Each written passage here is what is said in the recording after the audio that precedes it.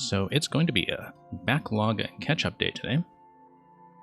We are going to run some levels that take a little bit longer, may have a bit of a requirement for a bit of an unbounded time limit in some cases, but before we get to some of the harder levels, and in general some of the longer ones with multi-checkpoint setups and other things like that, we'll begin with a puzzle. This is Fragile Puzzles, 3 jumps only, by one mullet, I guess.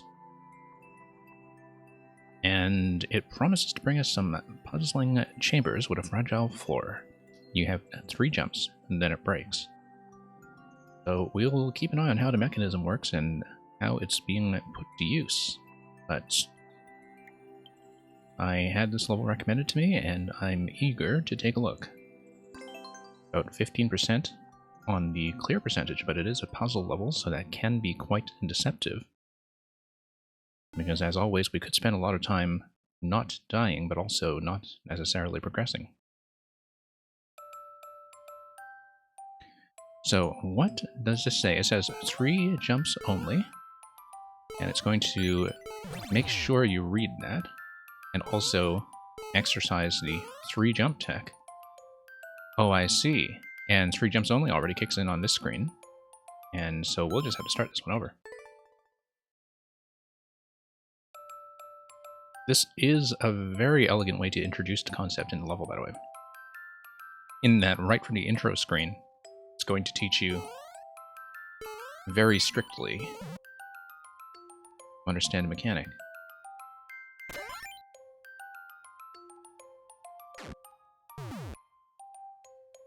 Now, it looks like this is in the night ground theme, so I assume that the mechanic is actually controlled by a mushroom jumping with you off screen.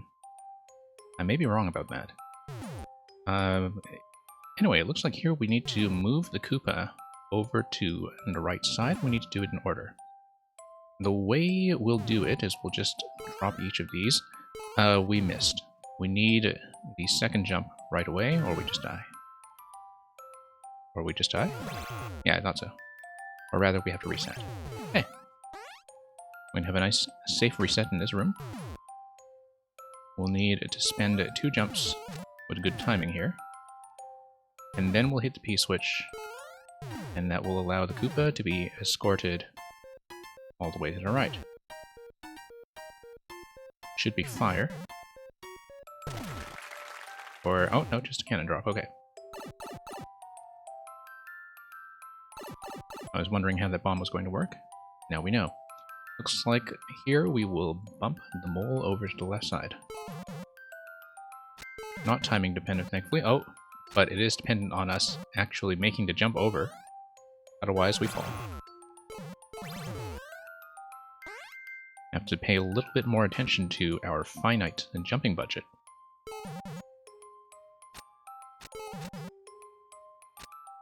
And in any case, you need to go left anyway in order to lead the mole to its destination, so here we are. We don't want to jump because we want to retain the red platform on this side. And we will proceed. Okay, Super Ball is going to be useful for once, and it looks like we have the tracks outlining a deflection pattern for hitting the bomb. So let's spend 1 jump, we'll need it.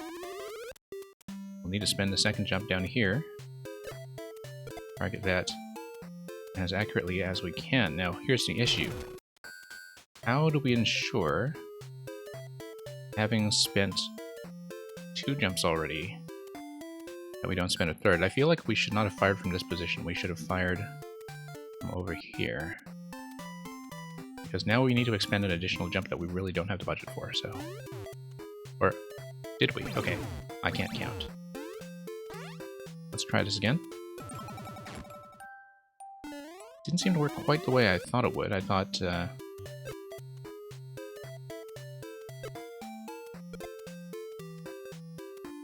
yeah, I thought we had spent the 3rd jump already, but it didn't fall, so maybe there's something we don't understand about the mechanism? No, it's not dropping us. But it drops us after the... what looked like the 4th jump, actually. Now, I certainly feel as though using the Super Ball right from this platform is probably the right idea, except we were not able to make the... Oh, I see. No. It doesn't matter. We can fire from down below because we need to drop anyway. So... light it up. We've spent 1 jump so far. We can still afford to spend 2 more. There we go. And that's 3. Ah, okay, so that's going to enforce a crush. Takes the Super Ball and a mushroom off their hands, and then here may be something interesting as we pile up the stumps. Pile up the stumps probably in a certain order so we don't need to jump. Okay. That's not going to be how to do it. We messed it up. Okay, let's reset this room.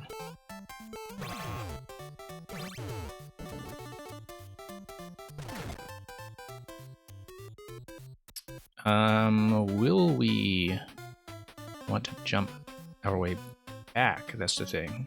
I feel like I should have picked that up on the fall, but then... and spend 2 jumps to grab these guys. Not too happy with that. Because, yeah, we need to spend a jump in order to reclaim that one afterwards. We've not spent any so far, whoops. And he just drops it on top when you obstruct himself like that. Okay, so... let's redo this.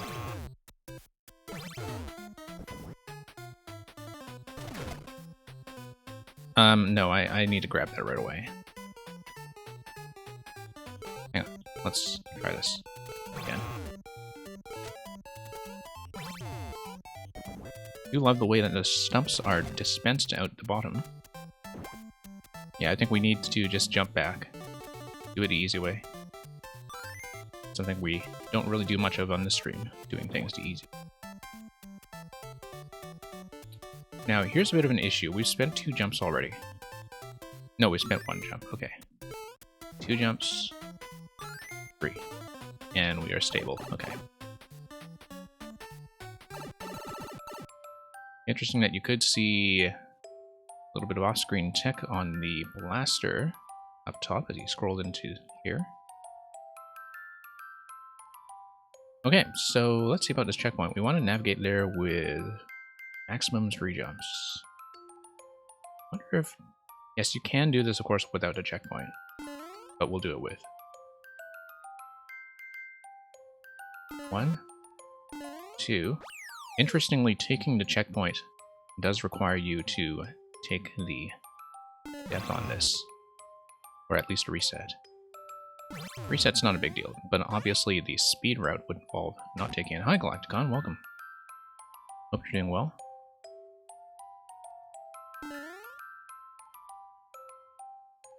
Okay, so let's do 1, 2. That's plenty of room to work with. And okay, so this is going to be a bit of an order puzzle, and we also have to dodge Lemmy balls, I think. Which will be interesting, and we'll have some boss music here. Let me just read this accurately. Looks like the objective will just be to hit the POW. Hitting the on-off switch will blow up the munchers that are on the right side. Hitting the POW will, of course, blow up the ones that are on the bottom stack and probably crush Lemmy once you take out the big muncher. We are running out of time. So the way we want to do it is we want to remove the munchers because they are obstructions. Yeah, we want to bump them up and then bump the shell. Piranha plants are not a big deal, because they will be blasted. Just need to be somewhat accurate. Great.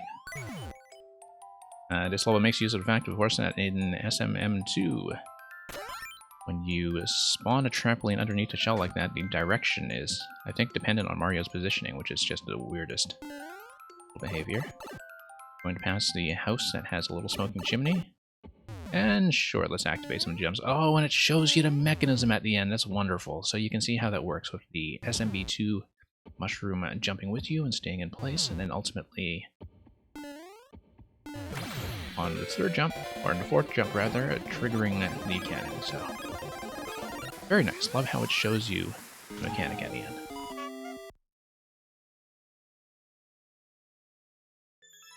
So yeah, that was just more of a warm-up level. We're going to be doing some longer and tougher grinds tonight. I've got a pretty big list to get through, mostly involving things like viewer levels that we did not manage to finish from earlier in the week.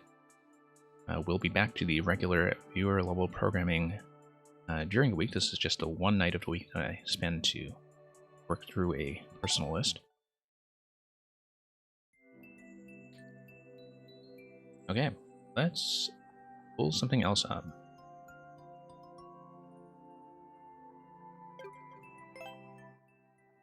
Okay, this is a code that I've had in my notes for a couple of weeks now. I hope it's still valid and has removed, but I think I checked it earlier.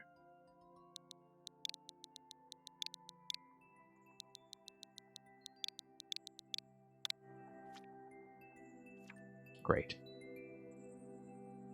Okay, Dracontus has a Mecha Boss Gauntlet. Oh, interesting. This is actually from back in July, so this is a fairly older level and won't involve some of the newer tech like the Koopalings. I think I jotted this down because I saw it on another stream and it looked interesting, but I don't remember it very well. So let's prepare for difficult mechanized fights. Comment if done without the checkpoint. Well, we'll see how it goes and we'll see if we want to attempt it that way. Currently 4 minutes on the record, but that's how a gauntlet goes.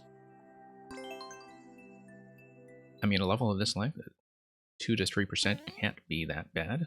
So, of course, that's assuming we use the checkpoints. Let's grab a mushroom. So yeah, this will all be on the 1.0 patch. Oh, that's neat. Okay, yeah. So it's going to be a series of, I think, mech setups. We gotta sneak under here. I wonder if the Goombas down below are vulnerable if you take damage, in fact. Looks like the way to do this is to just unseat the Goomba and then kill it. It's got to be the one holding the key. I can't imagine it being any other way. There we go. Gotta be careful not to run into the saw blades. Grab another mushroom and let's head into the next fight. Okay. Gonna have an aerial battle here with a Monty Mole. Looks like I think we should just bump him from above. Here's a bit of an issue. We got bumped up here. I think that is a death, unfortunately. Yeah. Well, and that's just clown car collisions doing that to us. Okay, so we've just got to stay low. And I think it's clearly laid out in such a way that that is meant to be a trap by design. It's not something like a an accidental SD lock by any means. Looks like a very deliberate spacing. Okay, we know we're going to get a mushroom refresh, so let's just grab the Goomba. And let's get under. And continue.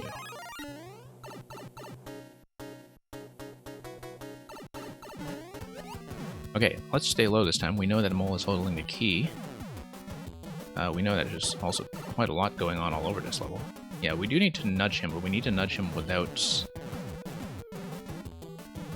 getting bumped up above, which is going to be surprisingly tricky.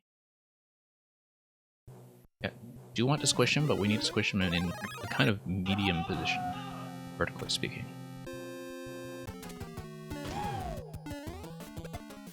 Okay. Here we go. This one's fairly straightforward, at least. The mole fight, I don't really have a method workout for that yet, but it seems like we don't want to have bullet blasters in the bottom corner spawning, so we want to stay relatively close to the center. Relatively close, and Trying not to get bumped by the bottom of the car. There we go. Just gotta clip him that way. Nice and easy. Interestingly, I think that you can actually go back through that pipe if you wanted to get a refresh on a mushroom. Speedrun type level, I might look at that in a bit. I'm not doing the viewer queue officially, but since you've dropped by, I might take a look at that right after I do this one. So. We'll see. I usually don't run the queue on the Saturday night and Sunday morning slot. But it's always nice to have some people join me anyway, so... Particularly if it's a shorter level, like a speedrun. But yeah, thank you for coming by. But I'm just not running the queue mod officially because then I can take my time with some of the longer stuff. Okay, let's drop in. Okay, right into the next fight. No break for this one. Okay, mushrooms seem to refresh from the pipe, and so... Do they refresh from the pipe, or is that the only one? Yes, they do. And we're going to take the death anyway. It is a boss gauntlet. I believe we did hit a checkpoint. Okay, that was the first time that we had used a checkpoint, but I think this level is definitely playable without. And of course it was kind of designed that way, like with no checkpoint being the hard mode. Yeah, this is a mech level. This is an older mech level from back in July. Yeah, if you're still here at the end of this one, I'll pardon me, I'll ask you for the code afterwards, maybe.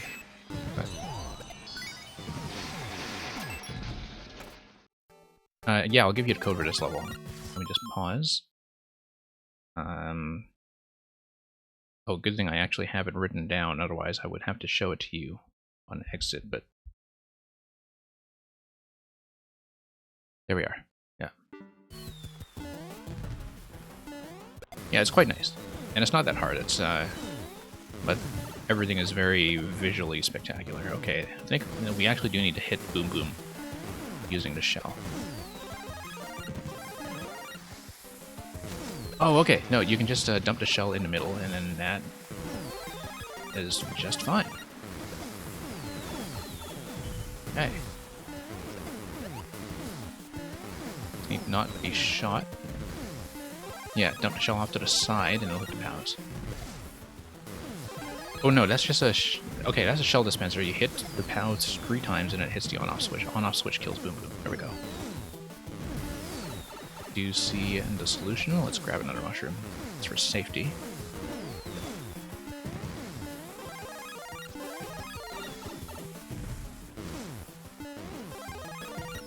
Hey, awesome. I'm not running the bot necessarily, but if you have a boss rush to show me, like maybe I can punch into code in a little bit. So if you're here, that'd be great. Like the reason I don't run the queue on my backlog nights is because then I can take as long as I want, which is why I do long levels like boss rushes. But if you're still around, yeah, I can kind of informally look at your code, for sure. I can't make too many promises like that, though. Otherwise I won't actually get through the levels I had planned, but yeah, I like boss levels. They sometimes I think don't get as much time as they deserve if I'm just running viewer levels normally. Okay, this is gonna get the kill. Yeah, this is totally doable with no checkpoint up to this point anyway. It's like, looks like we might have been able to sneak under here. With a slide? No, maybe not. I don't know if that length was really quite tested. Okay, second checkpoint. Oh, I wonder what that was about.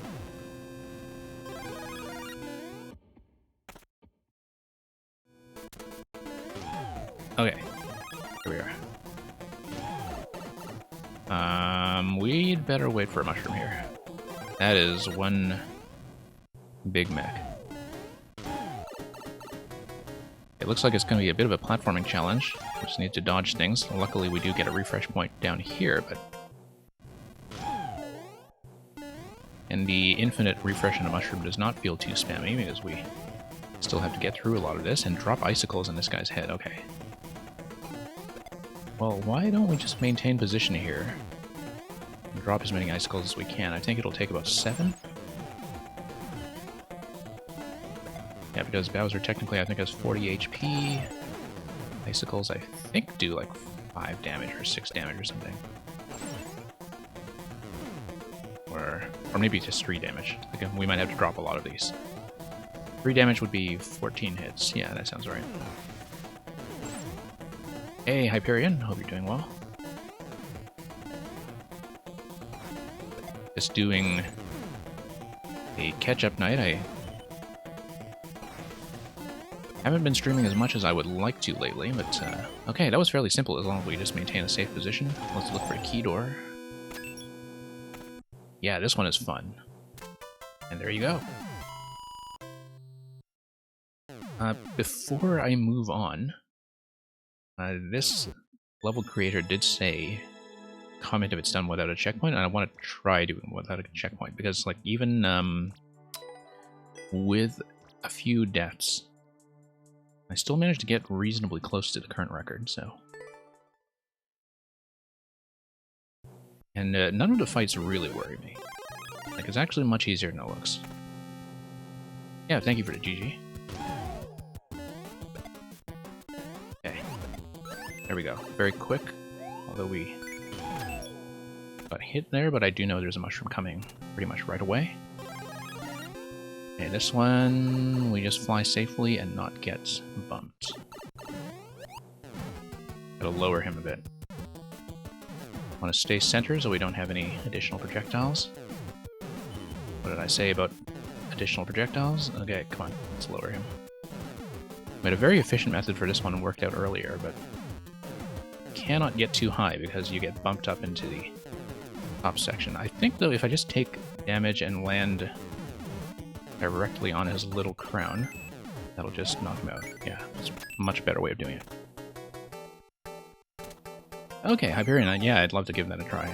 I had not actually seen your original Koopaling, like your first Koopaling level. Like, I'd beaten your second one, but I hadn't seen the first one. And so I had that marked down as well, but if you have something newer, also take a look.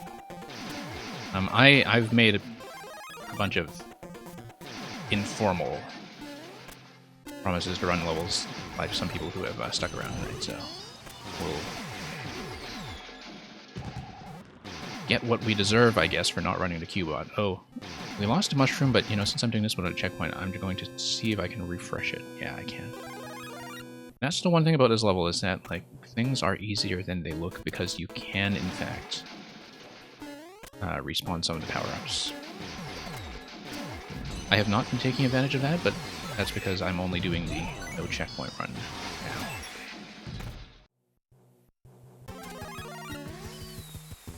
Multi-phase fight, great, yeah.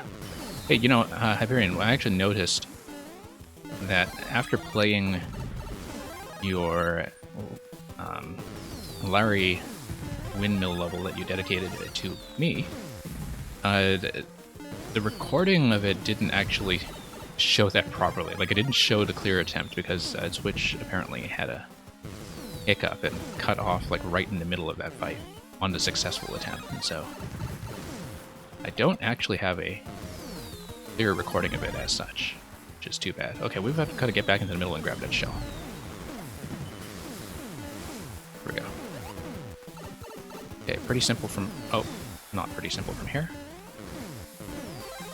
We need to fire the shell into the slot 4 times, as we saw before. Doing pretty well in time, at least. Gotta clear out some space.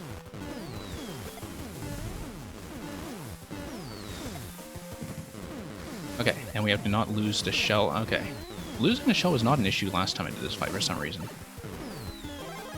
But it's causing me some trouble now. Okay.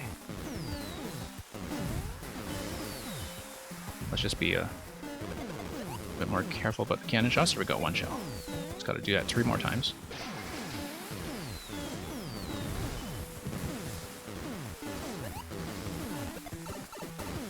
let's... Oh, getting rid of the chomp is actually going to be a big help. I should have thought of that earlier.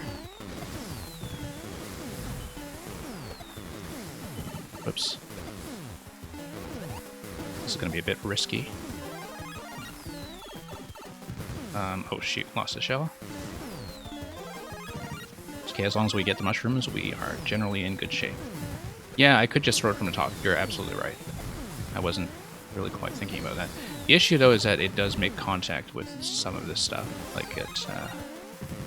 or maybe just when I'm carrying it, but the cannonballs are definitely a little bit of an obstruction. But that's partly a timing issue, okay. I feel like I'm doing worse in this fight than I did earlier. Okay, I need to actually watch the timings here. Fire. Of course, they fire in a bit of an alternating pattern, so can't trust that necessarily. Did we get a Koopa? I feel like a Koopa spawned somewhere and didn't get expended. Let's check this side. It's not spawning a Koopa. I feel like there's one that's probably just hanging around somewhere and might have respawned. Or gotten back into its walking position. That would be a shame. Or maybe we just weren't in position to... It's not spawning, huh? I might have to reset this fight, hang on.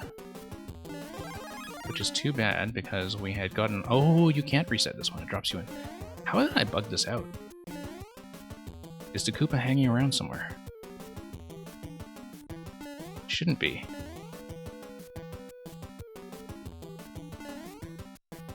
Not spawning now.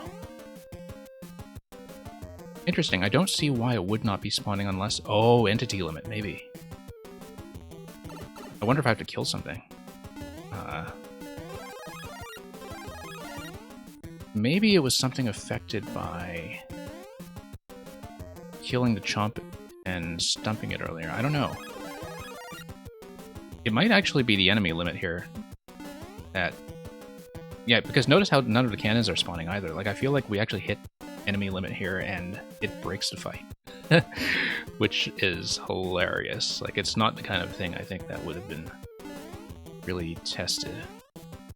And of course, it's the one fight that we are not really able to reset. Okay. Sorry, have to try this again then. Yeah.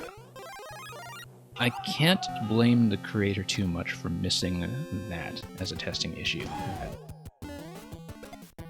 Like, how often are you going to check for, you know, is our fight going to go for so long that we're going to hit the enemy limit, right? But, okay, we finished this much more efficiently last time. Let's try to better position. Oh. Oh, we could have hijacked a shoe that time, too. That would have been interesting. I feel like that would not be intentional. Because the boots, like, wouldn't break stuff necessarily. Would make certain things a lot easier. But yeah, very complicated setups all around, so... I don't know why it's forcing a hit here when it just gives you a mushroom afterwards. Maybe it's because this is how they check losing the boot. In fact, it must be how to check losing the boot. Okay, so the creator actually did think about that. Oh. No, we can just jump directly on it and take damage. It's fine. Go. Up, down. A mega leg boss fight? Yeah, that would be quite something.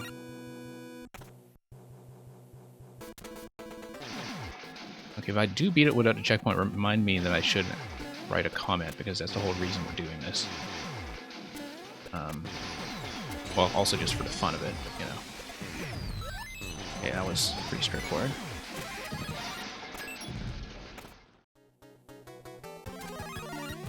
Okay, let's not let the fight go on for so long this time that we break it, if that's what the entity issue really was. I feel like killing the chomp might indeed have affected some of it, so we'll kill the chomp again quite by accident. We'll see if that's actually the case. No, cannonballs are still firing, so that's not going to be a problem.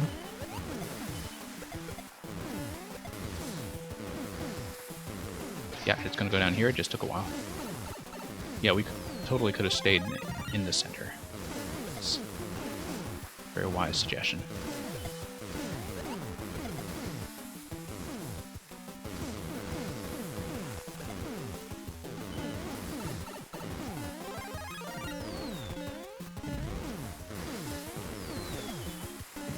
Okay.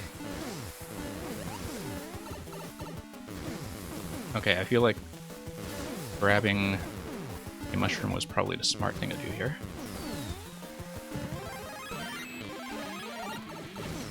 Got it. Got the key. And then we have a Bowser afterward.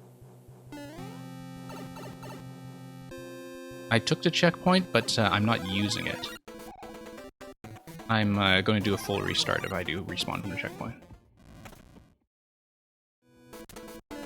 Like, it'll be reflected in the record time anyway.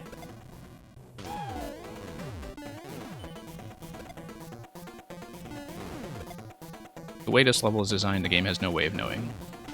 You can design checkpoint checks, as troll levels often tell us, but yeah, we have to go back. Yeah, I think it's like quite a few hits on Bowser. Okay. I feel like entity limit will not be an issue in terms of being able to pass this fight, but like, you know, might actually affect something if projectiles just keep going. Oh wow. Do this safely? Nope, not safely. Okay. Yeah, awesome. Considering that I was very close to the world record, like I was within a minute of it even with respawning from checkpoints, I feel like I can definitely get it.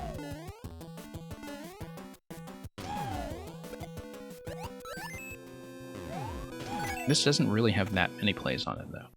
It's got fewer than 100 plays. So yeah, this was totally a shoe check.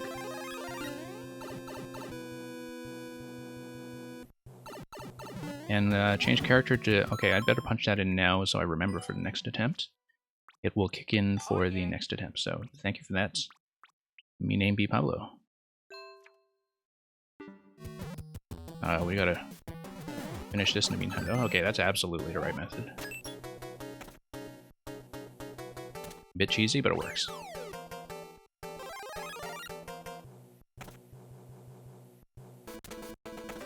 Oh, whoops. That was accidental.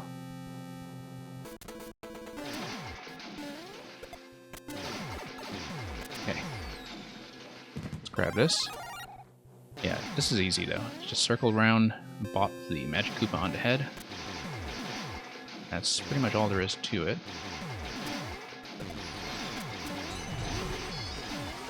Looks complicated, but it's actually pretty simple. Yeah, Pablo, not formally doing the queues today. I might look at some things from people who are here anyway, but it will depend, you know, just kind of on my own judgment about length and style. As mainly I'm just trying to finish things that I ordinarily wouldn't be able to finish on a viewer level day, but all of our other Mario Maker streams are viewer levels, so this is just the one catch-up day. That's how we've been running things for the last few weeks anyway. Yeah, let's get back into the center safely so we can get that shell. And thank you for the follow. Yeah, let's wait it out. I think everything should be on screen for the POW. Yeah, it's gonna hit. Let's grab a mushroom up.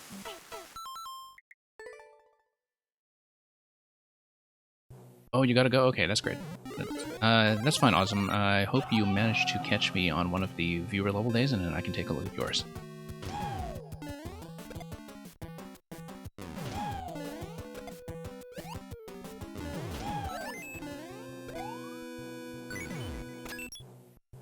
But yeah, that's precisely why I don't run the queue bots on my backlog days, because people can expect to wait quite a long time anyway, just given I'm doing longer levels and doing, you know, no checkpoint stuff or world record times or some other things that can go at my own pace. So thank you for dropping by, though.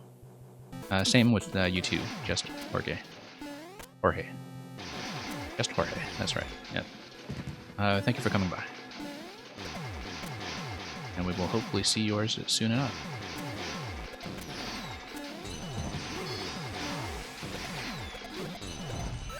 Yeah.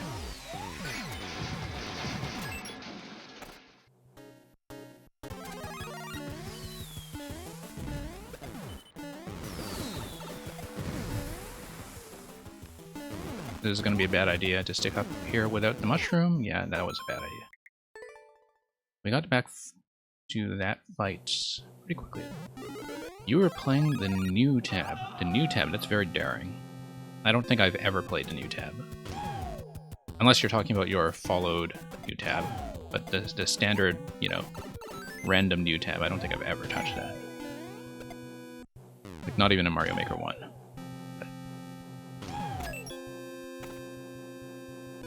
I mean, easy way to rack up first clears, I guess, if there's some kind of costume that's locked behind lots of first clears, as I imagined there would be. What? That was a spectacular way to go. But yeah, I imagined the first clears would pour in pretty quickly.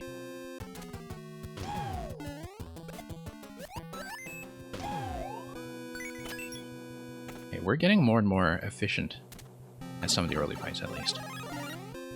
I just need to stay around the center and...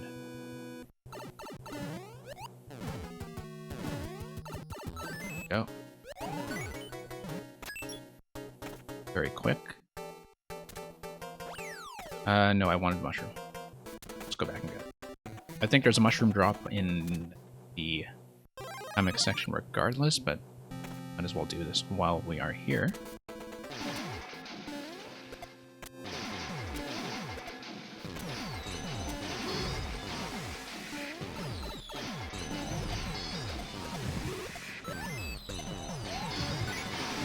Okay.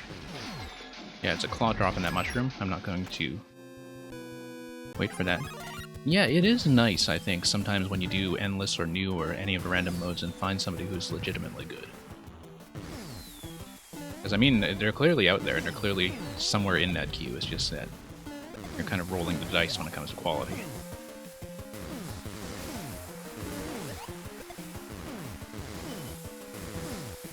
I mean, switching to doing live streaming and doing viewer levels in particular has kind of changed the content I consume in some ways.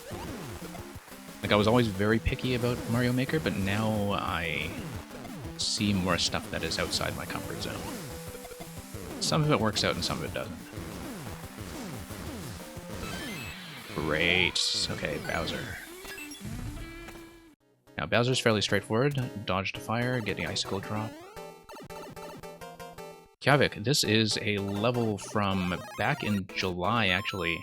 I had the code written down a while ago as something interesting. I can share the code with you.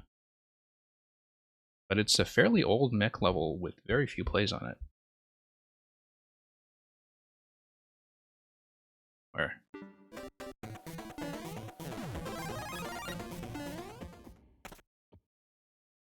Yeah, I can see why you would be interested, you in particular, in the various mech designs that are in play.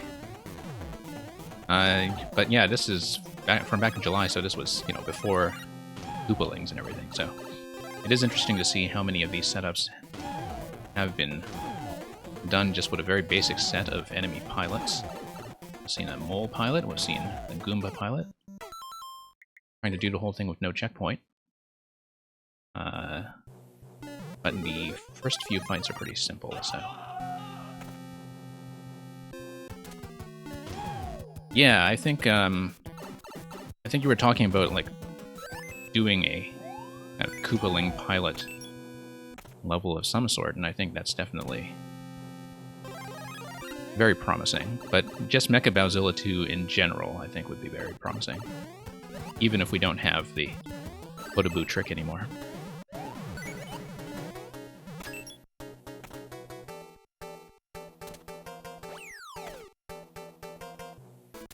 Okay.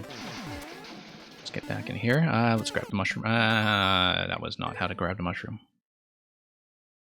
It was very poorly judged. So yeah, hope you're doing well. Hope you're recovering from whatever it is that's been going on health-wise. Let's... Okay, we missed the efficient timing to do this, so... I'll have to do this the slow way. There we go. Yeah, and with certain timing like that, it does drop the boots, and then this grinder here is the boot check. You have to check your boots at the door. Okay, got that quickly this time.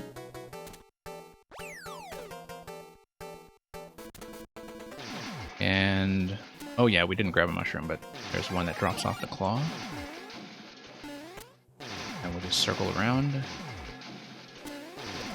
Nope. Would have gone back for more mushrooms. That would have been a much better idea, in fact.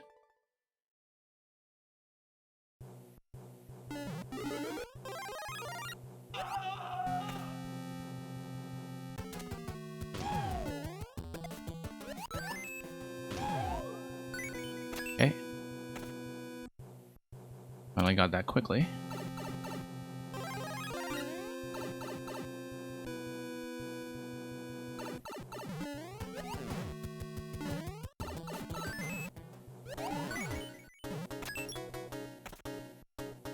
Okay.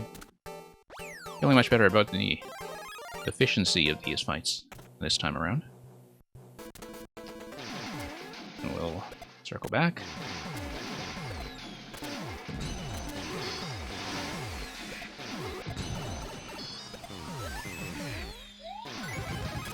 Drop in. There you go. Now for this guy. Yeah, we hit entity limit in this fight earlier, and I don't actually know how it happened, because it's not like things stay on the screen. So it might have been some kind of off-screen interaction, I guess. But some other nonsense. Oops. Okay, we need more mushroom. There we go.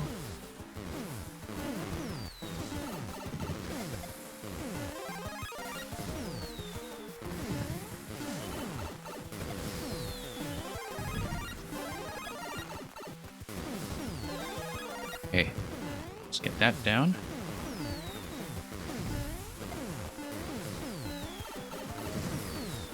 These guardian chomps are in the way, but hopefully the first shell throw will take care of this one on the right, at the very least.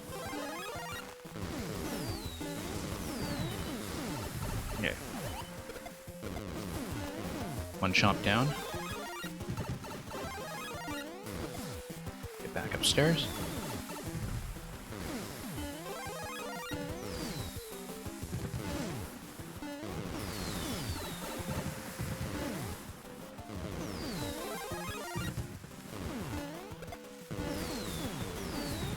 I actually quite like the distance between the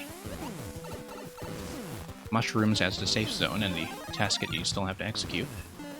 It's not like it keeps you invincible, you still have to do the actual thing.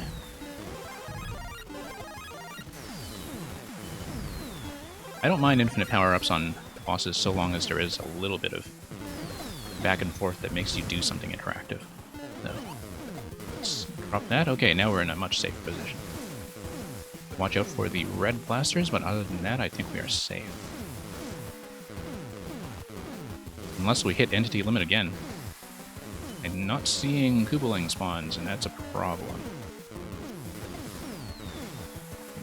Did we bug it out? Did we bug it out? Cannons are still firing. Yeah, I feel like we hit some kind of extreme edge case bug with this. Wonder how that happens. Don't tell me, because I think we actually did have an entity problem again. I can always just dive into the middle and just hit Boom Boom that way. The middle cannon will fire at us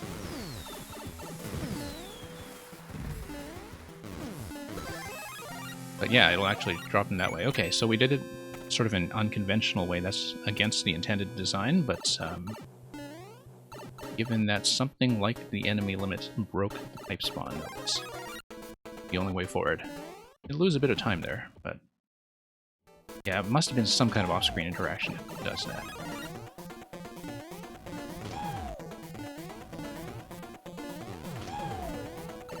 Like, I couldn't imagine, you know, being the creator and having to debug something like that. Figuring out how this very obscure hitting of the enemy limit even happens. How do you even reproduce a bug like that? Not clear to me.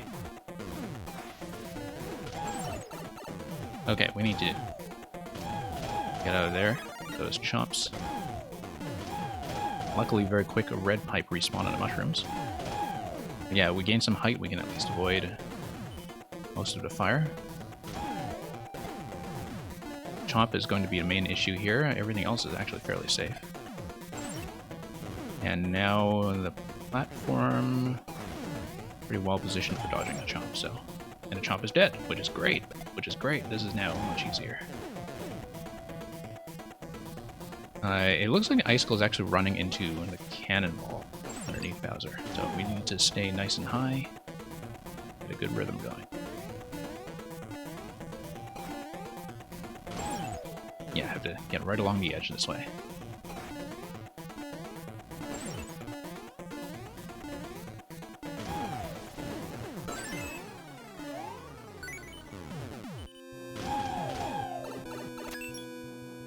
And there we go.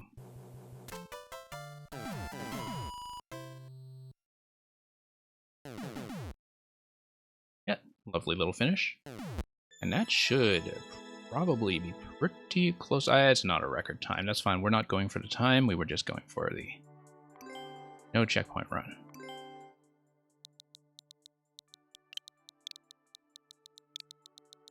Cleared. Without checkpoint. Just punching this in because the creator did in fact ask for it. As we'll report the Koopa bug as well. Now where can I get punctuation? I can... Oh yeah, yeah. But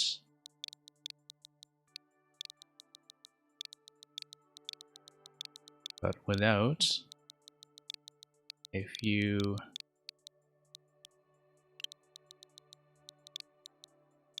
Koopa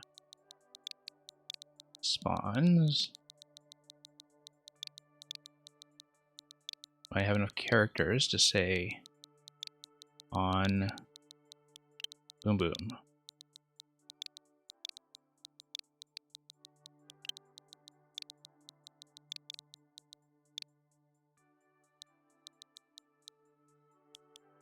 And let's put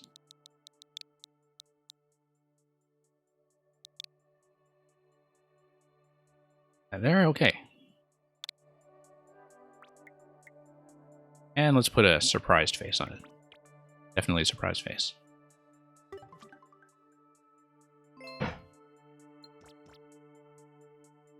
Okay, so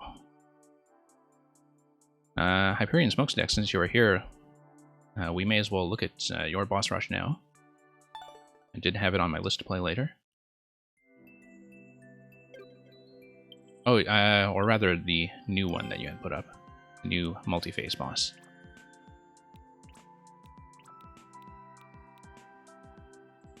Okay, so here's Iggy's Reverse Aquarium. Multi-phase Iggy encounter dedicated to Alien Toy Shop. Which naturally raises the question, does it consist of 12 elements or so chopped up into various pieces that are peppered throughout the aquarium? It's got about a 4-minute record on it, 4 clears and about 3 to 4%. Okay. Let's see how it goes.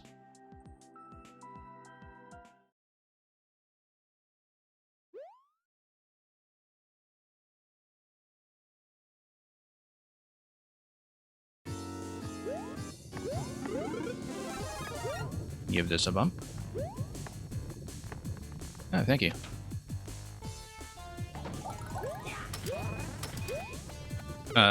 Nope. I knew that was going to go badly. And I did it anyway. A little bit more claw momentum. Have to get that on the backswing.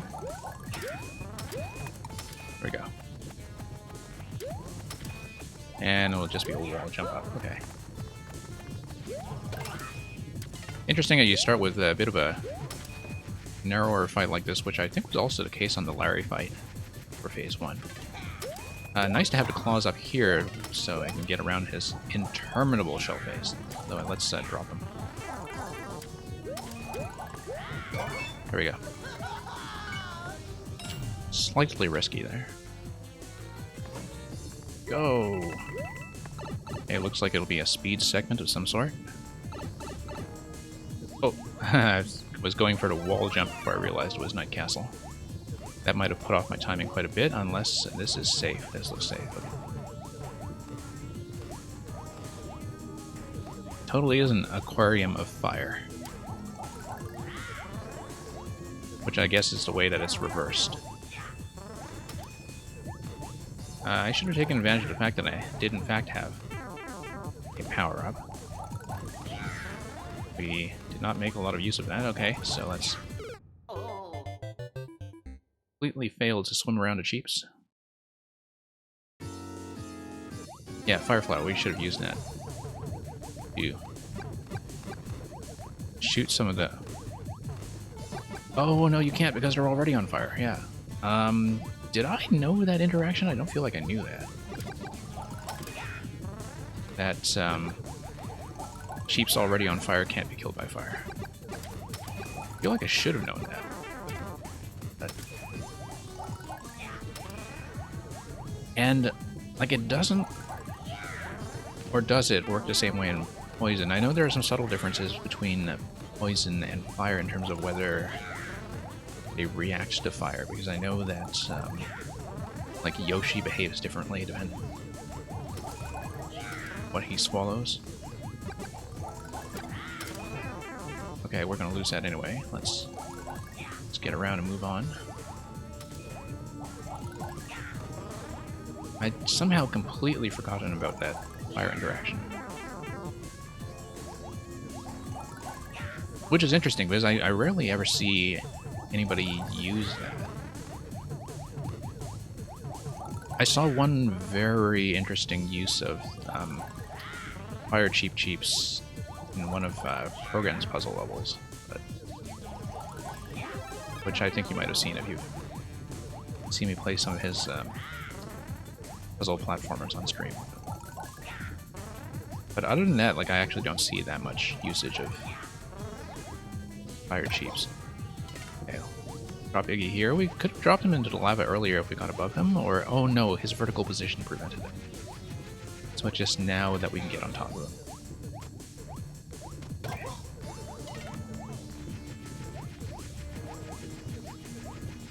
And the Star Maze level, interesting. Okay. Yeah, seems like Castle Knight has seen a bit of a revival lately, especially with the frog suit. Previously, I thought it was definitely the most underused theme.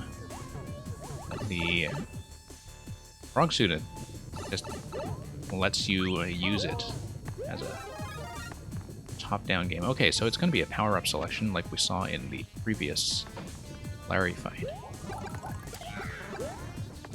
And okay, so we just need to hit the Chiefs before they drop, I think. Oh, so much for that. Oh, so much for that. Okay. That's okay. We'll just try to get a drop on him. There we go. We're up high enough that the Chiefs are not too much of an issue yet.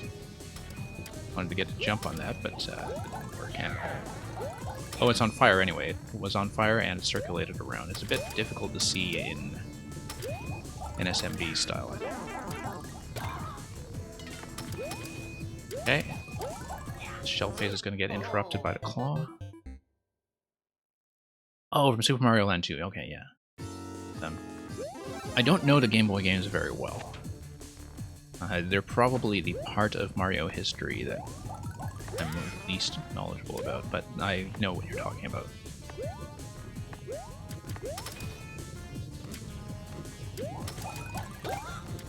Okay.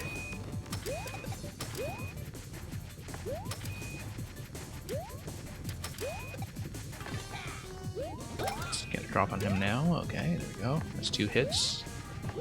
Have the massive shell phase. And...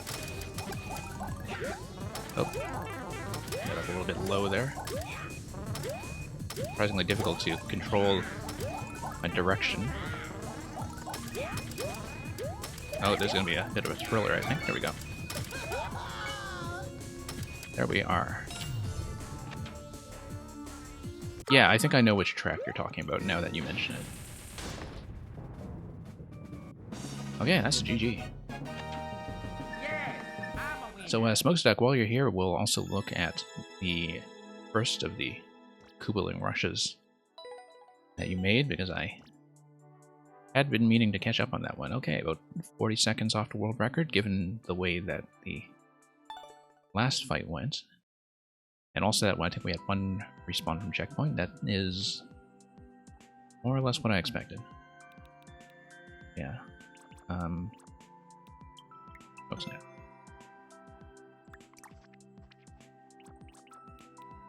Yeah, played a lot of the recent ones. Oh, I guess, yeah, some of these boss fights would also be tuned for the world, but let's go back to Koopaling Royale 1.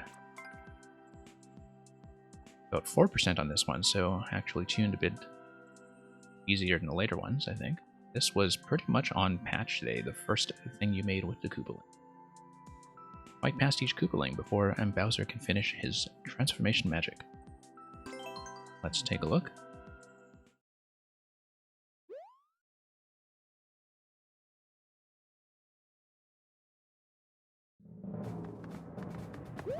Okay.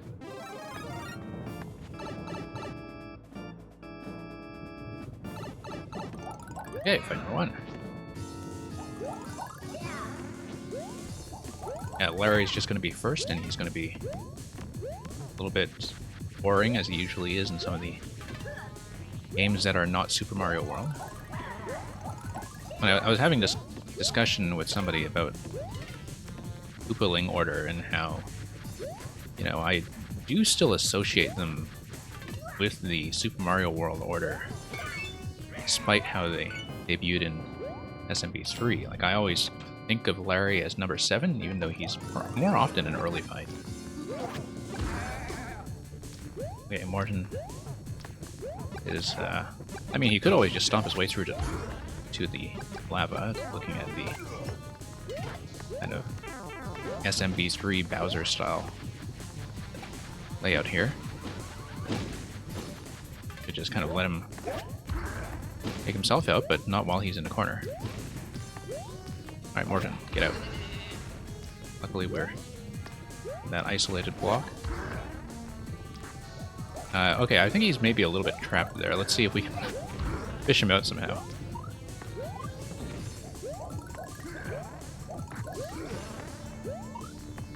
Now, can I reposition him?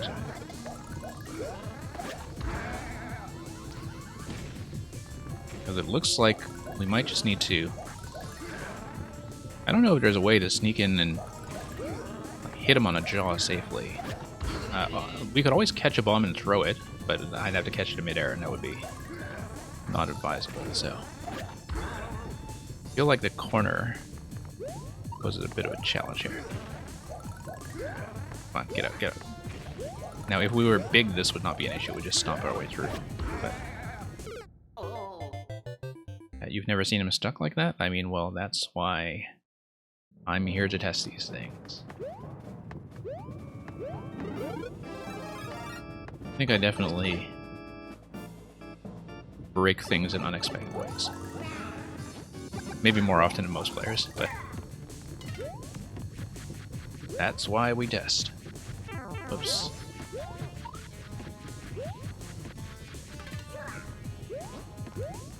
Yeah, I mean, and this was your first Koopaling thing, right? So I think everybody was still learning the intricacies of their pattern setup. I'm already seeing some people learn quickly how to do things like control Roy's spawning position. Also make use of the Morton Fire in general. That seemed to be very appealing to people right away.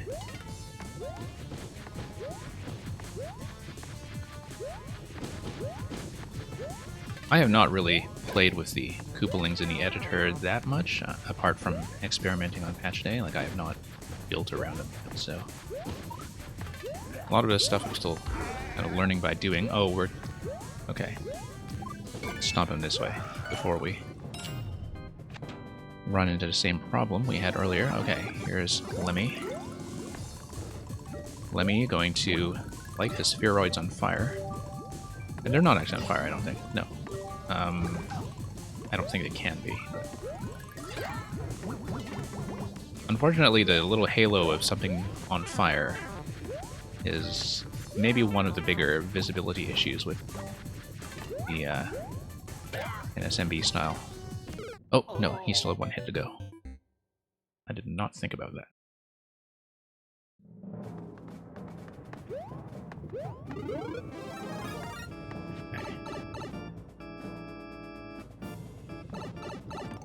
Oops.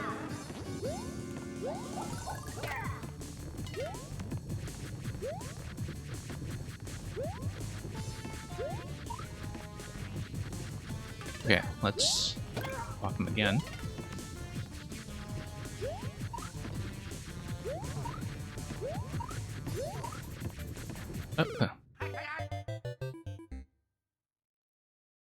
Lemmy gave streamers the most trouble. Really? Okay, that's interesting, because looking at that fight from my very brief visual memory of playing it a minute ago, it's not like it's one of those fights where the balls are going to push you very hard.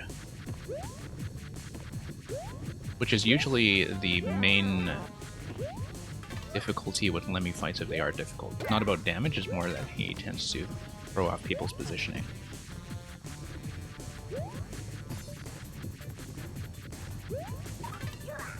So it seems like he works best in fights that are very much about positioning.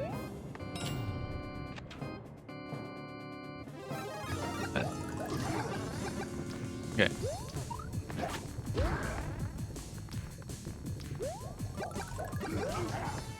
Yeah, sort of interesting how you have these bombs set up on top.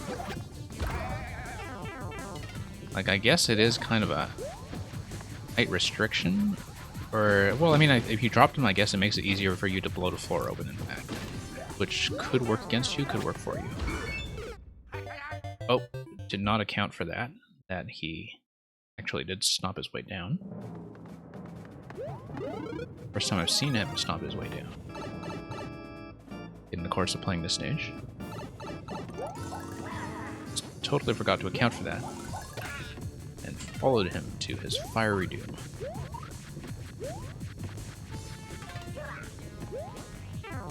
Alright. Let's let Larry roll around for a bit. Actually, his rolling pattern seems much more manageable on these short platforms. It's given how long it goes when you give him the entire floor to work with.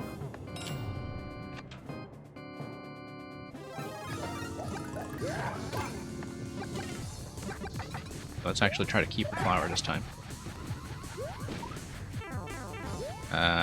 Nope, that's not what we did.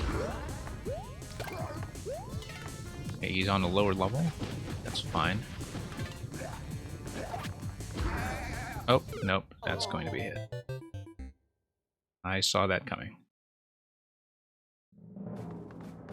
Yeah, I think he's inherently the hardest to play with in terms of having to deal with the stun and the fire. Like, it's very easy to get trapped.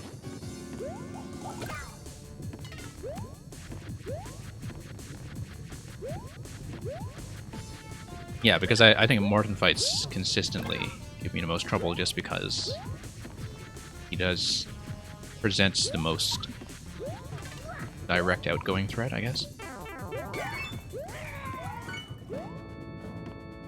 Hey, explicit. Wave back. Oh yeah, in the second rush where he's in that room with the skewers, right? And I remember that because I had trouble with it. Whoa.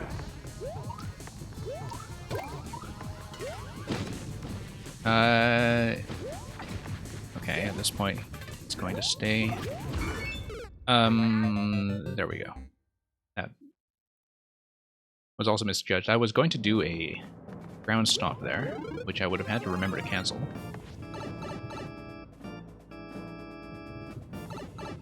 And I just missed.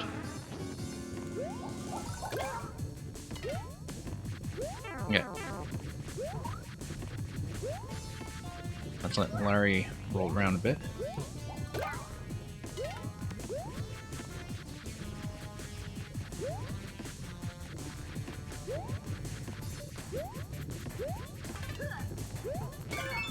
There we go.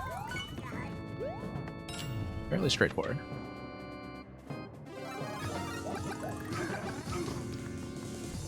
I'm still thinking about whether the bombs would be to my advantage or disadvantage. Oh, that seemed to work pretty well. Just popping him with that like a thrown object.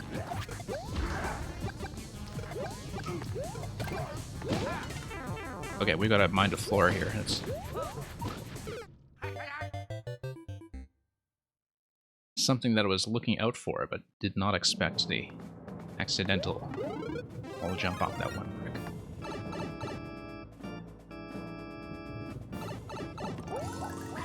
Okay.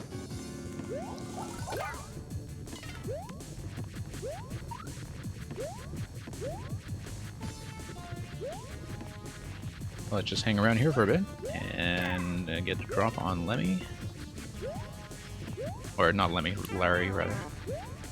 I was very good at telling them apart even when I was playing the original games, and their pixel sprites were not really necessarily that differentiated.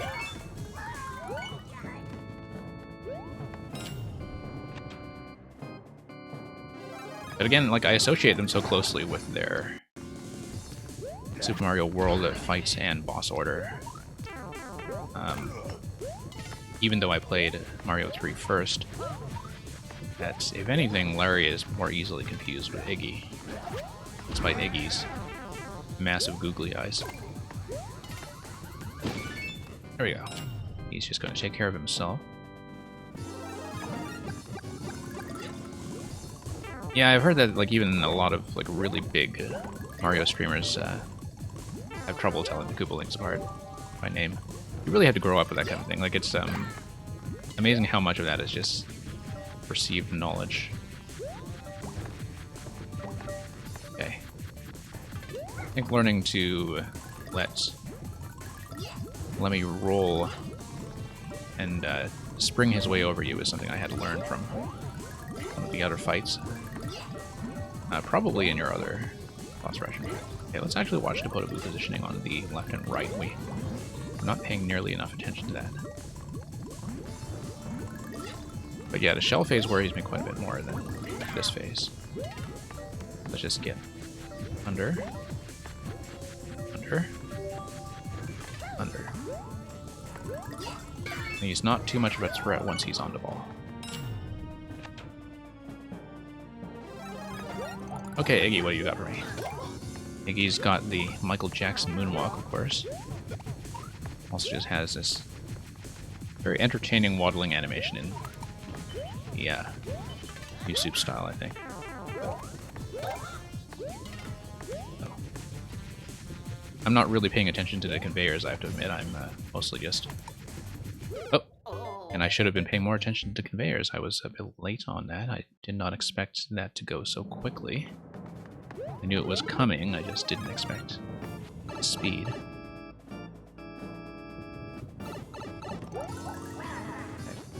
That's fine.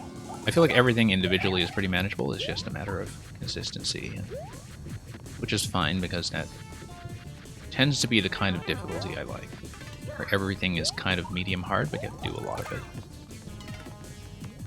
Which is why I do things like boss rushes.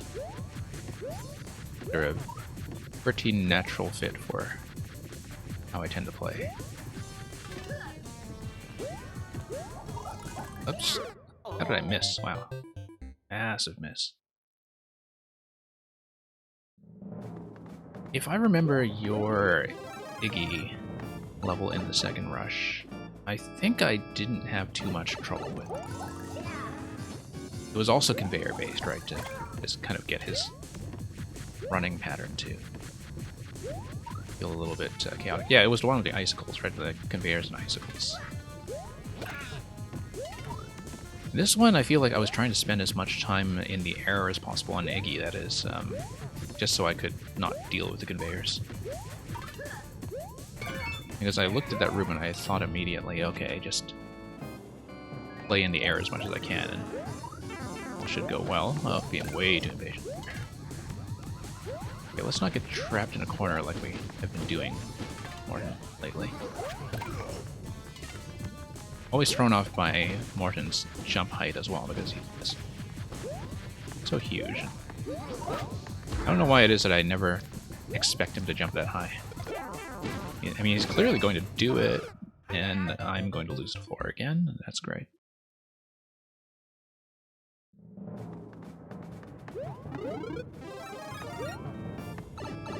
But yeah, Morton, between the ground stomp, the fire, and the jump height, I think is something that doesn't get recognized enough as a pretty big issue with him. Like, whoops. Quite a lot to deal with.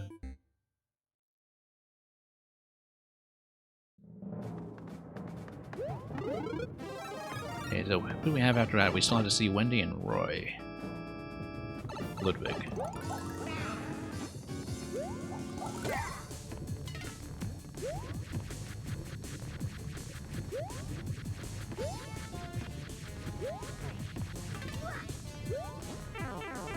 Yeah, I actually can't remember their Mario 3 order off the top of my head.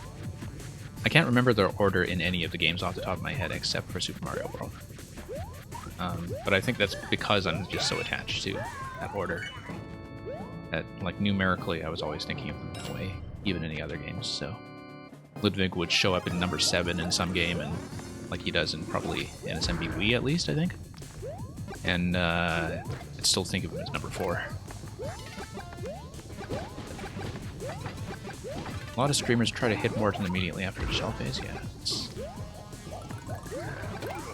I mean, the thing is, right, we've kind of been trained to do that by, like, 2 games worth of fighting against Bowser Jr., right, where, like, you expect a certain shell phase timing from Jr., and you expect him to be safe to hit right away, where you play a couple hundred hours of, you know, Mario Maker 1 and 2, and you just get used to how Junior moves. I feel like that's maybe half the problem here. That, like, I misread all the shell phases.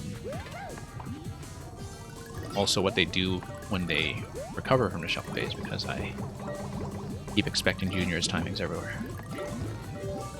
I suspect that's what's going on. Okay, just gotta get back into the center to get out of Podoboo range.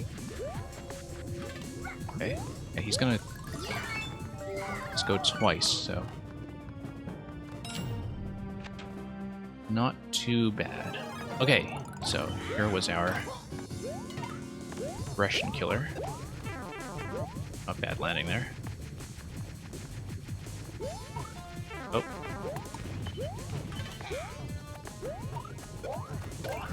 Okay, we just need to get out of the conveyor segment. Actually, no, let's watch the shell out of the corner of my eye.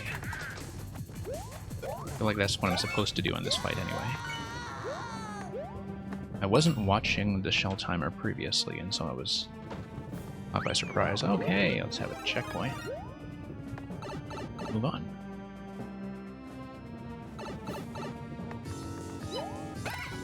Wendy's going to be on the ice. It's going to be very deceptive because, like, nothing here is actually going to destroy the ice. It's just going to be ice.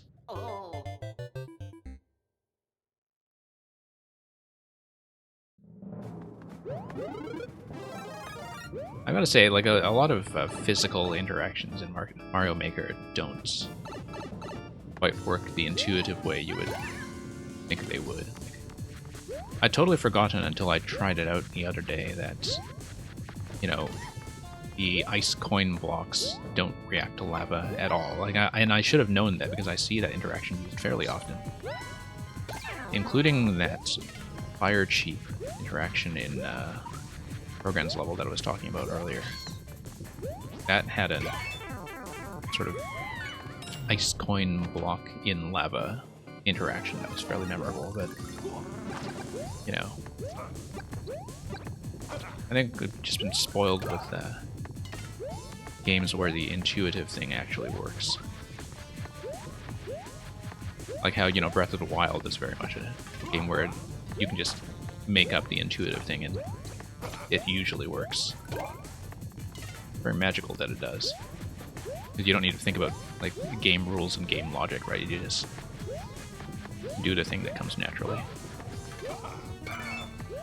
Not just with the physics too, but with hey, Electrodude.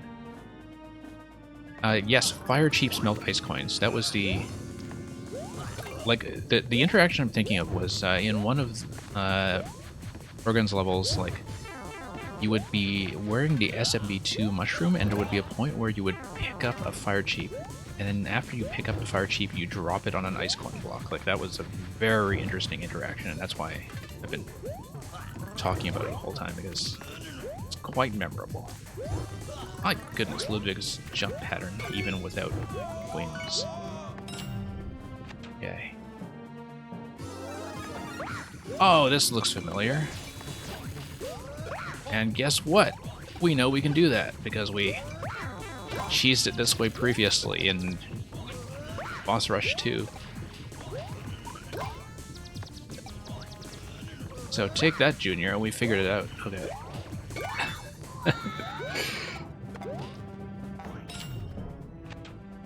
Hey, Electrodude, thank you for playing. Hoping to get that thing polished off. I discovered the tech quite a long time ago, which is why, like, I don't use any 3.0 content in that level. Was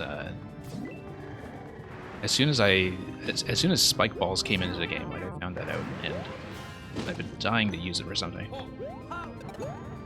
So I'm glad you enjoyed the stuff that you saw.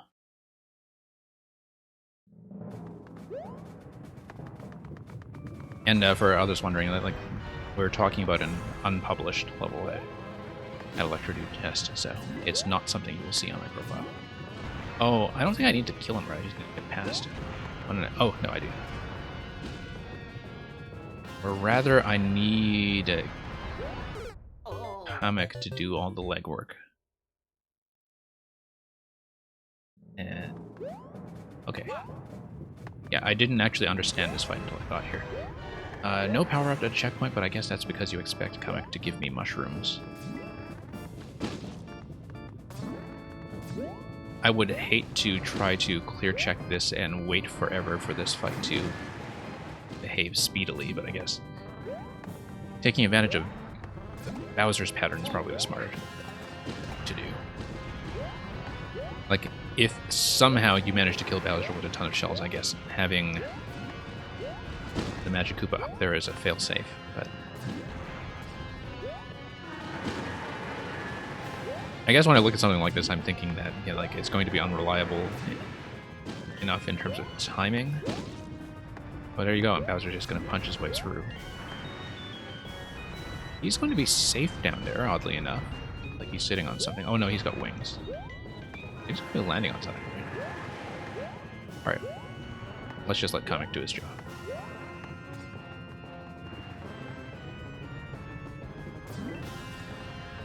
And we'll just ignore Bowser completely. Watch it turn out, of course, that this pipe is just decoration or something, and that we actually do need to drop down to the lower level. Maybe it's a power-up and then drop down to the lower level, but we'll reveal the pipe anyway and see. But Bowser's clearly safe down there. Just don't quite trust that because of the camera. I do want to check the pipe first.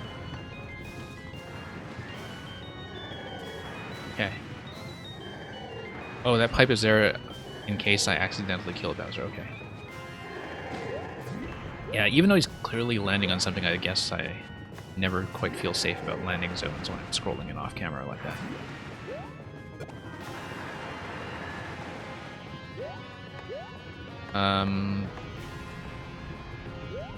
But if it's a reset... Oh, the axe is down here.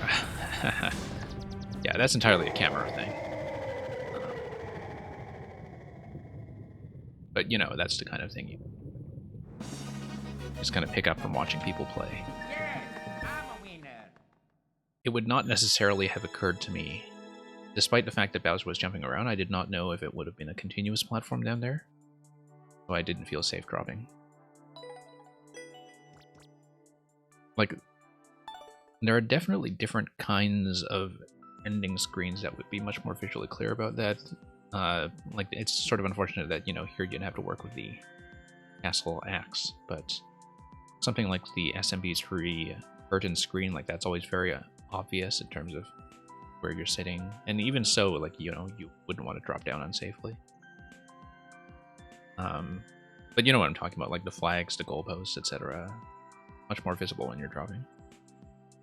But, you know, castles will be castles. So, thank you for that stuff, Smokestack. Hey, Electrodude, I saw you had a new Uno Mas on your list. Let's take a look at that.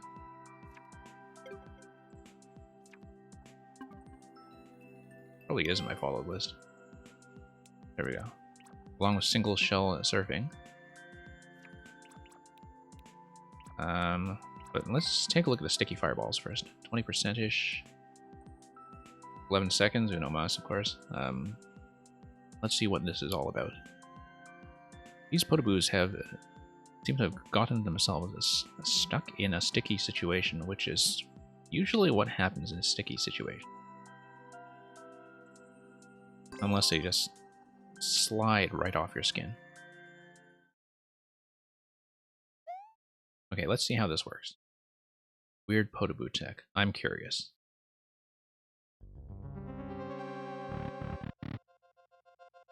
A very decorative intro room.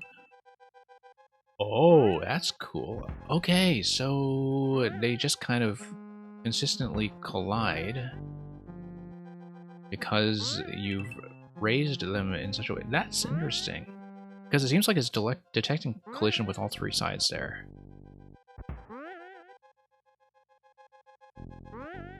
Ah, because normally the only way that it would get trapped in there, and I'm going to take the time to look at this, I'm not going for 11 seconds.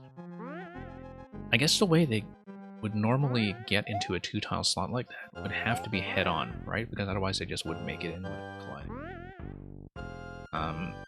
Or they would have a very clean deflection. So I guess when you spawn them out in such a way that they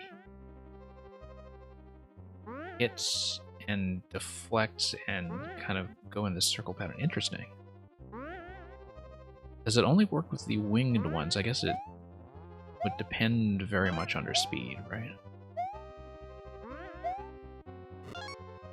Okay, so these guys are going to just go back and forth because... Yeah, and I see that they're going to react to the platforms, and that's the interesting thing showing me.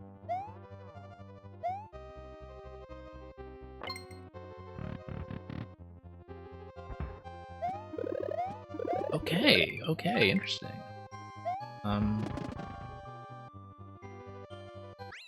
Unwinged ones don't bounce. No, you're absolutely correct. I don't know what I was saying. Yeah, because it's just the winged ones that will always go at a head-on is going to make a 180, diagonal is going to do a 90-degree deflection, right? Like the Wendy projectiles. Or... yeah, I guess it depends on whether you reflect them off the steep slopes or the gentle slopes as well. Deflection. Maybe. I don't know. I don't really know my deflection tech very well, and maybe if I played around more with Wendy as well as the Potoboo, would know this stuff off the top of my head. Now, I had some stuff by you in progress. I think I have not actually finished the Skyzo level, even though I was actually making some meaningful progress. I don't know if I want to grind it out today, but single shell surfing. 1.5%, which might have been raised by good players, but take a look.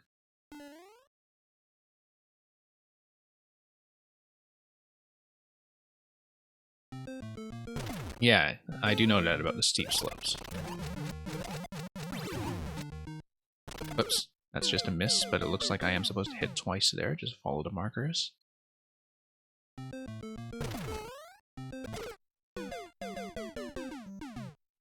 No, it's not too bad at all, actually. It's pretty relaxed. It's all about reading the thing and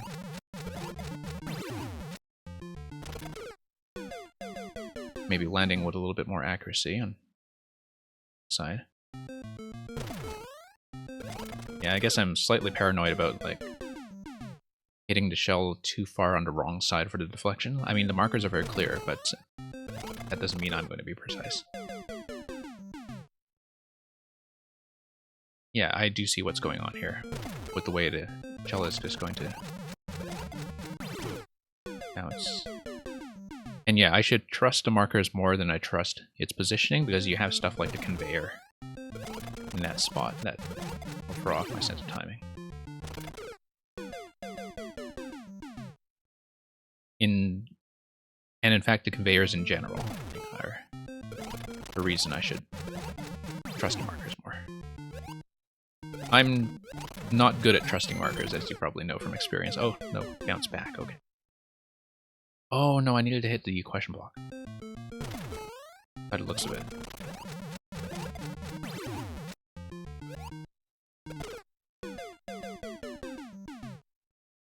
Yeah, because it's going to be bone, and then...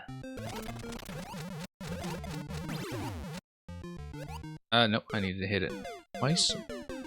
Roll it over, hit the bones. Yeah, I missed the double marker on top of the dry bones. And I wasn't really watching the question blocks. High bounces all the way, though. Pretty simple to execute. I'm just not reading it well.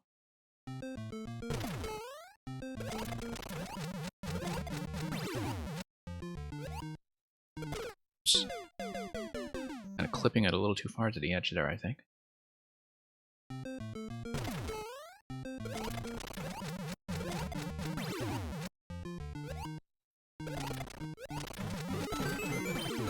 There we go. And just missed a landing there, but I do see that it's going to be the deflection off the one-way panel.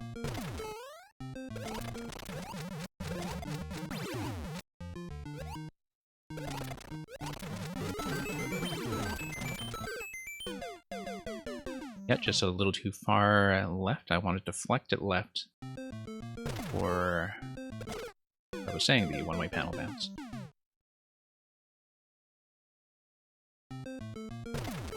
Yeah, I really have to think about my positioning on a square-by-square basis rather than relative to the shell itself, because I am occasionally flipping it a little too far to the end. Rather than landing on the left tile. That was a mistake.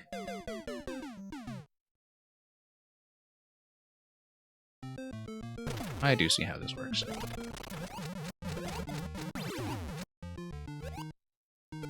Whoops. Uses some tech that when you bounce off the side of the big shell and it goes through some blocks, it stops when it hits the wall. Okay. Yeah, I hadn't been... Whoops. Yes. Looking at how that stoppage is actually working. That's interesting. And only when it goes through some blocks, like cutting it through like that. Okay, interesting.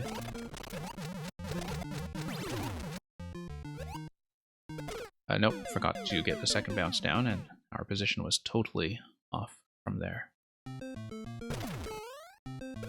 Yeah.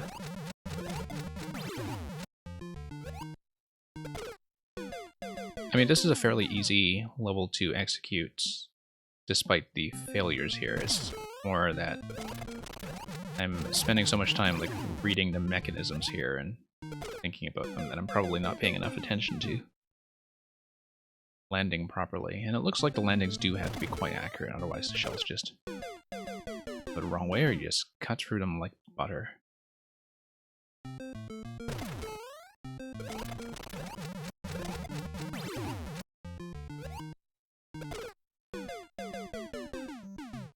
Also only happens when Mario is not touching the ground? Interesting.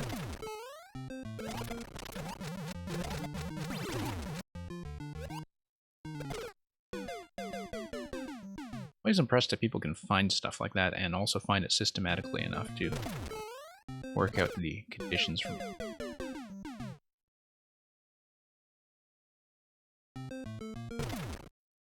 Yeah. Wonder how it is that I'm clipping through and failing to bounce sometime. I don't think it's an input issue. It might be an input issue, maybe my timing on the rebounce is wrong.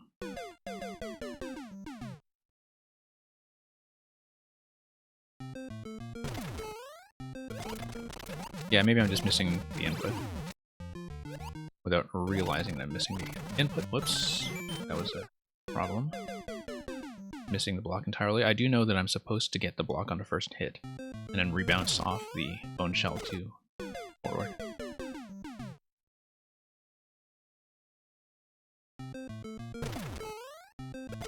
Oops. Yeah. Farther than closer, okay.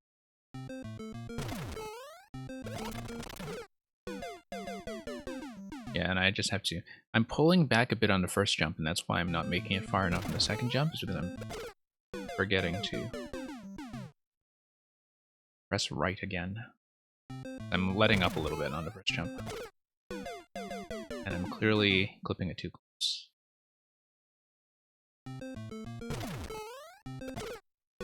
Yeah, I see what's going on with my landing here. I'm just not controlling it well.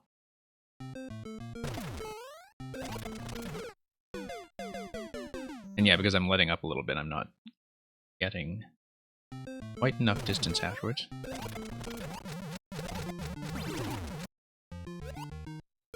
Whoops.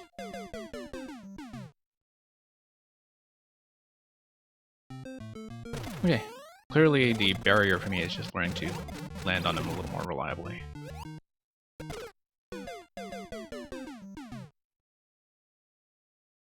I think it is that I'm repressing too late. Yeah, I see what's going on, actually. No, I know what my control issue is. Which is not an indication of fixing it, but...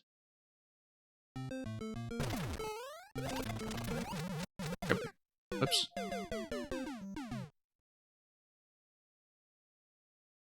Yeah, I don't get much Kaizo practice either. I mean, there's a kind of light Kaizo level that I want to finish later in the stream, but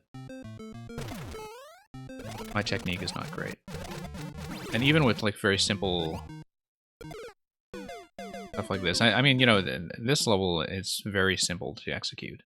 My shell landings are just terrible.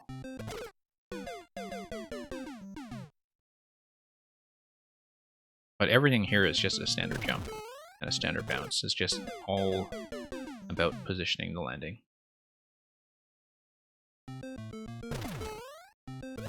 There we go. And a nice full jump there. And theoretically there, but clearly that was not quite working out for us.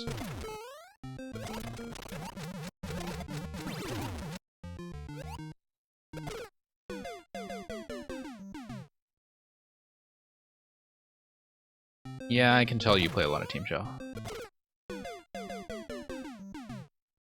I want to be landing right on the edge, yeah. Yeah, I am too close. I'm too close to dead center. I can see, in fact, from the way I'm clipping through the P-block indicators, that I'm not trusting that enough. Okay, I do want to hit the question block on the first hit. It's very obvious to me, I'm just not doing it. Yeah.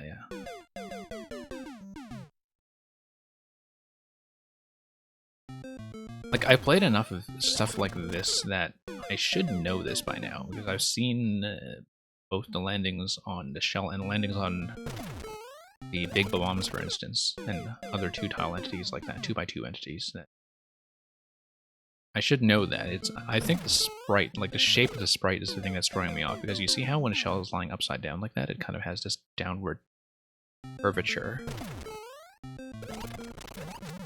And so, like, what looks like its tip is actually dead center on the left side tile.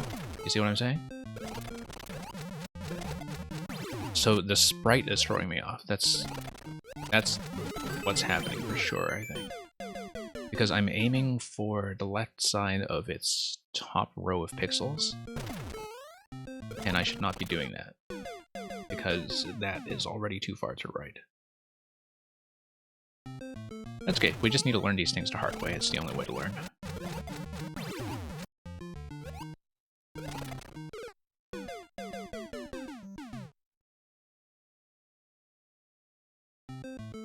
Yeah, right on the left edge. Let's see.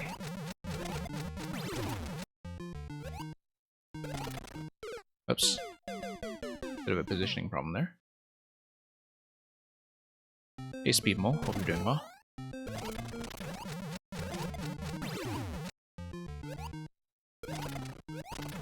Oh, don't miss.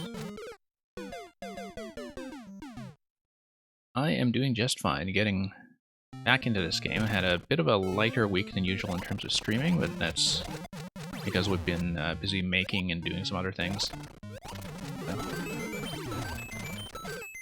Okay, and I wanted to deflect that one to the left. I've said that several times. I haven't actually done it yet.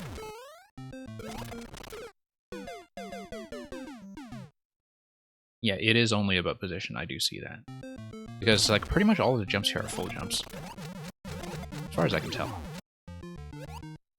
Like, if my positioning is good enough, I don't really ever need to let up on the jump button here, because it seems like all the timings are designed around full jumps. And if anything, I'm probably not trusting that enough.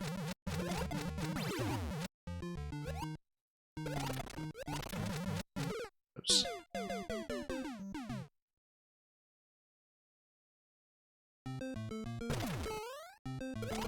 I know there was a bit of a discussion on Discord earlier that was kind of about, like, you know, shell jump setups and whether people let go of the jump button or whether they just let go of Y. And the thing is, as somebody who's not that much of an experienced Kaizo player, like, only letting go of Y while holding the jump, like, that's obviously the mechanically reliable thing to do, but I still find it difficult to get in the habit of doing that for setups that clearly require it. Speedwall, I don't have the Q-bot running right now, but if you're sticking around, I might be able to look at something. I'm just not formally doing viewer levels because I want to take my time with things and take as long as I want. And so I don't want people to have expectations that they'll be played, but if you have something to show me, I might be able to take a look later. If not, like, this is really the only day of the week that I do something that's not viewer levels. Most of the time when I'm on for Mario Maker, I'm almost always doing viewer levels.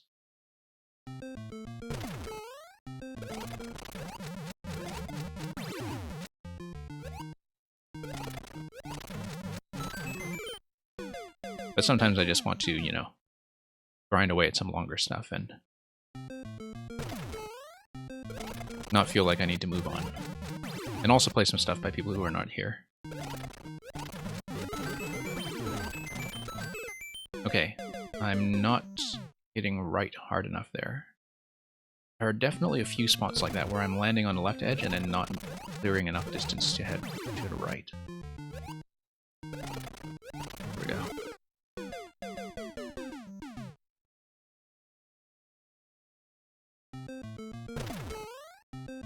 So yeah, Speedwall, like, if you're still here when I'm finished with this one, we can see how we do. I just don't want to set expectations for people.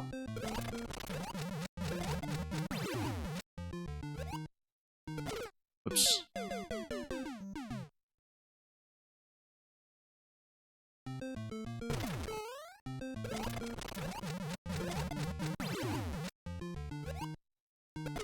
I mean, definitely a bit of a quieter atmosphere in some of these streams when I'm not doing fewer levels as such, but it's nice to just kind of get some stuff recorded and see some longer levels. So I find that there are a lot of levels that are maybe not as good a fit for viewer queues, but which I find unfortunate because I do like long levels as a general principle. Always love to see things like boss rushes and massive multi-checkpoint levels that have some kind of interesting concept.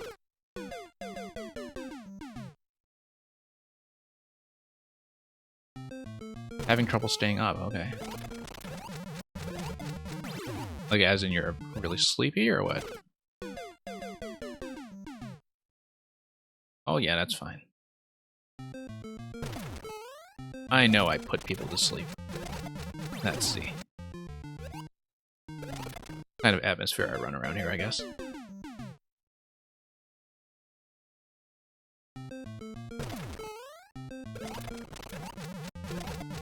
That's alright, I'm always glad to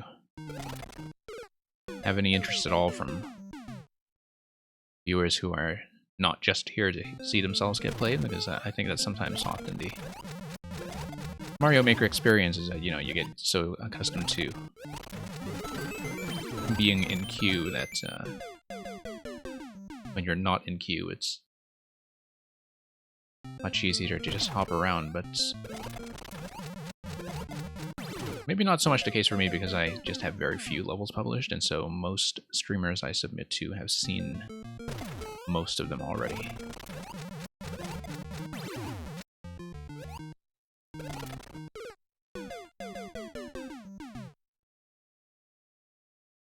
I'm not actually West Coast, but that's because I keep weird schedules. I forgot to double hit a shell. Yeah. I don't exactly keep what people would call a reasonable timetable, let's just say. But even so, like, you know, I've always kind of done things like working nights or being up nights, and that's been the case for a very long time. I've also moved around quite a bit. I've had to change time zones quite a few times over the years, and so like having a stable daily pattern is not so great. It's funny because, like, you know, being under lockdown or quarantine conditions has actually made me more of a night streamer. It's made it more difficult for me to do a day stream because I have more things to take care of at home during the day.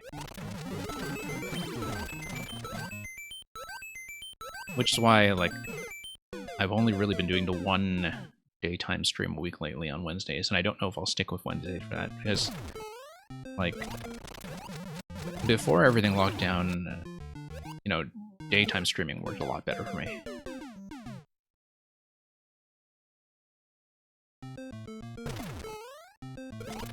Yeah, I thought actually Electrodude, maybe this has changed over the last few months, but when I was starting this at the beginning of the year, Streamlabs was basically, like, their software is OBS, but with a lot of these Streamlabs plugins built in. My understanding that it's kind of like built on top of the OBS code. But I'm not quite clear on that.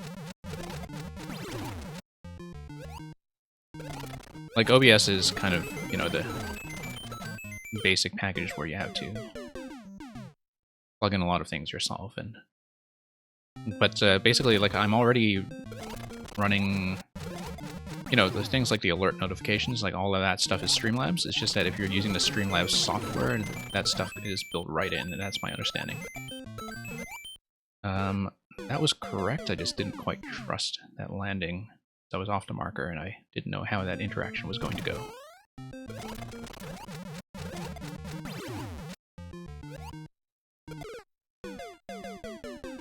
Yeah, exactly.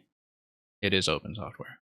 So, as long as you continue to respect the open license or whatever. Yeah, no, I do know that it's an open code base. Hence the name.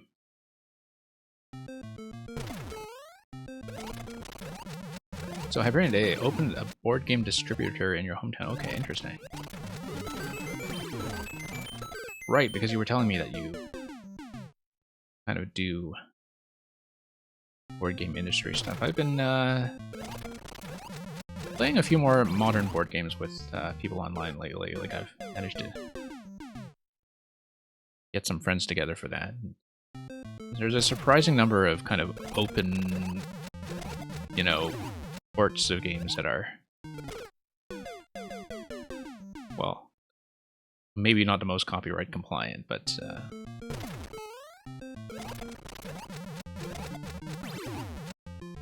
I'm basically looking at all kinds of online board game solutions lately. And I know a lot of people just swear by Tabletop Simulator, but, you know, I've been playing with a lot of people who are actually not on Steam because they're not really computer game people.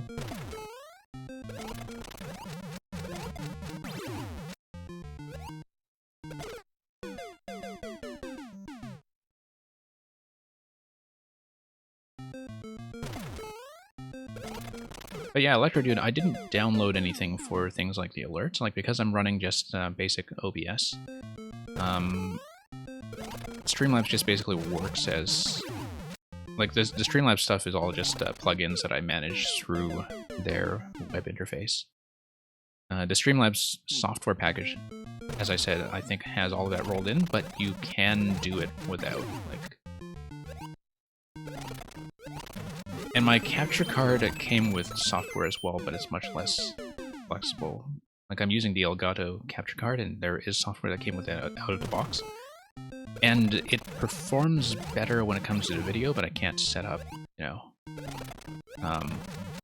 overlays and styles and such with it. It's very much just for basic recording. But it has much less input lag. Like, I mean, I can't actually play off my computer itself because OBS does introduce a decent amount of latency before things actually get to the screen. At least with my capture card. And I think playing off a capture card directly is generally not a good idea with latency-intensive stuff like Mario anyway. Yeah, I'm landing way to the left of that marker behind the down arrow, and so, like, I think I don't know yet if things are behaving the way they're supposed to. Oh yeah, PC games, okay. Yeah, you should totally get into, well, maybe this is a terrible suggestion for your health, but as I was saying, you should totally get into Factorio. They actually just announced that their official 1.0 edition will be released in August. It was originally going to be September, but apparently they wanted to dodge Cyberpunk for their promotional campaign. And actually, Factorio has felt finished for quite a few years. It's just that the developers are also perfectionists when it comes to things like bugs. So they kind of have an official release date that's mid-August, but it's very, very content complete. And it is a very CPU-intensive game, though, so, like, if you kind of really get into it, into the late game. It's one of the few games where I think people actually do run into CPU rather than GPU bottlenecks these days, because, you know, players who really get into it, they just build the most massive stuff. But yeah, I mean, I don't know what else you've been playing recently on PC. I know you told me that you were a Minecraft person, which I think is actually pretty common among Mario Maker players. Lots of Minecrafters in Mario Maker. Not surprising at all that there are so many Minecrafters in Mario Maker.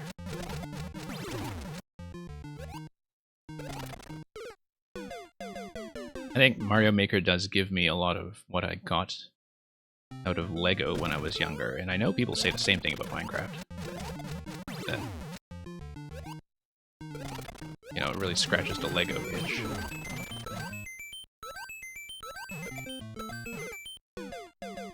Right, because I kick it, and then as I kick it during the down arrow fall, I fall into the shell. I don't know if I'm supposed to kick it. It was working previously.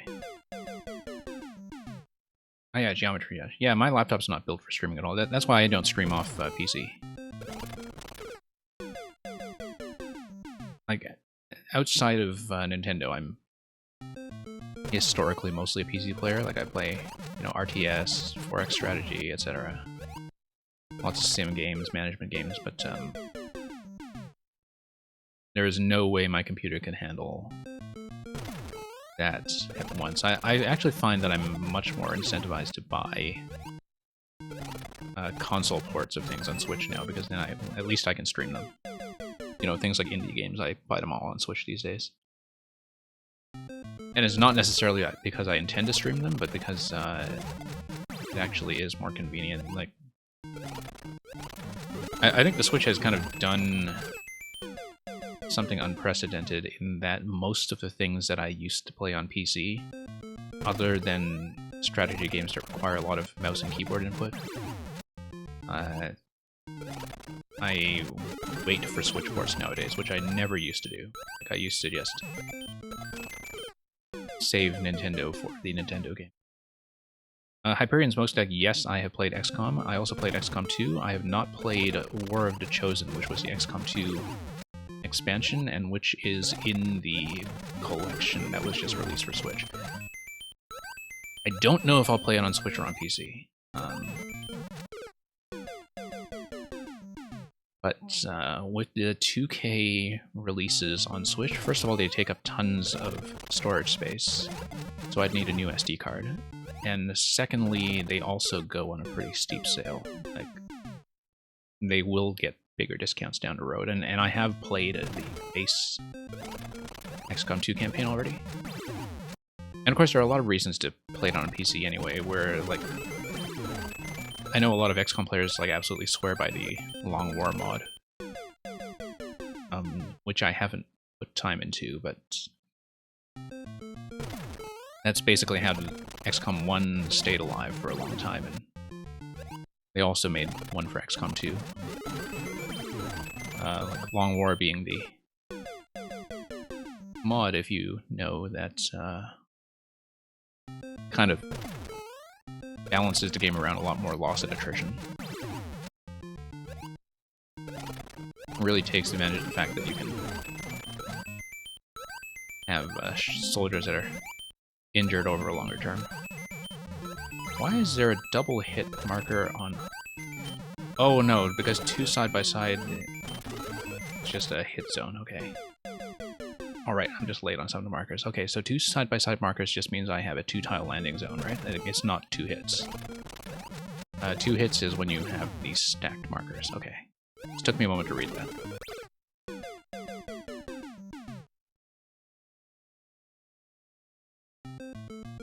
Yeah, War of the Chosen was just one of those things where, like, for some reason when it released, I did not have time. I think it released during a very busy video game season for me, when I had lots of Nintendo stuff going on. Wasn't it 2017? If it was 2017, like, that would have been especially the case, because, you know, you had Super Mario Odyssey, Xenoblade 2, and all that stuff, and everything was just taking a ton of time.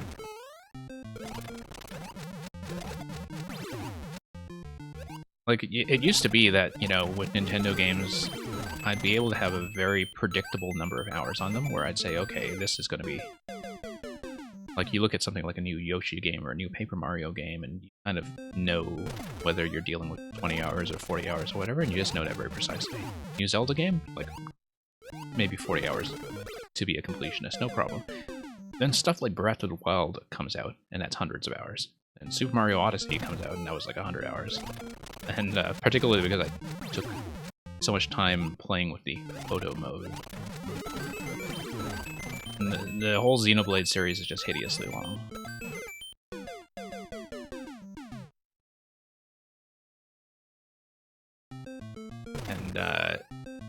so like, you know, a lot of time that I used to have for PC strategy games just totally got eaten up by Nintendo since the Switch, because everything is just so much bigger now.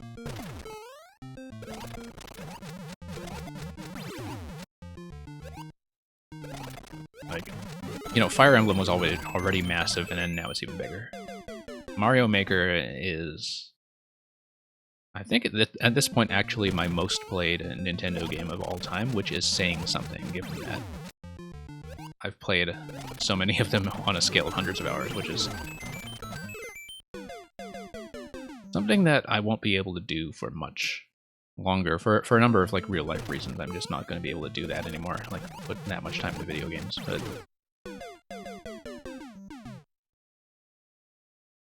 yeah, Three Houses. I mean, I'm a very methodical player with Fire Emblem. Like, you've seen how I play stuff like puzzle levels on this stream, where I'll kind of really stop and map things out and stare at them. So I adore Fire Emblem, but I am a very, very slow player.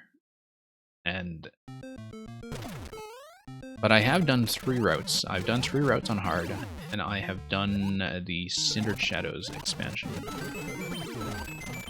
And at some point I'll want to do one more route, but probably not soon. Like, I'll do that in a few months if I feel like I need a break from everything else.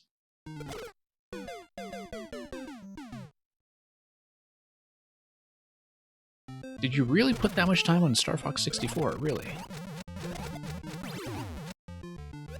I've got to say, like, I've never been, like, I never really got caught up in Star Fox 64. Like, I was somebody who did play the original Star Fox quite a lot. And so, like, 64 was not the big starting point for me, like it was for a lot of players. Partly it's because I didn't play the N64 while it was current. Like, I caught up on the N64 partly through rental back then, and partly through, you know, catching up on some of those games much later. So Star Fox 64 was something I kind of missed on while it was, you know,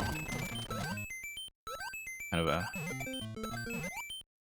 big thing, in Nintendo terms anyway, when everybody was doing barrel rolls and so on. Oh, no, should have followed the markers.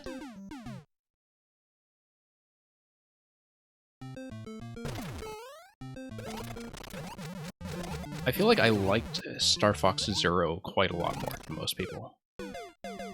But Star Fox Zero was one of those games where, like, you know, when you're learning it, it might feel very unpleasant, and then once you actually learn how it works, it's very unique. Like, I actually quite liked the way it controlled by the time I was through with it, and I wish I'd spent more time with it. Like, I haven't had much time to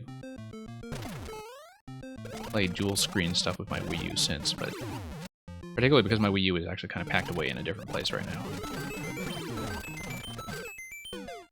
But, like, I know a lot of the people who kind of grew up on 64 absolutely hated Zero, because, you know, content-wise it would superficially be very similar, but then control-wise it would be doing its own thing, and so it was kind of like the opposite of what people wanted if they wanted something that played like 64, but with totally brand new content. Like, brand new content in terms of the theming, where, you know, if you want something other than launch from Corneria and have your dogfights with Star Wolf and do your all-range thing and then get Andros. I mean, I don't mind that Star Fox kind of has a formula like that and mostly varies up to the specifics when it comes to control, but I think I definitely have a pretty big difference of opinion on that from a lot of other players.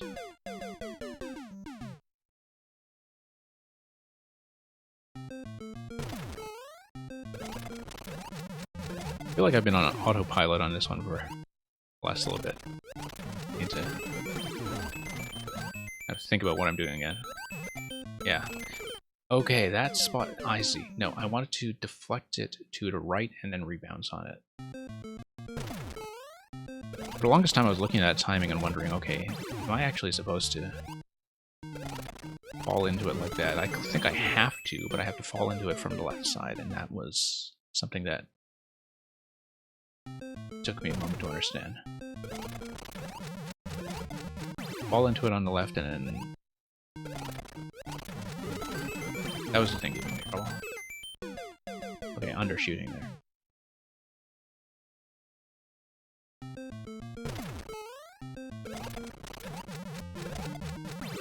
But yeah, I definitely feel like with Star Fox 64 I missed out on the coach multiplayer scene. In terms of, you know, not getting a sense of how much people liked it as a split-screen game. The way that, you know, between that and GoldenEye and Mario Kart 64, that, like, the N64 was very much a party box.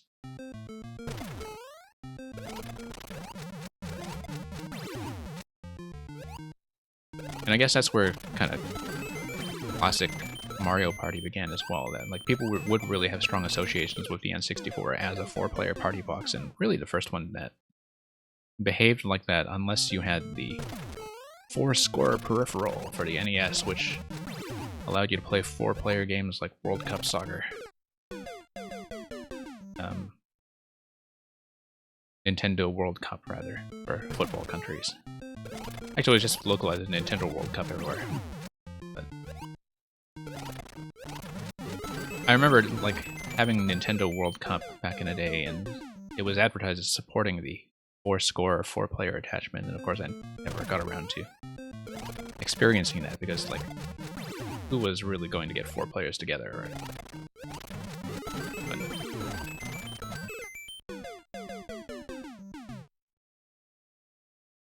But yeah, Star Fox 64, I guess, like, with all the Star Fox games, if you really kind of get into that arcade format,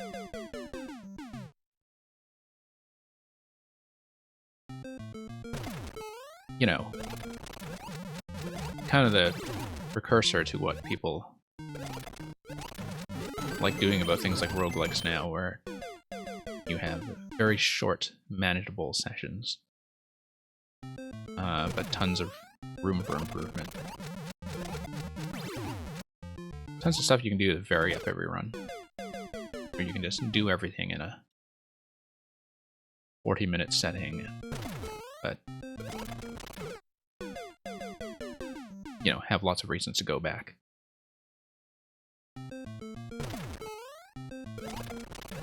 And I always like that with the classic Star Fox. Like, you know, in spite of how short the runs are, I always thought of Star Fox 1 as a pretty substantial experience. I actually still haven't played Star Fox 2, in spite of the fact that A, I do own the Super Nintendo Classic, and B, that it is on the Switch Online service. I just have not made time to do Star Fox 2, and maybe I will do it on stream, in fact, if I do eventually get around to it. Whoops.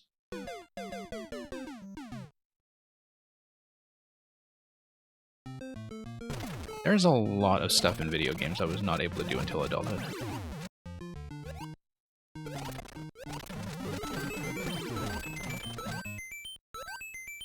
Okay, all into the lefts. There we go. Finally got that. Hit the switches. Hit the block. Land on a marker. Trust that marker. Okay, that was the issue there. Did not trust that marker. Yeah, I know Star Fox 2 introduces the Chicken Walker and the other 2 characters that didn't come back until Star Fox Zero.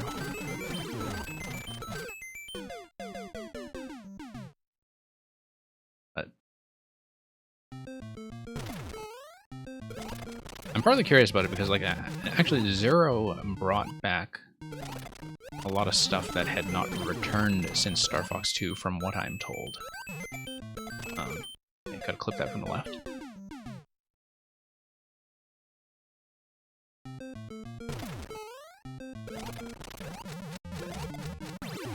Almost tower defense-y. Okay, that's kind of interesting. I was very, very much into tower defense back when it was in the Warcraft 3 mod scene. Like, it seems like with the Warcraft 3 mod scene, you were either a tower defense player or a Dota player, where like one would be all about macro and economy, and the other one would all be about like moving heroes. And it was just like, if you took the two extremes of Warcraft 3, the hero control and the base building, and you just kind of split them off into two rival factions, you would have the Dota players and you would have tower defense players, and I was definitely from the tower defense side of the family, and frankly never liked Dota. I didn't like how it just kind of took over the whole custom games list in later years when I'd be browsing custom games and I just wanted to play tower defense. Just wanted to play like Winter Mall and Winter Mall Wars and Green TD and Line Tower Wars and all the rest. I've been told that Bloons 5 is very good. I actually missed it. I've got to look into that, actually. Like, I've been telling myself for years that I should catch up on it.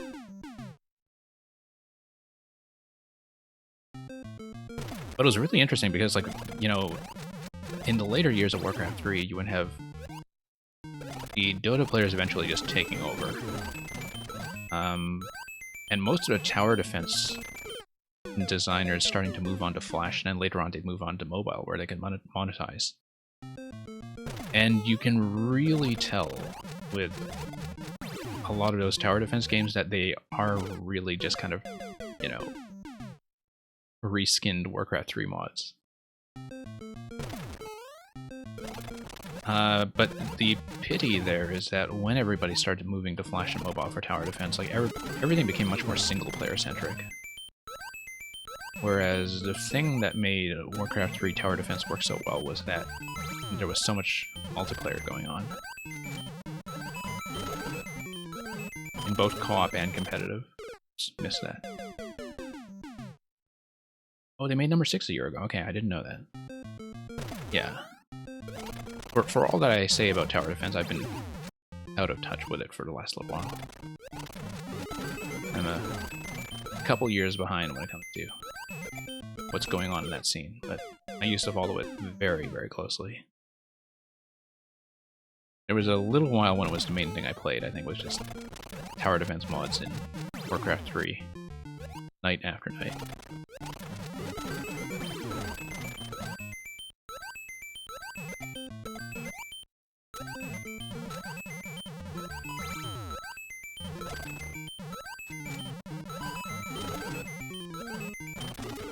Okay.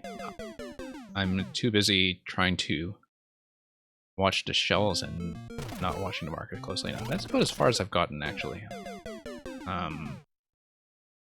Record is about 30 seconds. I feel like I'm fairly close. I just need to watch stuff like that a bit close. I must have been on this for quite a while, but I don't mind. It's actually a pretty relaxing level to play kind of on autopilot, to be honest. Just to zone out and make each of these jumps. Okay.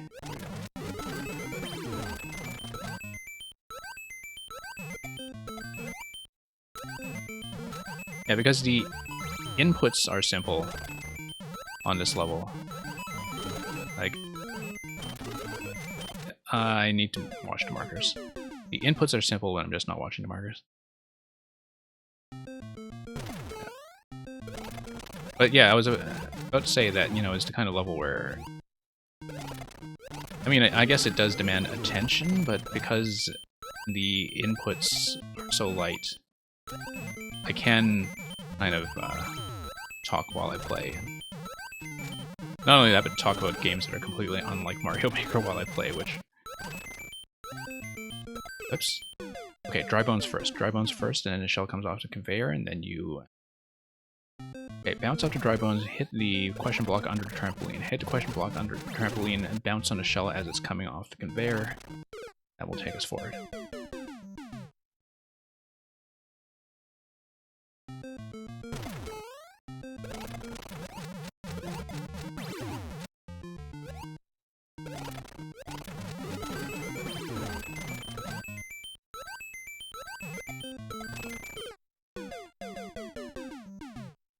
But yeah, I guess, you know, when you get into streaming, that's one of the things that you realize you have to adjust around, is that talking while playing is not necessarily as natural as you may assume, and not even as natural as it may seem from playing multiplayer with people socially if you are somebody who does voice chat. And the thing is, I've never been very active about doing voice chat in multiplayer anyway. So talking during a game is definitely something that was a new skill set. I feel like I've gotten pretty used to it, though, that, you know, when I'm playing Mario Maker, I'm usually thinking about design anyway. Yeah, that's precisely what I was trying to avoid. I was trying to avoid getting hit by the shell, and which was why I was missing some of the jumps earlier, because I thought I was maybe perilously close to that happening. Probably it's just because my landing arc is maybe a bit too cautious to begin with. Nope. Flip that from the left.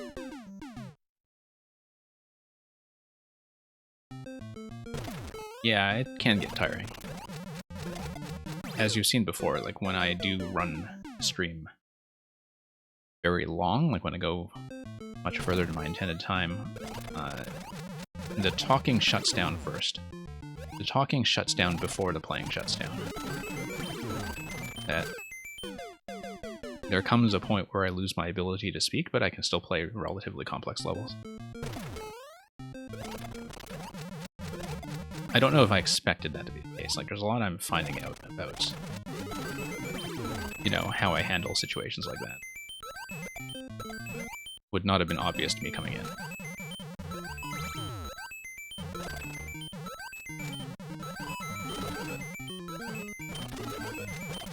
Okay, follow the markers, follow the markers. Don't miss the block. Oh, I missed a block. Dry bones, to the block, down to the shell, and onto the next obstacle. Okay. I saw that coming and I still just missed it.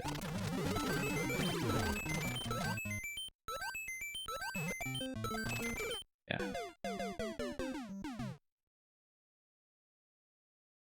Yeah, paying attention to the chat actually is, like, that is very much a skill set, and, you know, people who have much larger audiences and very active chat rooms, I don't know how to deal with it.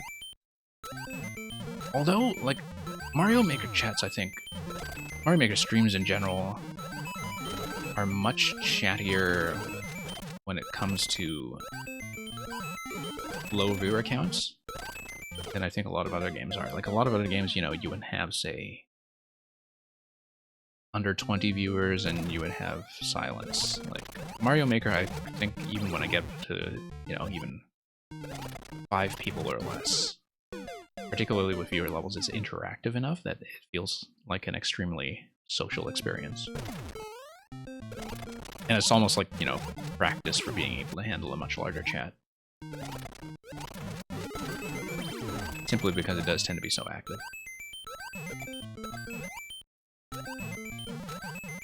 Yeah, that down arrow, like, that spot feels very satisfying when I do understand it and execute it properly. Like, the way you slide into it and then jump off the deflection. Like, that's really cool when it happens. It just took me a while to understand that was, in fact, how it was supposed to be. Because, you know, how often do you see a down arrow interaction like this, right? Like, it's the only example of that I can think of in this level so far, and it's very unique as a... Okay. Too busy watching the arts again and not watching the arts. Yeah, really interesting spot in this level. I feel like I'm getting used to it. But... Used to run live shows on YouTube, okay. Yeah, and having a co-host definitely helps if you have a good partnership, I guess, to kind of know when to give each other a break and knowing how not to interrupt each other.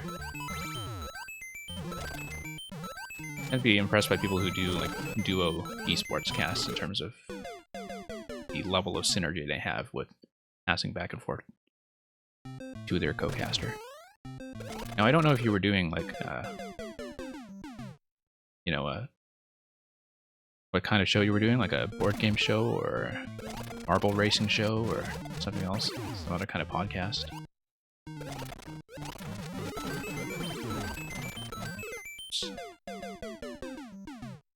But yeah, in any case, I think like having a verbal conversational partner definitely helps when it comes to filling time.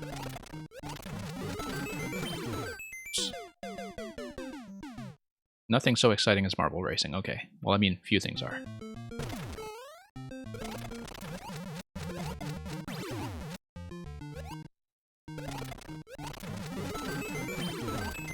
Okay. Let's go down, clip there. That okay.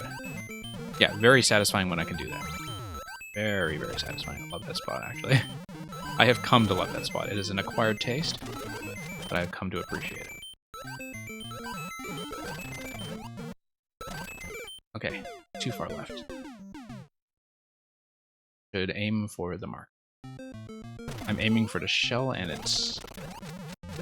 I think at that spot it was unclear for me whether to just bounce off the shell or deflect it directionally, and it looks like it's clearly supposed to be just bouncing to clear that vertical column.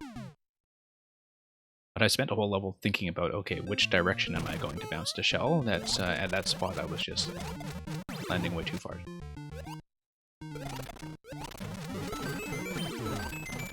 Whoops. Politics and YouTube drama.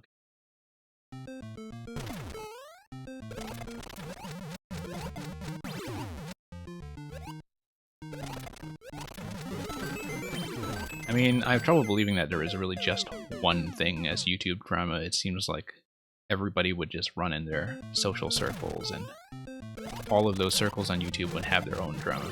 But again, I don't really know the social dynamics. It's funny because I was actually a very early adopter of YouTube. Like, but then the way it developed very quickly, in fact, was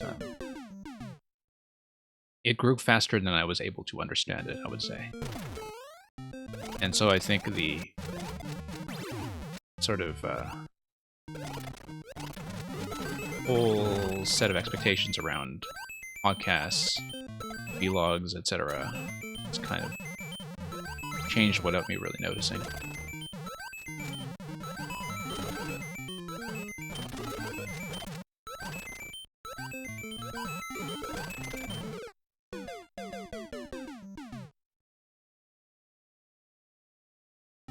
I am admittedly a little bit put off by how much, you know, people seem to depend on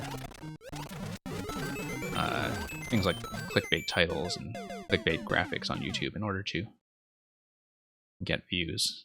And I know that some people just kind of do it purely as a business calculation, that like you have people who run totally sensible channels and who are very reasonable people, and they still have the clickbait title with a shocked face and all that. Because they've seen the metrics and apparently they don't lie.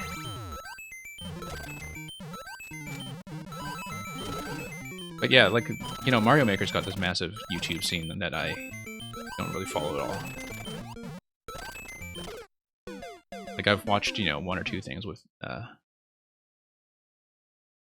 some of the bigger guys, like Grand Pooh Bear. Watched everything of Steve, of course, because that's one of the things that got me back into Mario Maker 1, but like the whole YouTube scene there, like it actually is a lot bigger than the Twitch scene in some ways, or rather like you have a few people who pull much bigger numbers on YouTube.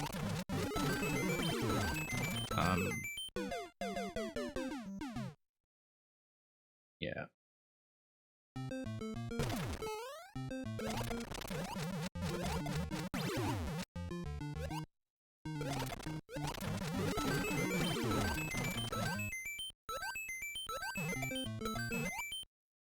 But yeah, there's this whole like Mario Maker YouTube culture that I have realized I Don't really understand, but a lot of people who, you know, come by to your levels or whatever just kind of expect that you understand it, when really I don't pay attention to it at all. Okay, here we go. Hey, I appreciate that little cheer at the end. That was a nice little boost of morale. Lost a world record by about half a second. That's because we kind of had a laggy little jump towards the flag at the end, I think. I think it was all about the flag. Everything else was somewhat precisely timed and ended on full jumps anyway, so. Single shell surfing. That was quite a surf. Okay, I've got to play something for a bit that's maybe easier on the hands. I'm going to switch to some easier stuff that I wanted to record before I go back to some of the hard levels. So, yeah, just going to get through some things that I'm recording for other makers, and then I'll go back to do one of the harder grinds after that. I'll still be running for a little bit of time, I think. But thankfully, like, without a viewer queue, I can just cut off whenever I feel like I have to cut off. So let's take a look at something a little bit easier. Oh, hey, I'm actually going to punch in one thing that I think is practically an auto level. I saw like an 80-something% clear rate, but somebody had recommended this to me, and I think was very high on popular charts.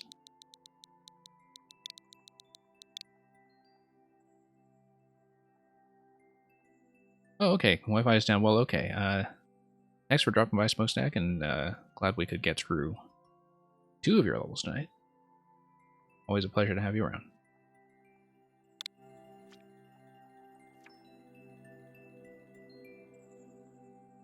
Okay, so, yeah, extremely popular level. I think this was on the top charts for a while. I had heard about this and noted it partly because, like, you know, occasionally Nintendo takes down the virus-themed levels. This is practically an auto level, I think. And is pretty much some kind of animation that is related to preventing viruses. You can see Mario, of course, wearing a mask and warding off the poison mushrooms.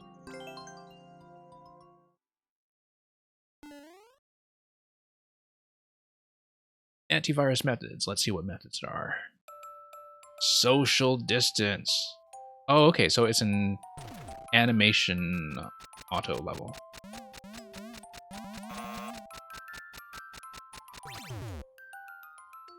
Okay, so it's wrong to stay together and it's good to stay apart.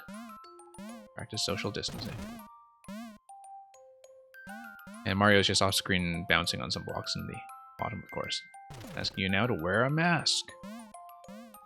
And it's going to be a Goomba wearing a mask, but oddly enough, it's not wearing the Goomba mask. Unless it's Mario who's wearing the mask, but also wearing the Goomba mask, so he looks like a Goomba. Take a bath. Or as they say in Mario Maker, pick a bath. So here you have Boom Boom's taking a bath. Okay. It's a hot bath, you can see, because of the burners that are under the bathtub. How to use hot water. Okay, so it's telling you now that the Goomba and the Monty Mole should hang around and have their porch drinking party outside their door.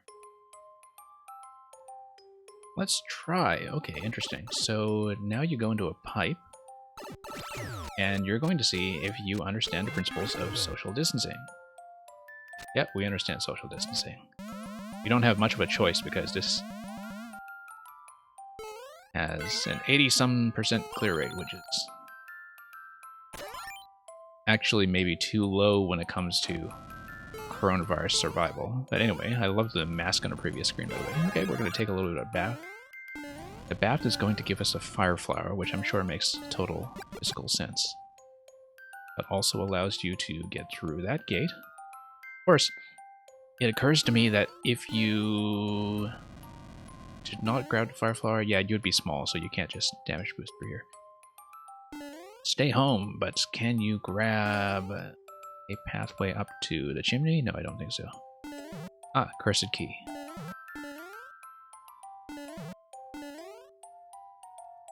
Hey, toy shop, alien toy shop, welcome. We played one of Smokestack's levels that was dedicated to you earlier, the Iggy boss level, Fire Cheap Aquarium. So, thinking about it, well, I think it's the equivalent to just washing your hands, except you're washing everything, including your hands. So that's going to say, okay, Luigi's going to say okay to us now. Give us a thumbs up. Yeah, we're going to put ourselves at risk. And yet somehow avoid infecting everybody.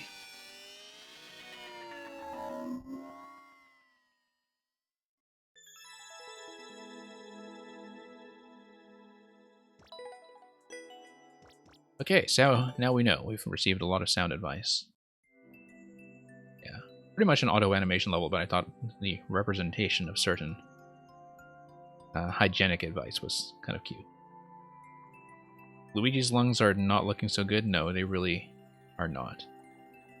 Full of poison, those lungs, but he also swallowed those 50 coins, right? And I think those 50 coins might have brought in some infection. Like, it doesn't seem like it's a very hygienic thing to do, to eat the coins. Okay, yeah. Yeah, still gonna do one or two more easy things, and oh hey, Lecter had something new, I think. Yeah, and then we'll get back to one of the big grinds I had lined up after that. Ghost of the Abyss. A bad idea, poorly implemented. Well, going by Lecter's standards, I kind of wonder how bad the idea or the implementation can be. So, yeah, coins, you just don't know where they've been, right? Like, I mean, one of the points of advice they should be giving here in a virus level is don't take cash, don't use cash. That's why all the retailers refused them now. Okay. So the Goomba, once the creepers have retracted, the Goomba shuts them off. Okay. I think I knew that from testing a lot of Goomba Mask and stuff. Oh, I see. So because of the Goomba Mask, the Spinies do not fire. Because they don't fire anyway in, well, no, I mean, like, they do typically fire in 3D World, right? They just, whoops. Yeah, they do fire. Okay, so we need to dodge Twister, and otherwise stay within the box. Okay. Whoops, sorry, I was looking over at what you were saying about the Arrow world record. Oh, on this level? I actually didn't notice that. I sometimes read the world records carefully. Because, you know, you see so many fellow streamers on the boards all the time. It's always nice to know guys being there before you. Not only streamers, but just other players in general. Recognizing names and having a mild sense of community from realizing who plays faster than you. Okay, that's not the way to do it. I've got to... I feel like I should be going under segment. Arrow, I think I've played some of their things. I think I know who you're talking about. But I don't know. 1% drugs on each coin, yeah. I would not be surprised to know.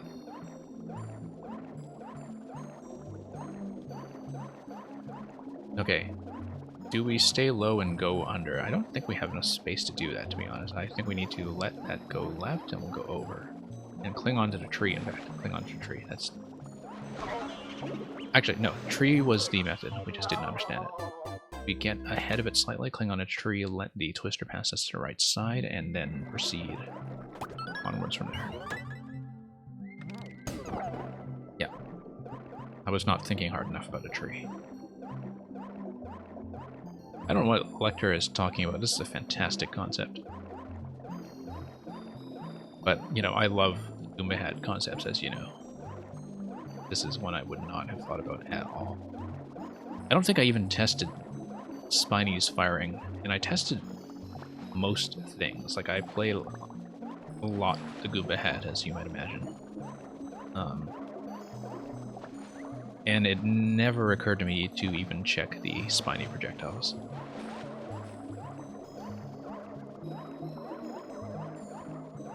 But then I don't really tend to use flying Spinies very often, so in any of the styles.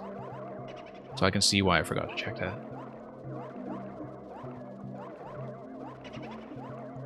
Yeah. Surprisingly tense little dodging challenge here. Okay, we'll pass by another tree. Let this guy pass us to the left. Gotta watch our headroom here. Pass, pass, pass. There we go. Ooh, close call, close call. Feels like we were just barely outside of Twister range. Oh, okay, we failed.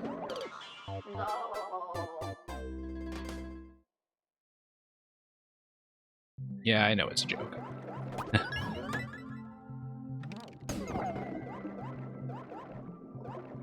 But this is a pretty interesting level.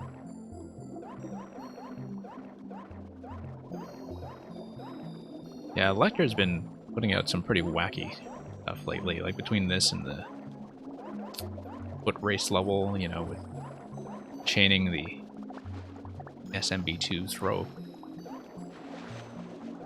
I've been seeing some very interesting stuff out of him lately. But I think he's one of the makers where, like, I think I'm very compatible with his sense of humor. That's not something I can... Like, you can give makers all kinds of compliments, but that feels like it's one that I don't necessarily use that often, is that, like, his levels tend to be funny in a way that is my kind of funny.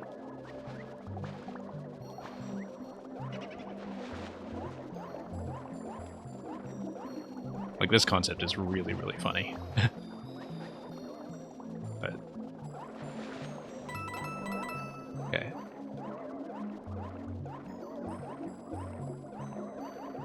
Gotta go over, dodge this circle. Yeah, and of course the boos have a totally controlled pattern here because they are not reacting to you. That's something we do know, of course, from experience. Okay, we'll need to dodge the next one here. Here we go. Whoa! Yeah, love how the bloopers are standing guard on top as control points in their own right. Gatekeepers of the lake. Okay, we just have to go under here. Not get bounced. This boo pattern up here, don't know about that. Go up, I think.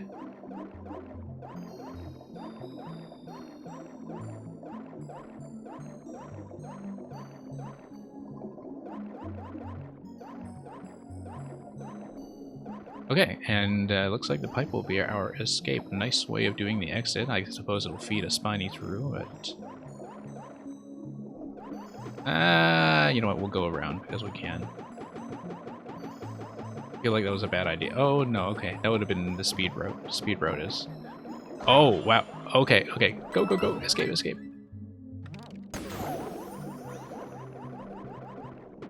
Wow, I can't believe that worked. Okay. We missed all the 50 coins at the end, but it looks like we were supposed to follow it through the pipe, and I thought, oh, let's explore, we'll get some optional coins or something. That went the way it went.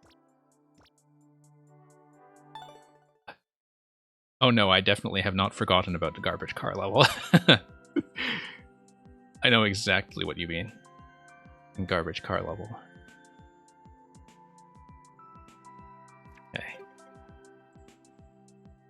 Right. Yeah, there was a boss rush I wanted to look at. Let's get back to something slightly harder. So much stuff I haven't played. Where was... Oh, hey, Alien Toy Shop, you're actually here. You know what? Since you're here, let's just look at this one. Tiny chopped hill that looked bigger in the brochure. Alright.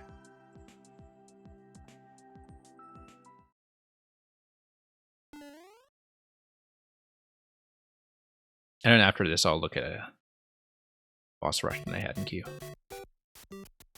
Okay. Going to release that. And go. Whoops. No. What was I doing here? Oh, okay, no, I was just slow, I think. I see the on-off control manipulating a bomb switch or something that was on the right side. I didn't get a careful look at that.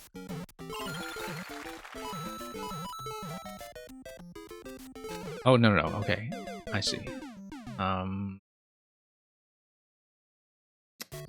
He's gonna follow my position anyway, though.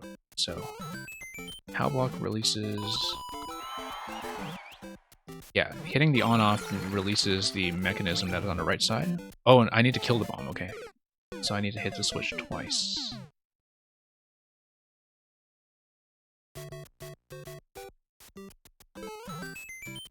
Killing the bomb does what? A double hit kills the bomb, and killing the bomb does what? Oh, I need to just cling onto the vine and climb to the top, I think. And I think I'm supposed to learn that being on the top tile is in fact safe. I just haven't been learning that. Yeah, it is safe. Very kind of this level to teach us that the hard way. Drop the icicle on that. Okay.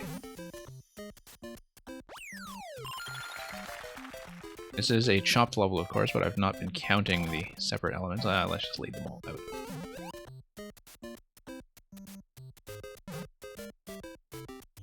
Finally figured it out. Yeah, that's very true. Help me, help me. Nope, not gonna help you.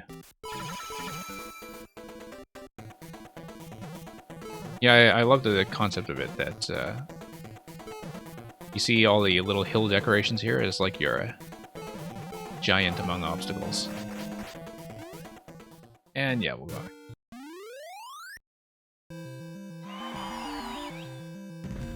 Kind of traversing the entire 3-space corridor in miniature. But yeah, the background decorations were actually doing quite a bit of work there. You can kind of see that going on in the background art as well. I don't know if it's that visible from the previous screen. It would be extremely miniaturized here. It was kind of like a micro platforming experience. Okay, now. The level I was going to bring up was Ogner's Koopaling Brush. 2%, like that probably would have been quite manageable on stream, like on the viewer stream when Ogner is actually here, but it looked like it was long enough that I wanted to take a more dedicated look. The Koopalings are taking auditions for an 8th member. Maybe it can be you. Me? Oh, we'll see.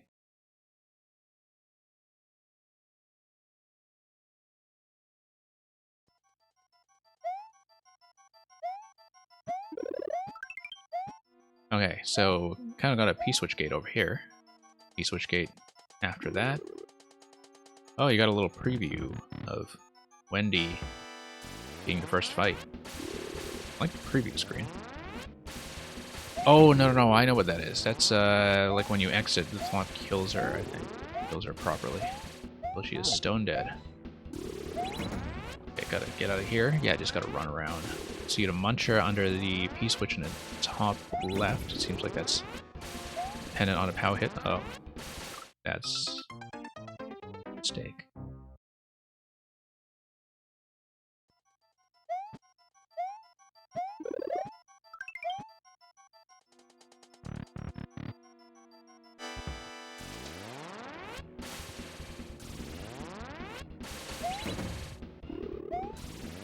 Okay, so we'll just need to jump around in circles. Muncher is still there? I see. So it's 2 stacks of munchers a 2-stack muncher rather, and we need to hit the POW a second time. Maybe make that jump accurately for once or twice.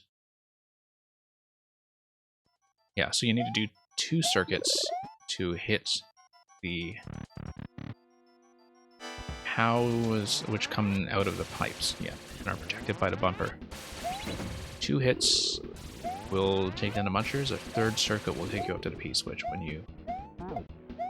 Actually, no, you don't need a 3rd circuit, you just need to take out the 2nd muncher. So, 2nd circle, hit the POW, go for the P-switch, and then see what that is.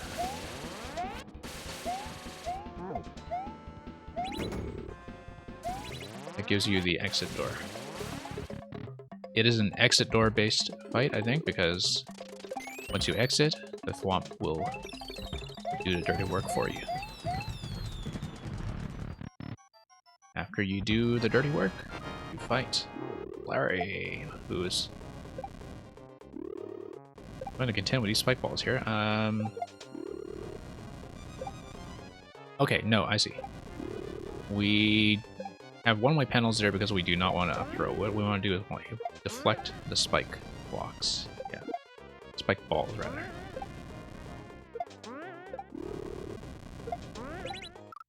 Okay, we understand it. I just died.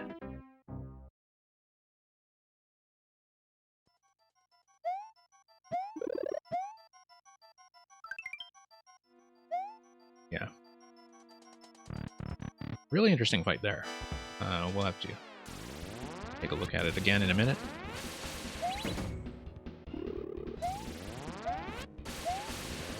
So we've got an 11-minute record on this, which tells me that nobody has beaten it without checkpoints. Don't know if we'll try to do it. Depends on how reliable we find some of this stuff and whether I want to grind it out.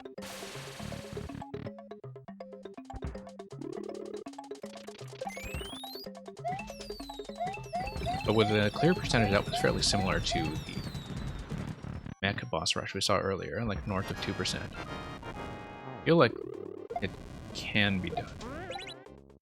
Okay, so we'll just go to this side and do next switch. And we back and forth on-off setup. That's a fairly familiar way of setting this up. Yeah, and you only need 2 hits. Very quick and efficient. You can, of course, be killed out here by the projectile, but not if the thwomp takes care of business first. We're going to carry the trampoline over just to see if it's... Oh, okay, that's really interesting. That's by putting the P-balloon fight right after. And I imagine that we need to survive with a P-balloon and not hit things like the fire flowers. It actually does resolve the issue of carrying the spring over, although now I need to get over to the left side safely. Can I nudge over? I feel like I need to fall in. Whoops. I feel like this is definitely unintentional. That's what I get for carrying the spring in. I was just about to compliment, oh, we actually have a check against the trampoline coming in because the P-balloon makes you drop it, but now we may be a little bit stuck. Yeah, I'm surprised you can't actually slide out of this 2-tile slot and fall in. Right. Darn. Too bad. Am I really unable to? Okay.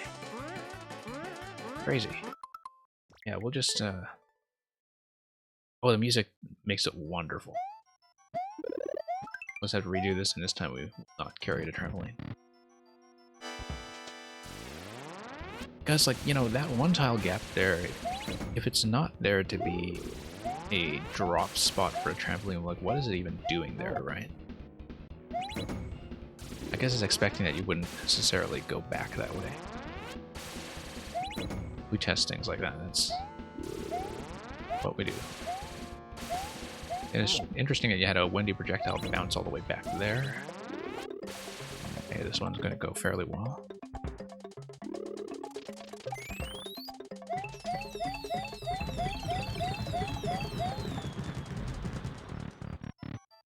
Hey, Chic56, welcome.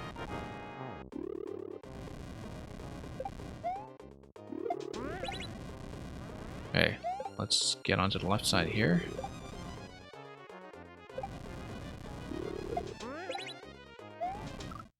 Okay, I was totally going to be trapped and I saw that. I needed to react much faster there. I'm not doing viewer levels tonight, no. This is the only day where I don't do viewer levels. Whenever I'm on for Mario Maker. Otherwise, I'm almost always doing viewer levels. Just today I'm doing a bit of a catch-up. Doing some longer levels that I normally might not be able to finish. But thank you for coming regardless. If you're not already following, if you follow, you might be able to find me when I am running the viewer queue. Hopefully we can get to yours before too long. I'll see. I'm not formally running the queue, but if I finish this level quickly and you're still around, I might be able to look at something. But I just don't run the queue bot on the catch-up nights because I don't want to give any people, you know, expectations that they shouldn't be having. Oh, okay, let's not carry the trampoline. Yeah, but thank you for coming and asking regardless. As I said, I do viewer levels most of the time that I stream. Hopefully your time will come. Okay. Now, as we know with the P-Balloon, the trick generally is to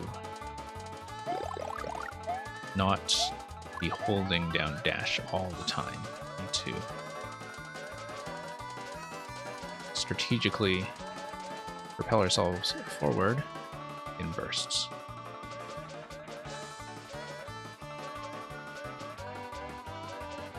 And when I do that, like, this holding is much more sensible. Particularly if I fly straight. Like, it is designed with me flying straight. And you clearly do need the P-Balloon all the way through to the end. Now, luckily, because of the Fire Flower respawns, like, yeah, they act as an obstacle when we're going forward. But they also act as a safety mechanism for flying back. Which is nice. I like that I get a chance to retry this. So...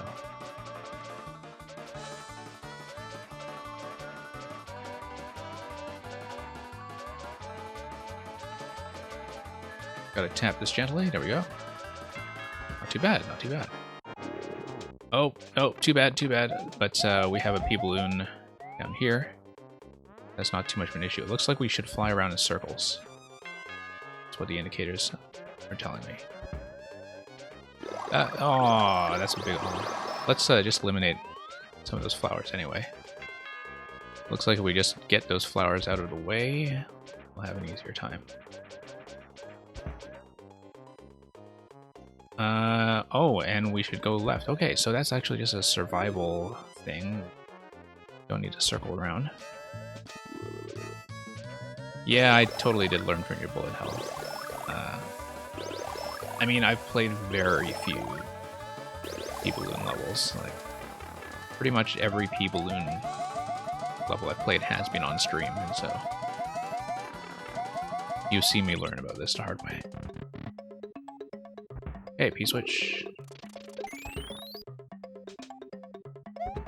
Yeah, you definitely don't want to let the P-Switch expire before you are through the boss kill gate. Here's the checkpoint. Now let's see, as we saw, 11-minute record. So this has not been cleared without a checkpoint. Can we jump through? No, Roy is defended. So what are we doing with the stars? Okay, it looks like maybe it's a survival timer that's based on the stars eventually dropping into one of the slots. I don't know if there's anything controllable for me here. I'm looking at the star pattern and it looks like I'm supposed to wait for them to fall because I can't actually manipulate anything here. So yeah, I think this is purely a survival timer, right? Must have taken some time to work out like precisely the star pattern that would take a certain number of seconds to emerge. Or I guess you work at the timing first and then design the rest of the fight around that. That is, of course, unless there is some way to obtain the star that I'm not seeing. I don't think there is. I think... Oh, no, no. I have to ignite these close to the piranha, don't I? No, there's no way that's it. Is there? On the other hand, that's the only thing that's controllable here for me, is lead the missiles over to the piranha, then dodge them, and then let them ignite and kill it, because they should work like bombs and inflict friendly fire. But then that looks totally unsafe. You have the one-way panels there that prevent me from getting out if I get to that corner. On the other hand, it looks like it has to be this. Like, I would have to lead them over to piranha and then run out the way.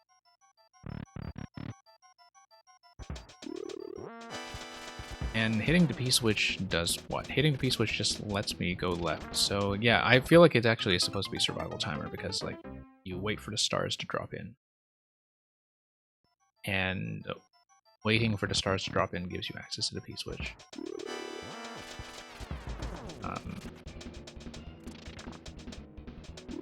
Yeah, because if it were about using the missiles to detonate next to the piranha plant, then the stars would not be relevant to this fight at all.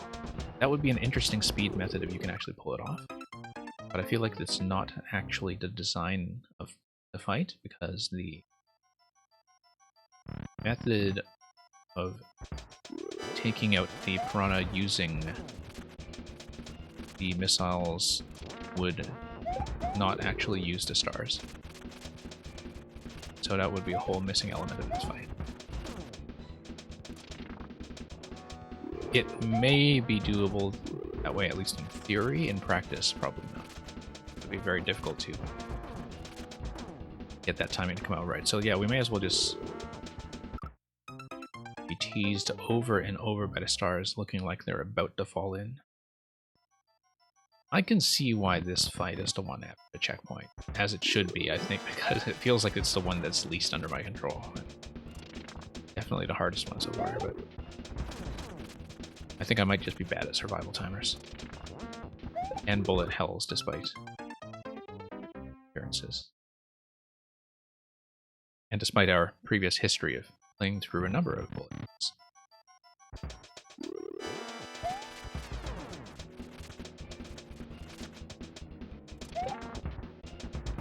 Nearly had that one detonate next to us when we were stunned.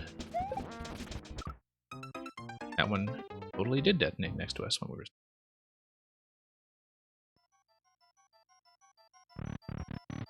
Yeah, this is easily much harder than the rest.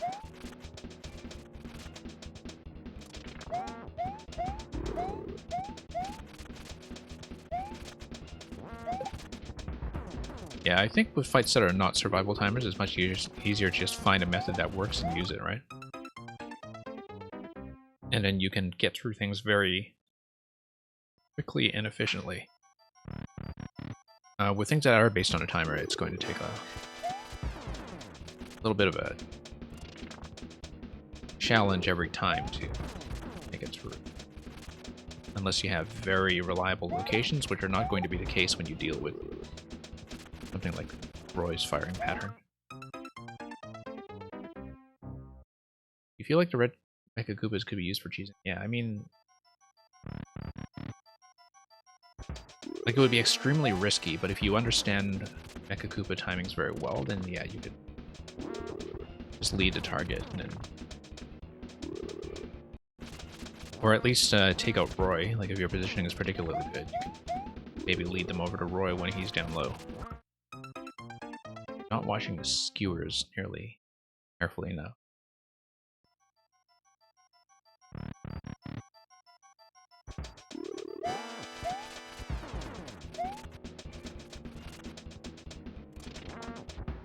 Okay. Stun, thankfully, isn't too much of a problem while the missiles are not out. I am totally underestimating how much jump height I need. On the other hand, I was trying not to get pushed into skewer range there. So yeah. Don't have that much room to work with horizontally. Whoops. And that explosion in our face.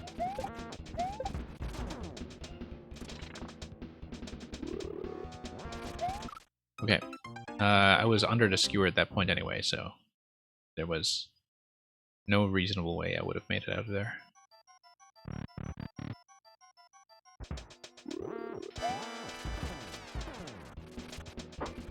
Oh, we'll just have to do this till it works.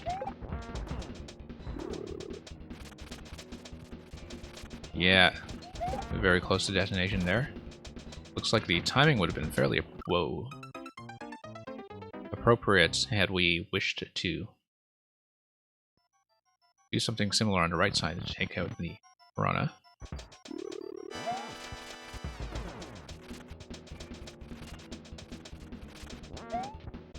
Yeah, I think we have to stay low, stay fairly close to the center, so we actually have some room to maneuver. And just think about this mainly as a positioning fight. So if we plan ahead with good positions, then we're probably going to be okay. Yeah, at least lead them down that way. And stay low instead of jumping, so we actually get a proper height advantage. Oh, there we go. Finally. Okay. Now that didn't feel too bad, like now that we were thinking about... Oh! Well, we didn't properly kill Roy, but that's okay. Roy got lucky, he'll just stay alive. Didn't actually break anything. Now, what's going on here from... Looks like it's Iggy. Oh, very cool. And... Oh, interesting. Okay, so... There's going to be a skewer breaking pattern. We have to do Roy again, but hopefully we learned enough about this fight that we can redo it quickly. It's gotta stay on the ground and move left and right. I think I was jumping too much, and jumping was not good. It protects you against Roy's stun, but Roy's stun is not really a big deal. The bigger deal is getting the missiles low enough that they don't hit. So you can get a bit of a height advantage on them. Now I feel like we have a method worked out. Almost. I think there's something under the skull platforms. I don't think you can dig in, but skulls in one ways, but then what's this stuff in the middle here? I think it's... I'd actually see what they're built over.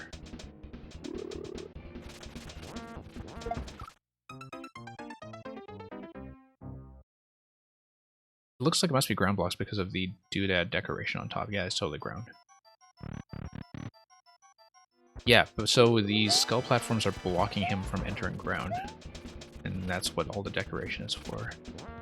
I guess all the decoration in the sort of main boss selection screen is also there to prevent Roy from changing positions. Like, there's something going on with how Roy is being locked in place. Although maybe I wasn't paying attention to that. Like, all the Koopa Links were being locked in place. In general.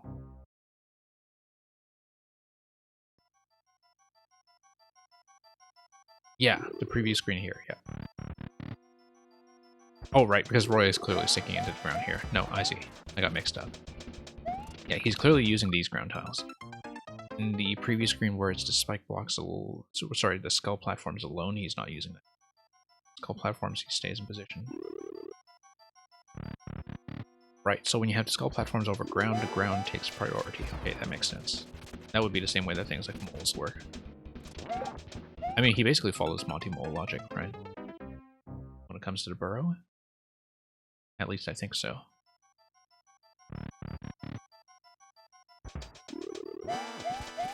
Yeah, the previous Roy, I know it.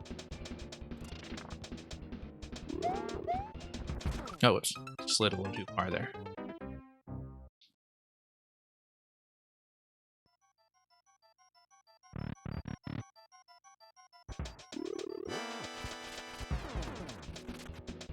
Okay. That looked a little bit dangerous. Yeah.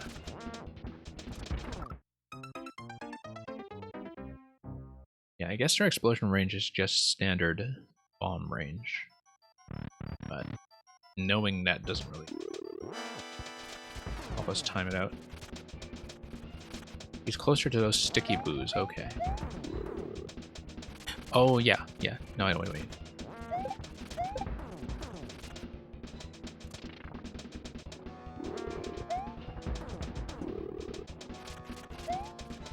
Yeah, the stretch boos. I haven't played around with those very much either. I feel like it was only recently that I saw levels that used them a bit more extensively.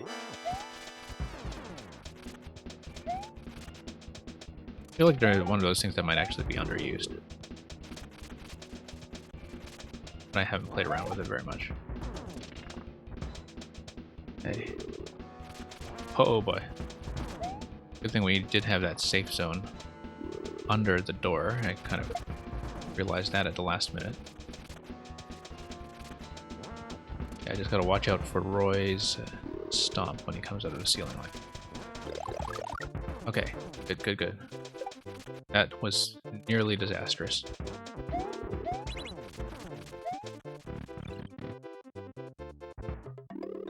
Okay.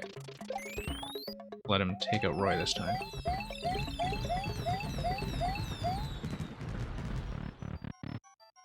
Okay, so there is a skewer pattern. We need to watch the pattern to see what gets destroyed in what order.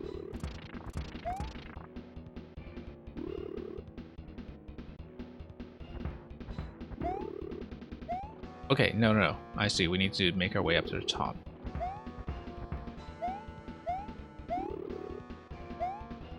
Oh, and we need to make our way up to the seesaw and around. Okay. Okay, I see it now. And then a switch toggle, presumably an on-off switch, will nuke everything in the center and then open up access. Like, these are door-based fights, not based on killing the boss, so need to keep that in mind.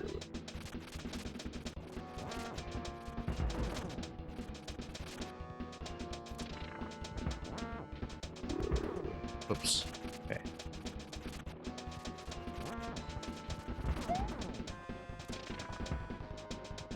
Yeah, learning to use the exit door as a safe column has improved that fight slightly. Okay, 1 second. Let me redeem that word.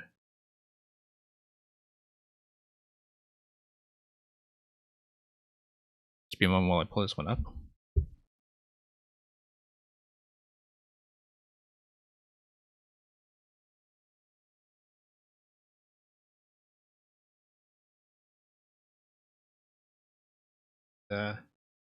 Oh, this is an interesting one. I think it's actually fragmentary, but let's look this one up afterwards, just to see what's going on here. Let me see if I can find another source for the text.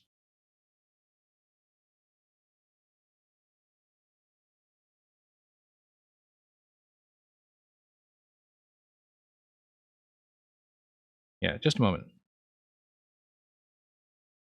Yeah, it looks like there are actually some missing lines in this one, or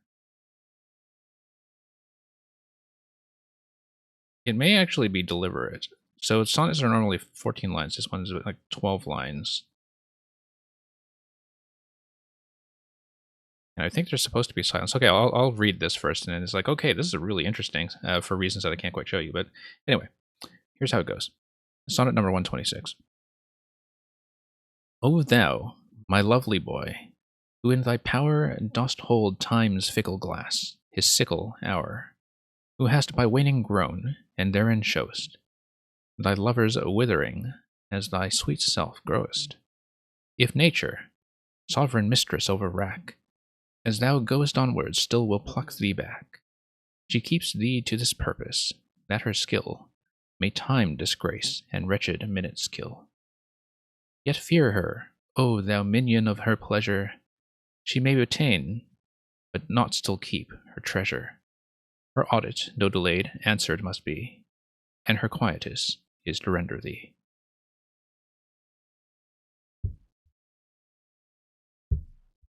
Okay, so thank you for that. Awesome XD, thank you for coming back as well. I'm doing a fairly long boss rush right now, but if I finish this one soon, I will get to yours next. So thank you for the code. Hope you managed to stick around for that. Back to Roy. So yeah, that's sort of an interesting sonnet that I'll have to look up properly and read about afterwards, because it was new to me, but it has like 2 conspicuously missing lines at the end. I think that was actually the way it was originally published in the Quarto, but I have to think about that because, like, you know, 2 lines of deliberate silence, like, that seems to be a very unconventional thing, even experience standards. But, you know, that's why we do that reward. We're doing it to learn a lot of the sonnets ourselves. Yeah, still have Mario on the screen. This is not the first time that's happened.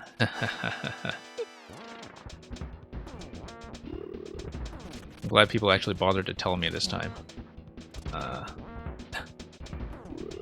Because the last time I did that, it went on for a few minutes.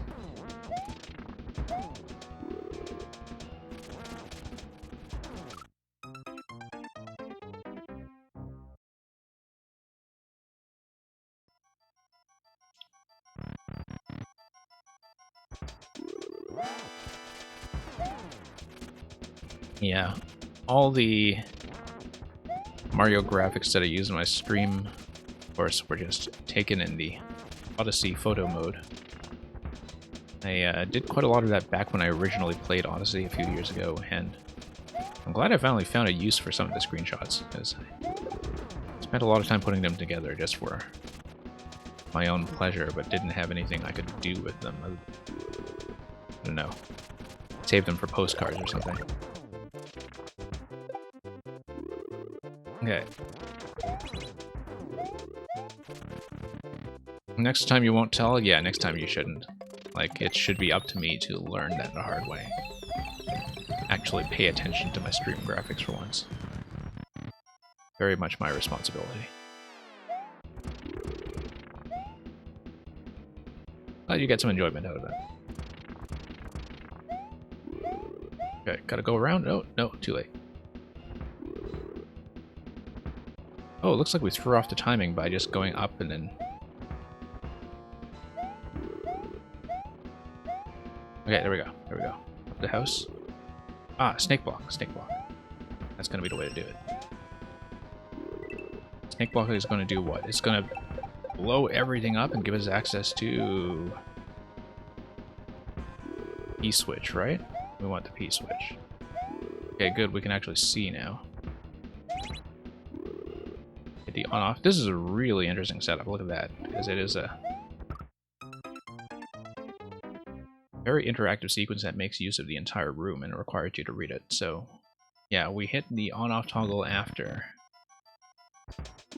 we reveal the entirety of that room. And then... Whoops. Yeah, so we reveal the room, we hit the on-off in the middle, we circle back around with the changed on-off state, and that gives us access to the P-switch. P-switch allows us to run back to the exit, but the whole time we need to continue dodging Eggy.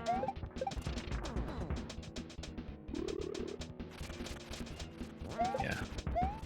So yeah, Roy's definitely been the thing we've been having most trouble with so far. Makes the checkpoint placement make quite a bit of sense. All the other fights in the first half I thought went down fairly easy. Propin, welcome back. Hope you're doing well.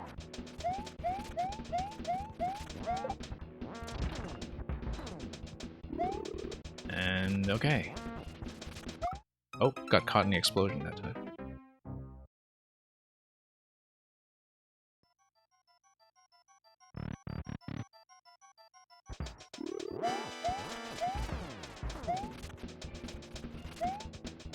Yeah, I mean, I guess like running the stream during the hour that I do is a bit of a crazy time for everybody. Very early morning for you and very late night for NA.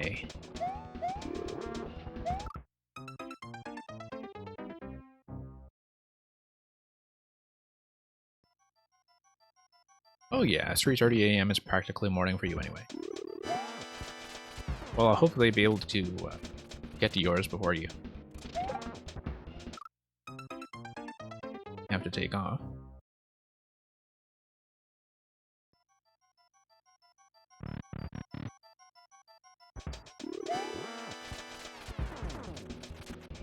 But yeah, I like running these night streams,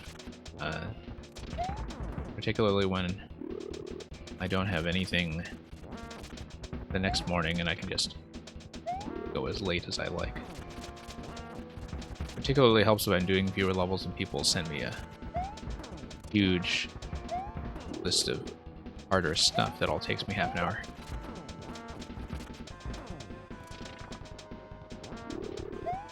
Okay.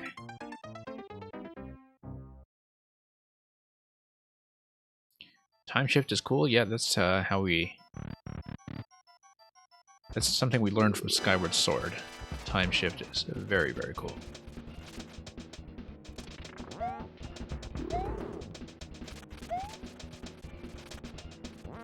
I feel like Skyward Sword sometimes doesn't get enough credit for how good the time shift puzzles actually were. I think they were the thing that really stood out about the experience for me.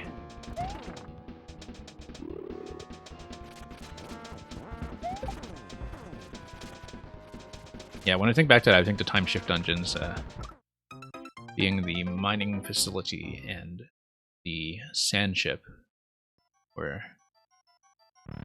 the things that really stood out about that game.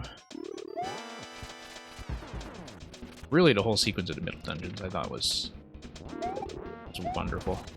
It's been so long since I played it. I haven't played Skyward Sword since it released. And partly it's because I don't have my Wii Motion Plus on hand anymore. So I have not been able to go back to it.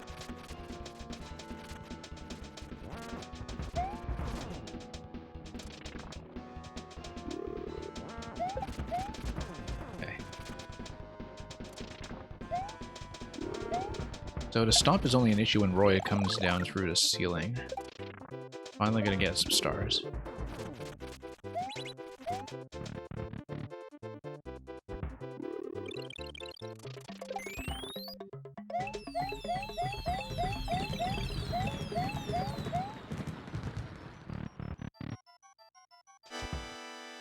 Okay. So yeah, we'll wrap around the first time to release everything. This is a very unique fight. I'm quite fond of it. Yeah, so Snake Block is going to unlock everything. The one-way panel is going to enforce that we get back down. Wow, we got away with the very generous hitbox on Iggy's missiles the first time, only to be caught by it the second time. So yeah, Snake Block takes everything out. It doesn't force that we drop. And we make it through the skewer segment again with everything field. Once we do, hit the on-off block and we wrap around again for the P-switch. And that's how we exit that fight. So let's see, you got Roy, you've got Iggy. Who have we not killed yet? I feel like we have not killed Ludwig.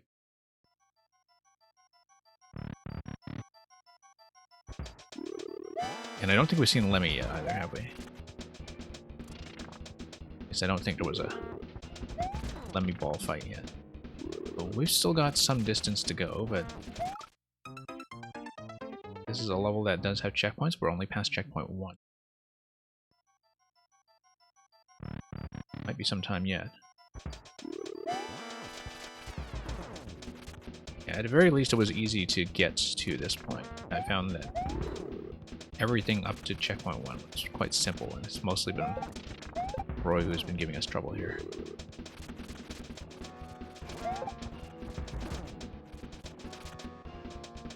Okay, gotta watch out for the drop since it's coming in from the ceiling. Oh, explosion again.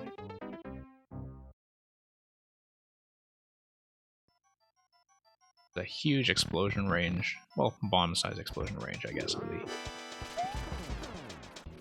the Koopa missiles.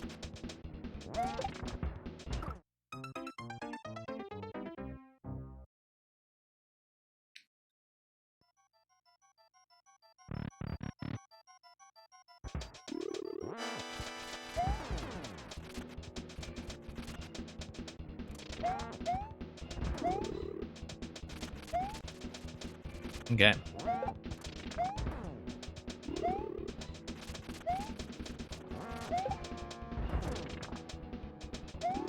Manageable so far, but this can fall apart very quickly with just one bad position or bad stomp.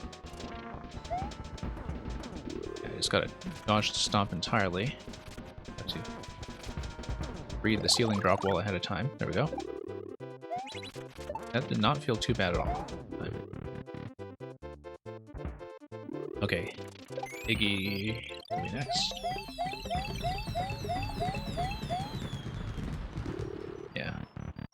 Love having this lobby here where you see the Koopalings taken out by the Thwomps one by one, and gives a bit of a thematic framework to doing all of these as survival fights.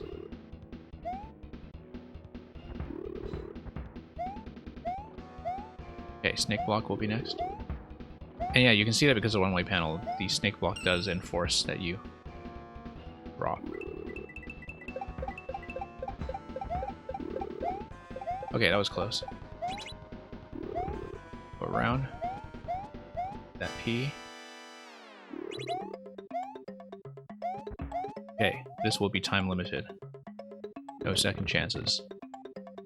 Take out the P. Whoa. Dodge that projectile. And what we got? We got Lemmy next. Wow, that's a lot of... Oh, I see. This is purely a make it to the end fight. It doesn't actually kill you. But there's a lot of stuff here. You know, it's like playing an anti-softlock game in a troll level. That's exactly what this is. There's a lot of stuff that will push you down. I feel like the trampolines push you down. The bumpers might push you back, at least. But hit the P-switch and everything should be good from here. Except you need to make it down safely. Okay, we need to actually watch the timing on the bumpers instead of just dashing through.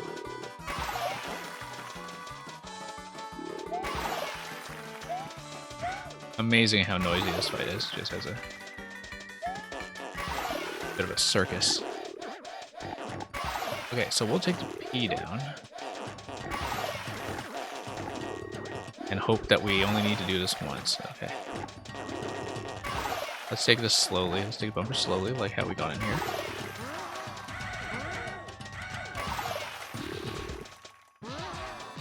This is honestly a pretty funny Lemmy fight, like given that Lemmy is all about just bouncing you and instead of actually killing you. Like this completely leans into that concept. In some sense, it is precisely what a Lemmy fight should be about. Hey Cookie and Ronix, thank you for a totally fake donation. I don't judge you for that. I can tell because it's in the French $ format, I think. Or no, I guess it's in French. They typically use commas for delineating the subdivisions of the currency. Okay, so what do we got here? We got Koopa Shell.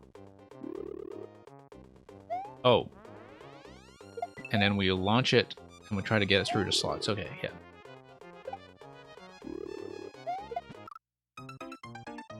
Oh, okay, we've got to recover quite a lot. No, we have a checkpoint right there. Okay, never mind. Take that, Ludwig. Providing us with a checkpoint. Okay, so we just need to hit Ows. And eventually get on that snake block. Pretty simple. Next shell is going to cut through the mole. I feel like we need another shell. That was not going to last us.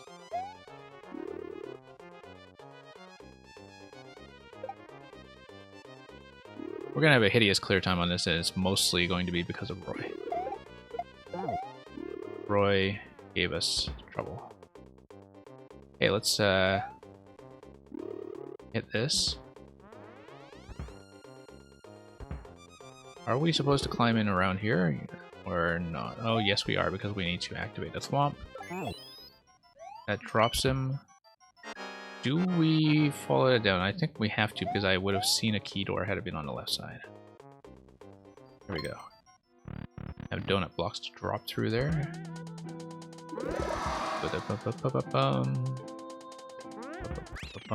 Okay, so just needed to stay cool and not jump into anything spiky.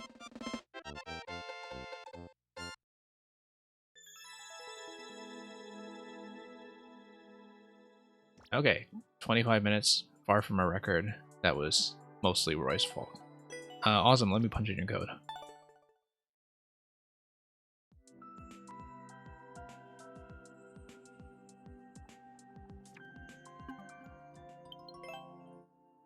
And yeah, thank you for sticking around. I know it's not a viewer level night, but I am still willing to do some stuff for viewers.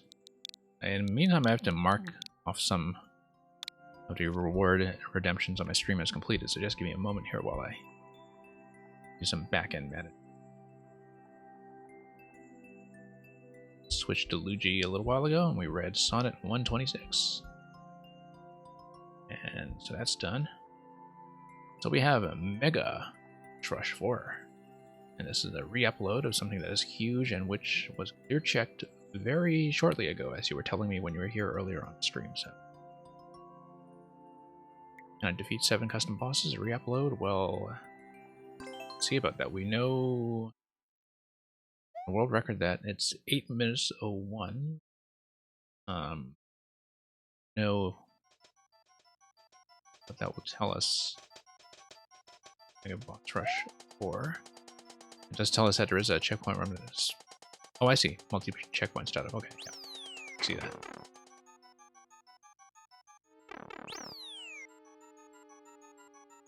There we go. And it looks like this is just a preview of who you're going to deal with, right? You have Goomba, Spike, Spiny, and Wendy. Okay, no, this is a preview of who we deal with. So let's do Wendy first, and did have her in the cloud, but she didn't stay in there very long.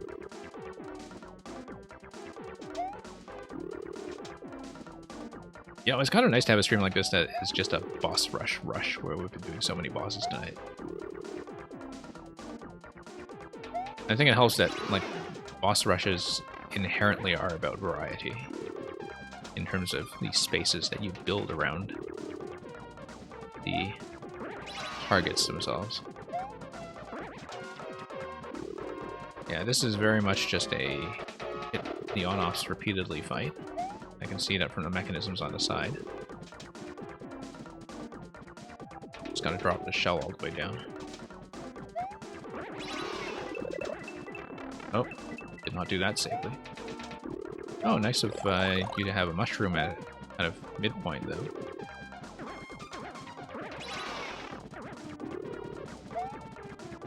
Not that we've been using it very wisely, but it looks like 2 more hits and that'll get the shells down to the lowest level.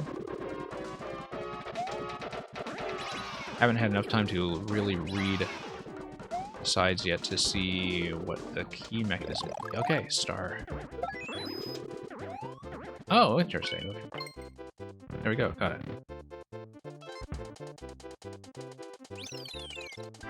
Honestly, I do not mind a slightly easier boss rush. I still think the rooms are interesting, so. Okay, we've done that one. I do like how the coins spell out for you what you have completed, at least in this segment since the last checkpoint respawn. It wouldn't necessarily be clear to you if you had, of course, this respawn from death and from the checkpoint, because the coins themselves would come back. Okay, now I'm supposed to use this and So you got spike over there, you got one-way panels all over the place. Let me think about this for a second. It's not going to be a shell jump up to the top, although that looks like it's doable, actually. Just doubt it's the case. Yeah, just a moment. I need to read this fight properly. Okay, you got a muncher over there. You've got spike balls coming down. What does that muncher do? Don't tell me it actually is a shell jump. It totally is. Okay, yeah. It's funny because I don't know why I wasn't expecting that. I think it's because everything else in this level is so relaxed. But that was a surprisingly doable shell jump. I'm kind of impressed with myself for being able to execute that cleanly. Given how bad I am at doing that.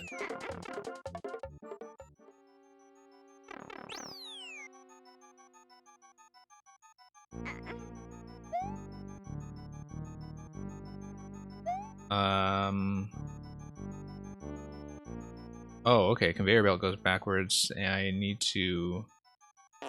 Yeah. Get a pig in the face.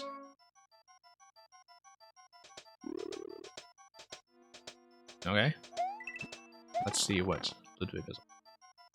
Yeah, I mean, I guess if you actually took advantage of the multi-checkpoint setup to do these in a non-linear order, if you died, you would have to keep track of your order simply because the coins in the main selection screen would all come back. Luckily, I'm just going left to right. But if I were not going left to right, and if I were really doing them non-linearly, that would be maybe a concern when it comes to navigation. I mean, it's fine the way it is. I don't think there's a...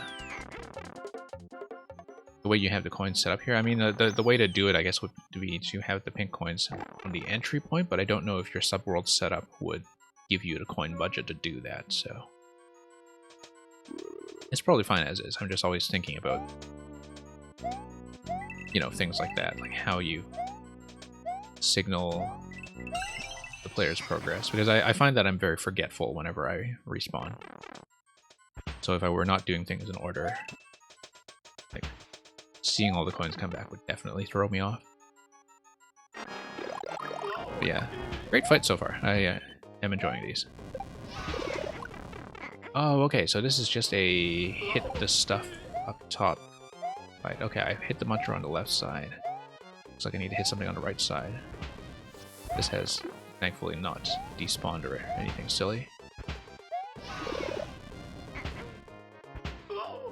Okay, so that's... We need to carry something over. We need to carry the Goomba over onto the right side. We do that by hitting every block. Hitting every block will allow us to create a continuous platform for the Goomrat to reverse. Okay, pretty simple then. And looks like that's just going to stay on its same horizontal position at this point, so...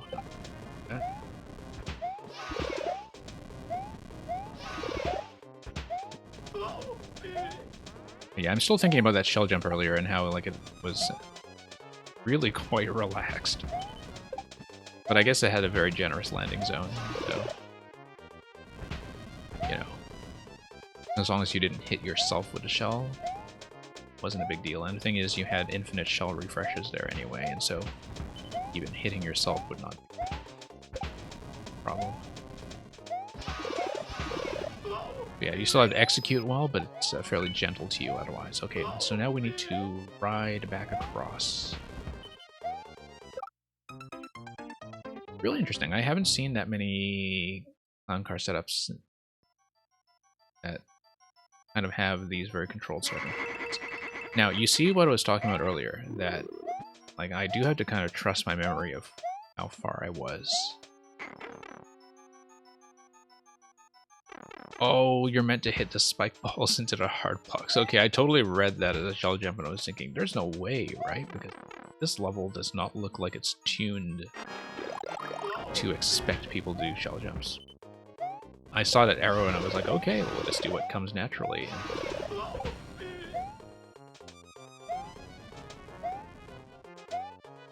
It's sort of funny because, like, I am notoriously bad at shell jumps, and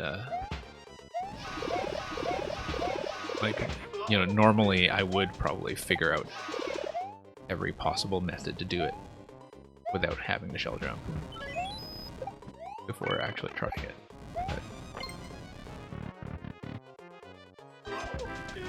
But yeah, I think other levels have started to condition me to read things like the arrows that way.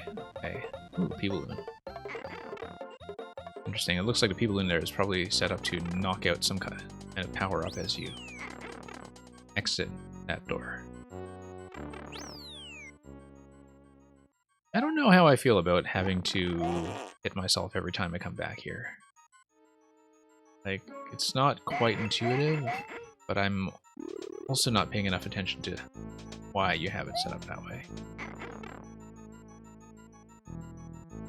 Okay, so last thing we did was Clown Car. We'll do Morton and Twister. I see that this is going to be a Morton ground stomp and fire. Right? Oh, nope. Don't know why I expected that to come down. Oh yeah. Oh yeah, no, I wasn't thinking about it as hugging the top of the top row rather than the bottom. I was thinking of it as going downwards. That's a buzzer indeed.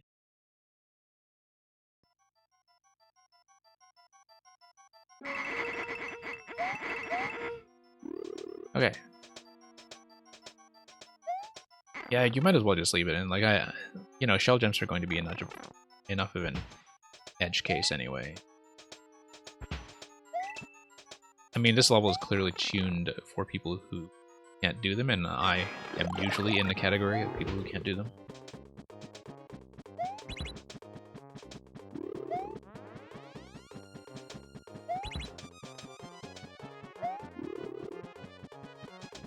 And actually, the difficulty so far feels pretty even. Like, it doesn't feel very spiky in terms of having fights that are more difficult than the others.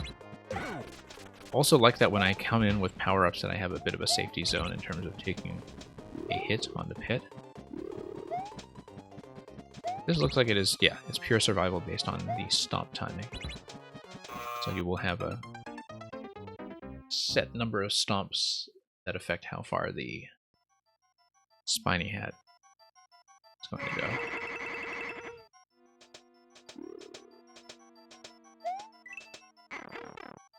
Yeah, I could see it's just survival. This one, right? Yeah, Morton.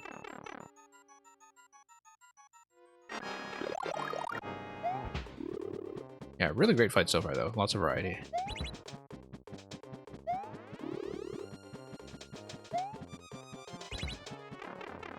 And yeah, interesting that the conveyor speed is fast enough that pretty much one stomp is enough to guarantee a hit against you. Like, there's just no escaping it, given how fast the conveyor is going. I have to keep an eye on Morton the whole time and really watch that stomp timing.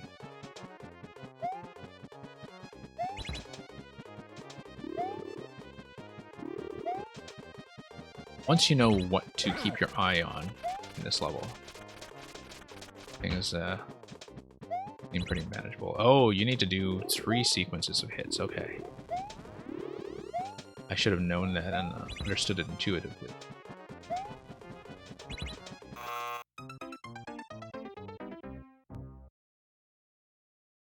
Many people have struggled on a clown car boss, really? Okay. From an execution perspective or from understanding what to do? Because like I felt like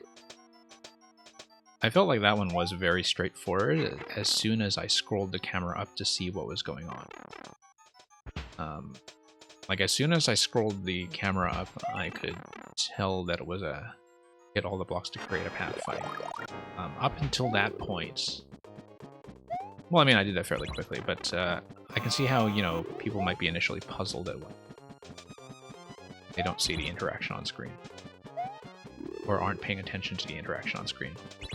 Okay, I was a little bit trapped there, didn't have headroom. Need to do a bit of a short jump in circumstances like that, I think. Okay, Morton's gonna do a shell phase.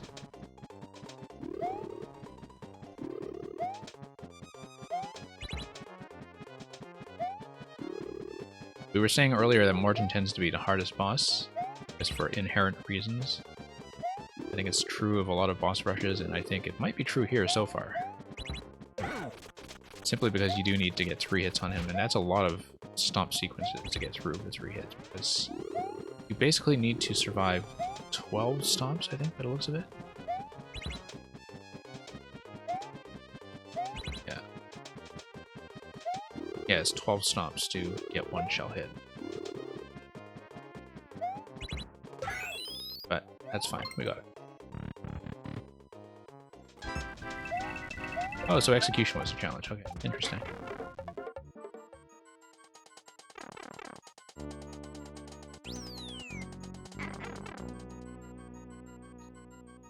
Okay, so we got 1 more and then the safety coin, right?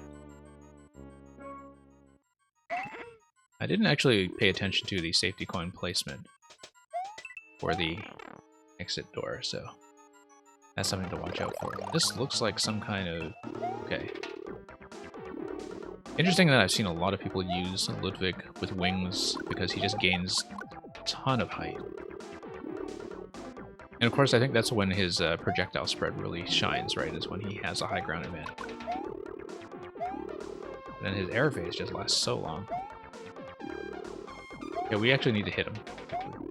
And just hang around here all day.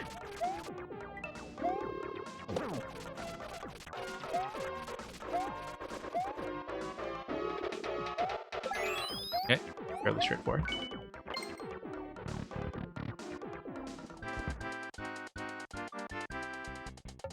No coin there, or did I already pick that up?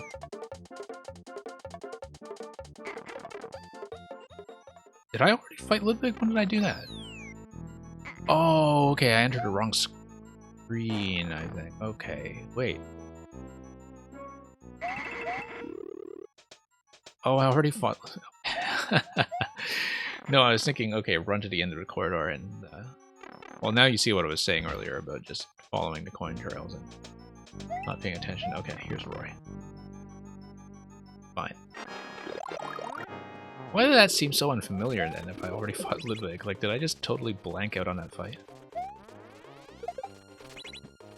Oh, I see, okay. Oh, this is neat, this is neat. So you control Roy's positioning and force him to respawn on the ends where he is only accessible by shell. I also see from the snake block placements that you prevent the ceiling spawn, so it's always just going to be trying to hit him from the ground phase when he's peeking. It's peeking above. Okay, miss? No, I gotta be quick. Now why... oh, I guess Ludwig is kind of here on a timer. Dropping by on a track, firing some extra projectiles. Okay, now I'm a bit late on all these throws. I need to hit him on the peeking animation. Worried about the shell waking up. Why I'm letting go a little bit early. Yeah, shell nearly woke up that time. I don't think I've landed a single hit on him yet. I need to have him come out. Ah, there we go. Shell phase, great.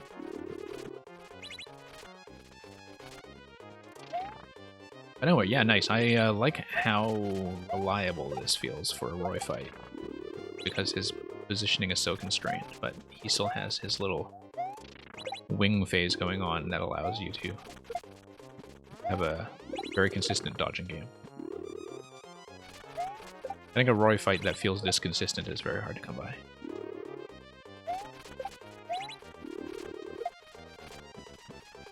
Definitely have to keep an eye on which side he's spawning from, though. Not doing that very well. Yeah, you really have to be quick, because his peeking phase just does not last long at all. Maybe I have to hit him on the drop. Like, I need to let him fire, and then when he's coming down, I should hit him. Fire? No, no, no, I need to hit him on a peeking phase. And I know that because that's how it works when you're jumping on him. Okay, one more hit. One more hit.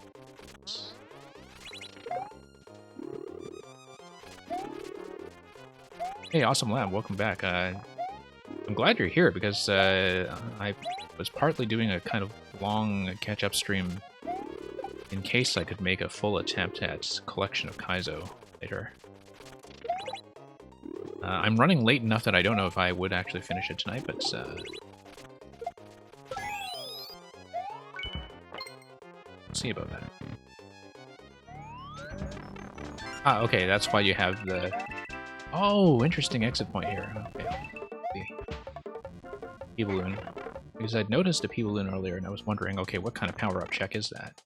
But then, that's because I didn't know about what was coming off screen. Okay, 1 coin remaining, that should be safety coin, right? Did we actually see where that was? Final boss, okay. Well, I guess we'll just go to the end of the second segment. Let's go all the way to the end and see what happens. Actually grab some of this stuff for once. Yay. Yeah, so you can't keep a shell. That's a very sensible shell. Ah, safety coin and final boss room. Sure hope I get a checkpoint before EDAT here. Of course we do. Yeah.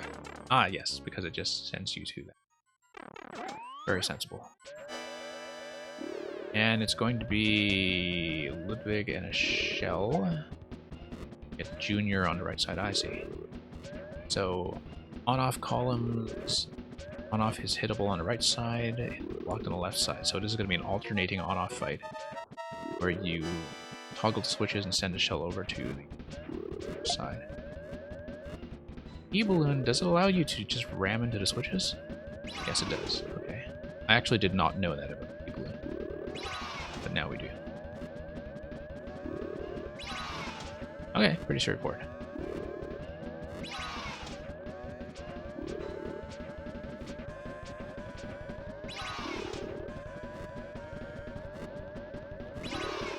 Whoop. Not so straightforward. Yeah, you have kind of trained me to use the P-Balloon. It's very true.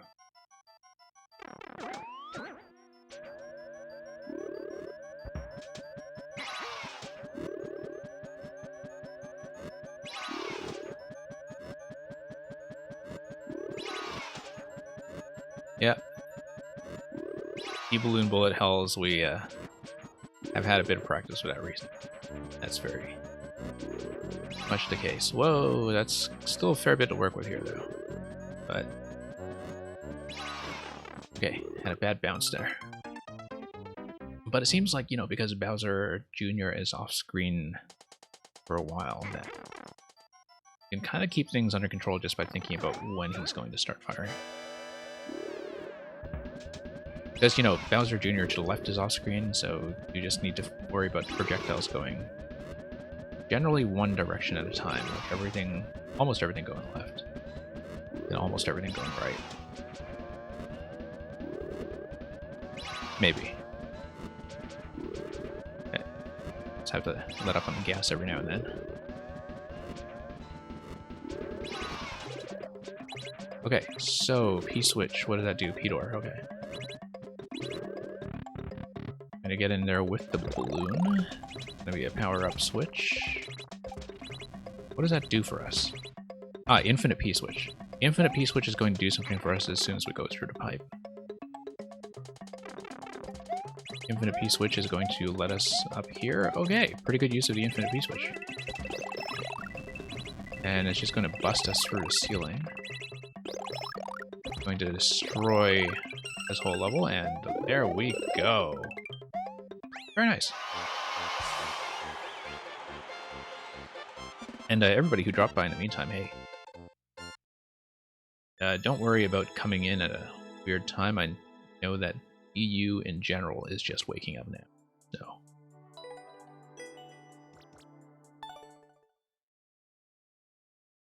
Now, Awesome Lamp, are you still here? Yeah, I think you are still here. Okay. Let's change to Toad for a minute. Okay, Awesome Lamp, we might do collection of Kaizo. I'm just wondering if I'm going to be running long enough tonight to actually make a good attempt at it, but since you're here, we may do that. I may want to run like 1 or 2 easier levels first, though, but because I am trying to record some levels for some people. Awesome. Thank you for dropping by. Yeah. Let me just take a look at my list here.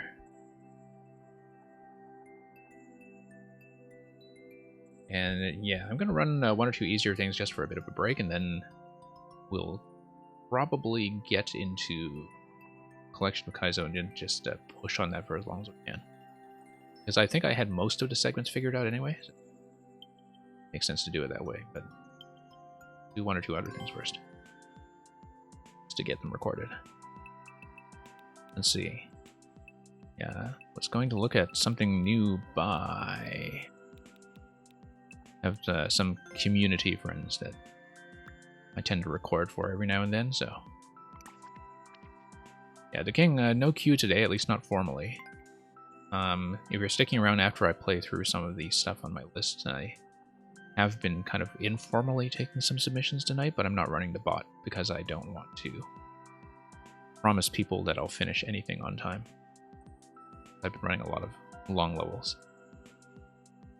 So let's take a look at Headgear Havoc. Smash, Blast, and Rocket to escape the lava. It's 350 coins for extra challenge. Okay.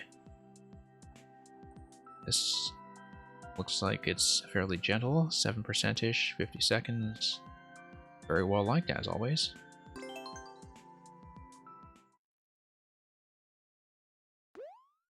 And thank you for all the GGs earlier, and if Awesome hasn't locked off already, thank you once again for the level. Yeah, we've seen some really interesting bosses tonight. Lots of variety.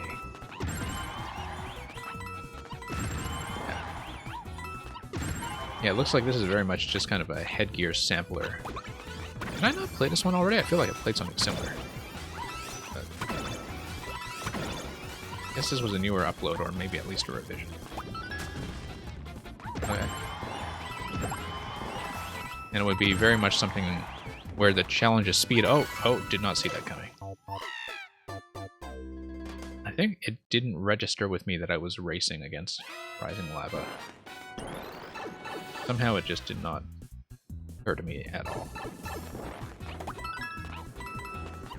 How did I not notice that the lava was coming up? I think I was maybe just going relatively quickly. Okay, don't need charge shots, we just need single shots. Single malt whiskey.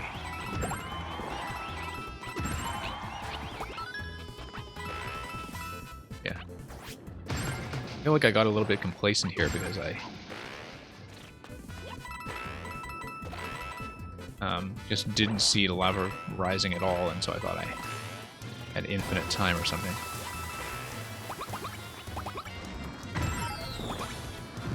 Oh, I like that this is fairly relaxed about giving you a second shot at the power-ups if you do lose them.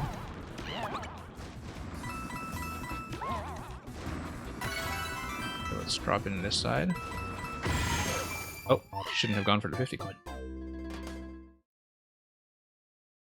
Merlin, yeah, yours tend to be pretty short. I might peek at it after this one, but we'll see, because like I have a pretty big list to get through tonight. Oh, I overspent the POWs, okay. I overspent. But yeah, like I'm not really doing viewer submissions, but I might do 1 or 2 short things casually for people who are here with some code. But the main reason I don't run the Qbot when I'm doing the backlog is because sometimes I'll be running things that take me an hour to do. So at that point, there's not really a point. Okay.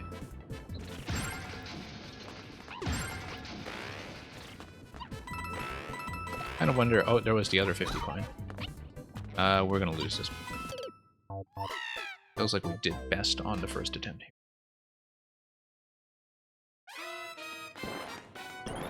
I mean, this must have been tested pretty tightly against obtaining the 50 coins. I sort of wonder if anybody who cleared this level actually did that, because the timing for actually getting the 50 coins does feel like it is appropriately tight. We overspent the POW. Okay.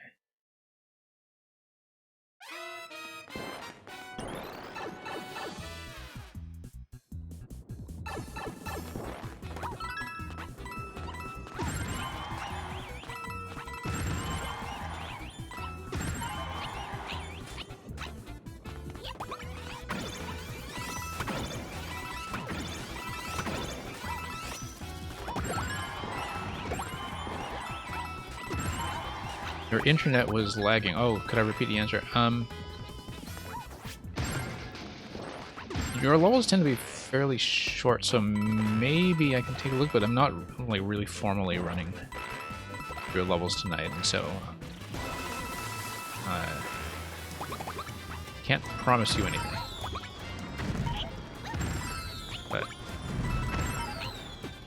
we'll see. I mean, if you just want to take a brief look at the theming, then sure, I might be able to do it, but just out of fairness, I don't necessarily expect to be doing it, but we'll see.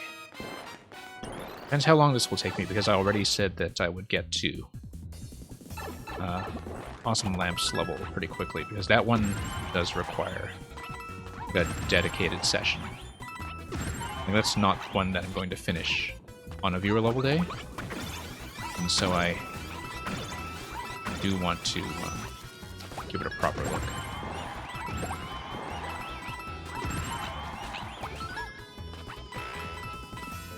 Yeah, because I guess on the weekend streams I'm trying to prioritize levels that, like, I know I can beat them, but I can't necessarily beat them during viewer levels. We gotta redo this. But we'll see. We'll see. I try to keep things fairly flexible, and also fair to those of you who keep coming back and enjoy watching this for some reason.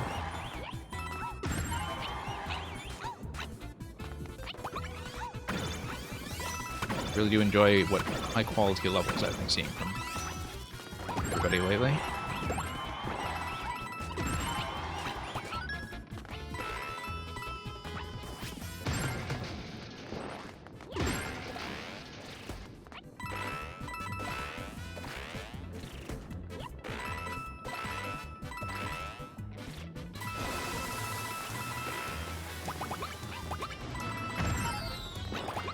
Okay, yeah, the 50 coin challenge in this level,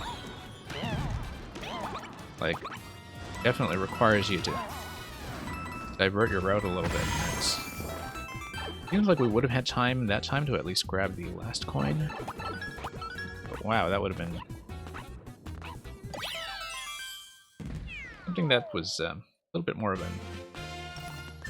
I think the challenge, what I'm trying to say with the 50 coins, is that you can't see how quickly the lava level is going to be at your feet. Like, if you are fast enough that grabbing the 50 coins is realistic, you are also probably ahead by enough that you can't see the lava coming. I might want to revisit this at some point to do the hard route, but I'm going to get through some other things in the meantime, so thank you for the GGs.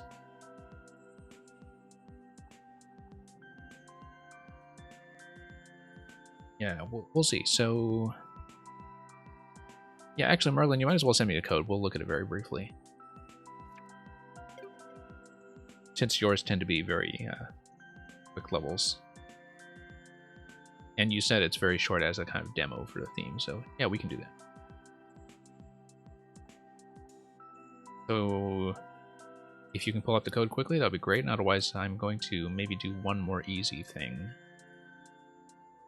And then get to the gigantic level that we've been working on through the week.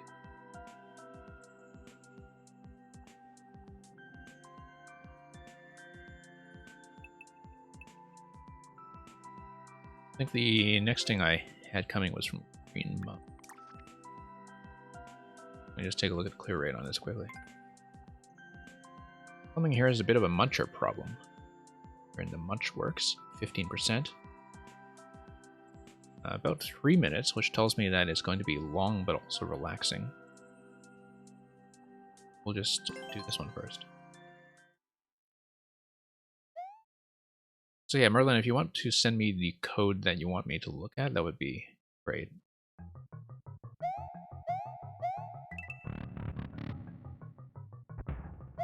Okay. Yeah, it looks like this is all designed around the pipes. Let's see here.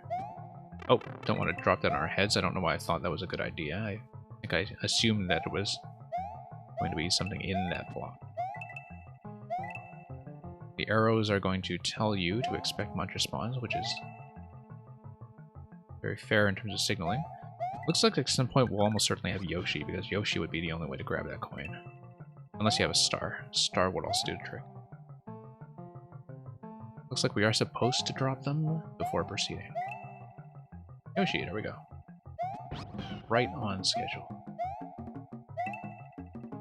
Need to keep our heads low. Of course, even if you do get hit, everything there is safe to Yoshi running around back and forth. Which is pretty convenient for our purposes. Here's the key door.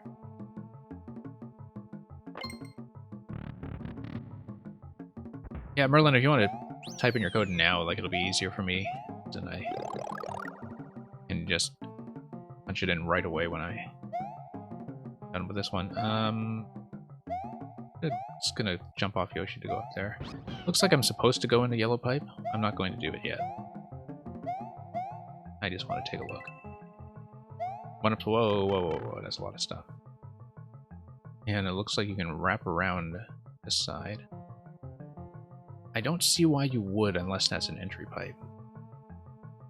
I hope we haven't actually despawned Yoshi.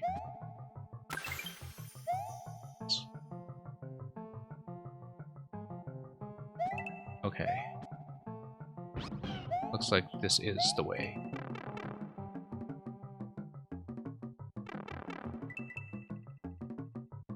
Okay, got a slow auto scroll. Fine, we just have to watch our heads. Whoa. What did I say about watching our heads? But everything involving losing Yoshi, pretty generous in that Yoshi is not going to threaten to drop off anywhere. Whoops.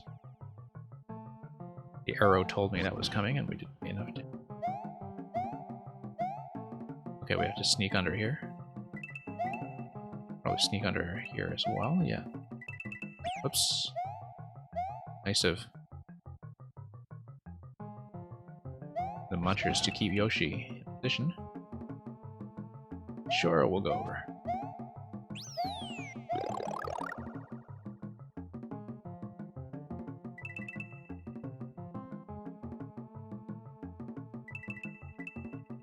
And okay.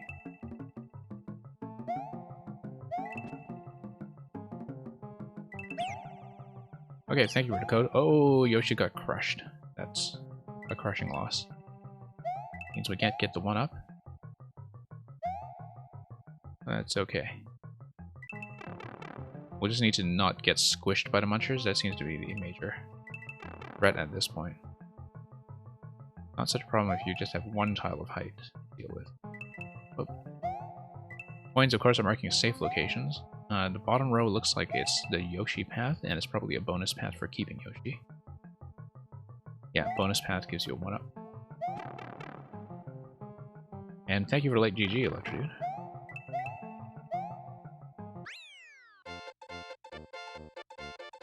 Yeah, very coherently themed pipe level. It's kind of like taking the pipeland ideas of SMB3 and giving them a bit of a workout in Super Mario World. We were way behind the world record, probably because we dawdled a bit on the early parts before we got into the auto-scroll. And we were down by a few 1-ups because we lost Yoshi. Not a command performance, but glad we got to take a look. Okay, Merlin, let's do yours quickly. Then we're going to be doing the long collection of Kaizo level directly after that to see if I can finish it. I have to learn some new segments for it tonight, though, so see how realistic that is. Test, give you feedback, please. I made this to see if you enjoy this level theme, so I'd appreciate feedback. Okay, well, that's what you said. You got about 32% on it. Pretty quick, but you said it's mostly a theme demo.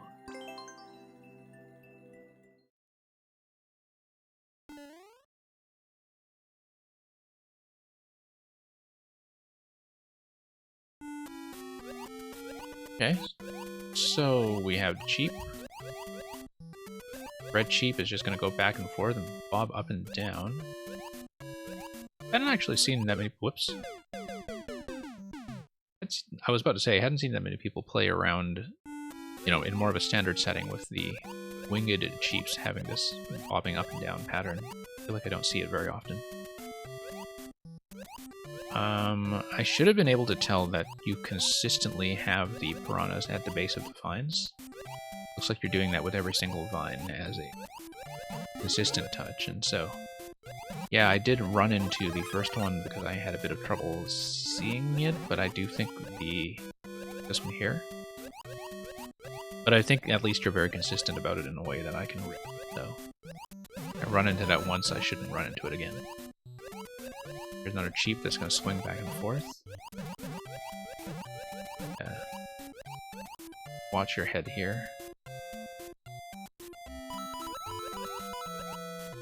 Nice, I like this little bonus challenge that is based around just reading the cheap pattern. I mean, it's Mario Maker, so a lot of people won't do optional content necessarily, but I'm glad that Worlds have kind of given traditional levels a comeback when it comes to that. Hey, we're totally going to try the bonus coin path up top. I like that we can see that very clearly right away. But yeah. So here you see green on green on green, right? Like you see piranha plants, you see vines, you see that with green ground blocks and a green background. It would normally be very hard to see, except by this point you've trained me to expect that the piranha plants are going to be at the base of the vines, and so I don't mind it so much. I'm going to see if I can do that safely, because I found definitely the last two tile gap there was challenging. At least challenging to do without taking damage when you're big. Or indeed when you're small. When you're big, I think it might be a problem. Like, 2-tile gap might not be great if it's... You know... Like, if you're getting there with the mushroom, I think it might be very hard to do that without losing the mushroom. We can try it. But I'm holding the mushroom, I don't know how I'm supposed to get through the last part. It's, well, I mean, if I'm very careful. So yeah. I mean, I appreciate on one hand that you have a bonus challenge that it is supposed to be a little harder because it's a 50 coin. I think though in a traditional layout where it's only a 50 coin, most people will find that not worth it. Simply because, especially if you have the mushroom, the gap might just be a tiny bit too small. It's a good idea for a coin challenge though, I like the idea. It might just be one space too tight. Anyway, let's see more of this stuff. Okay, as you said, it's kind of a theme demo, so. I feel like the 50 coin, you know, we could do it if we just take damage while we're big, but if we're small, it looks quite challenging to act. Let's just hit this. Okay, well, thank you for showing me that. I hope that's useful. Once again, like, you know, having green on green on green is definitely hard to see. I think it's okay for the bonus coin segment. I definitely do think that the first time I ran into the piranha plant, it came as a bit of a surprise. I should not hold vines. Yeah, that's very true. But, you know, I see vines, and I think once you hold the vines, like, then you're kind of dead there, and that's a very good point. But, you know, once you hold the vines, it's very difficult to get out of that properly. Okay, let's go back to this one.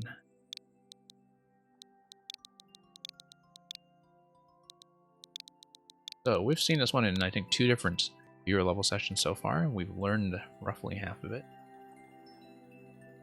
It's going to take a little bit of time to get back to where we were, but we'll prioritize the new rooms that I have not learned yet, and then we'll redo the old ones if it feels like we are making decent pace. Hey Alex, welcome. So yeah, whether I finish this tonight will depend on how long it takes me to learn the stuff. And of course I need to get back to the first checkpoint to begin with.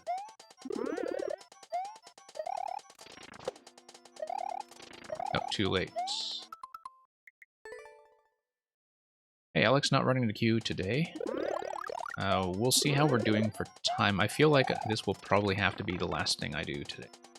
Unless I follow it with something really easy. It will depend on how long we take. I expect this one to be a bit of a long sit. Depending on how reliably we can recover the segments I already learned.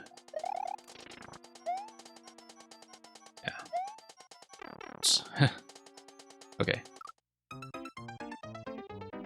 Yeah, I think taking damage in that spot still feels a little bit weird every time, although I realize why it's there, because you require the mushroom to get past stuff. But you're trying to force small Mario down here. Yeah, I don't know about landing on those spikes, though. I feel like a damage control point... Well, I guess you don't really have that many options for damage control points, given all the respawns that are happening before the reusable checkpoint setup. Okay, we've learned the top 3. Let's learn the cape. Okay, so this one was... I need to carry the Goomba all the way, right? And I use my head? I don't know. Oh, no. I need to keep the cape.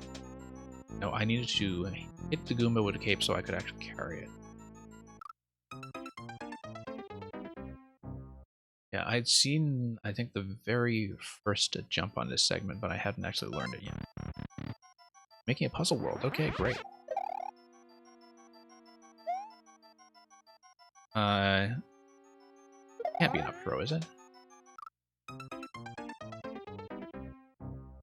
Looks like, yeah, we need to hit the on-off because then it will give us the conveyor belts in the correct direction when we get up to it.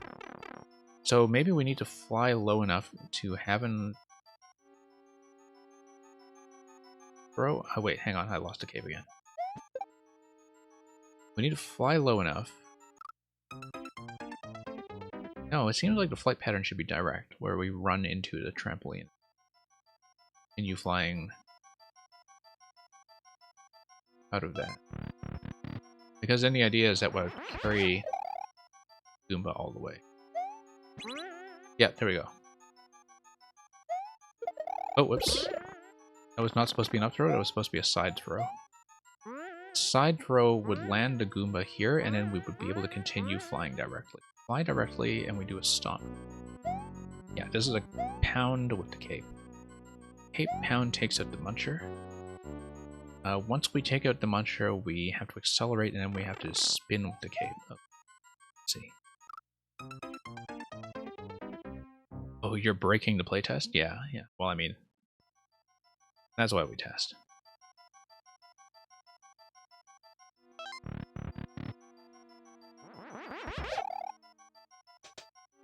I feel like in general, you know, creators really should benefit from being much more careful about just being able to identify obvious ways in which mechanisms can break.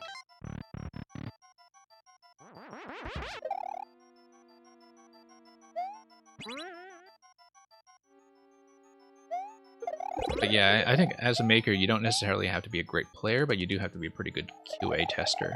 Like, you can't assume that testers are going to do all the work for you when some stuff is going to be pretty obvious. You know, pretty much anything involving going back through a door pipe, anything involving camera positioning, anything with carrying items from room to room.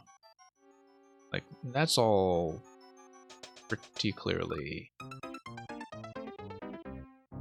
something that is potentially vulnerable to cheese or breakage, right? I keep forgetting to whip this guy. I need to whip him and then carry him. Whip him, carry him, fly directly. Fly while holding him, drop the Goomba, continue flying, ground pound. Like, this is not hard. Now that I see what I'm supposed to do, this is really... haven't done it yet.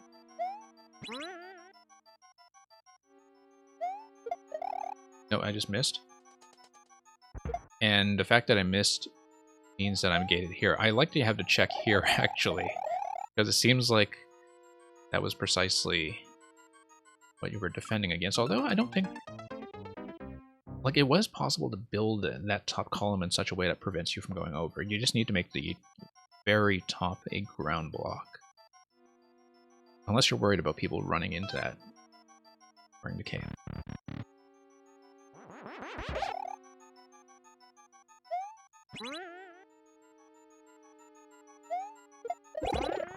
Yeah, no, actually, doing the positioning now, I see why it's done that way. I absolutely see it. Whoa, how did I miss? Okay. Interesting. I've never really played around that much, even in the original Super Mario World, with taking off with the spin jump. Like the way you have that set up.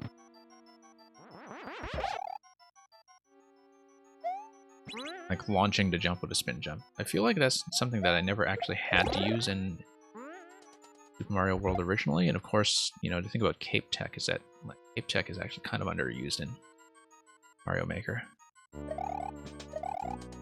Oh, look at how much speed you get through that. That's crazy. Okay. Then we would need to... that's why you do it that way. Tons of speed, tons of height. But you do need to double tap the Z right away. Make that happen. This segment of the level is now feeling pretty cool now that I'm getting used to it. Like, it's nice to see some good cape tech.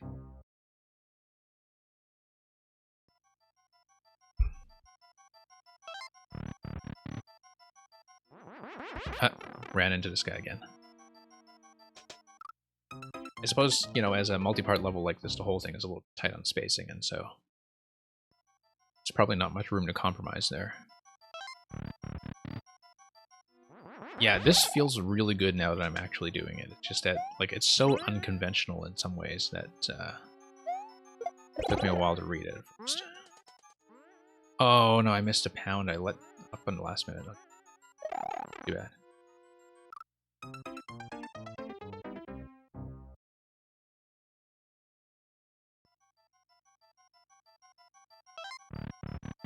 I mean, in Super Mario World, I generally enjoyed flying around with Cape, and you know, in Super Mario World, it breaks so much stuff. Like, you have levels that are just entirely skippable if you wear the cape. Like if you had the cloud item in SMB3, where you just skip entire levels that were never designed with that in mind. But, it's one of those things where, like... I mean, I've never been a ROM hack player, so maybe ROM hack players already know this intimately, but the cape gives you so many possibilities that the game doesn't really ask you or require you to use. And you just have like such a huge and pretty much entirely optional moveset. Which is also pretty much the way I feel about a lot of the cappy tech in Super Mario Odyssey, is that you have this massive moveset, and most of the advanced things you can do with it, like, the game never actually makes you do.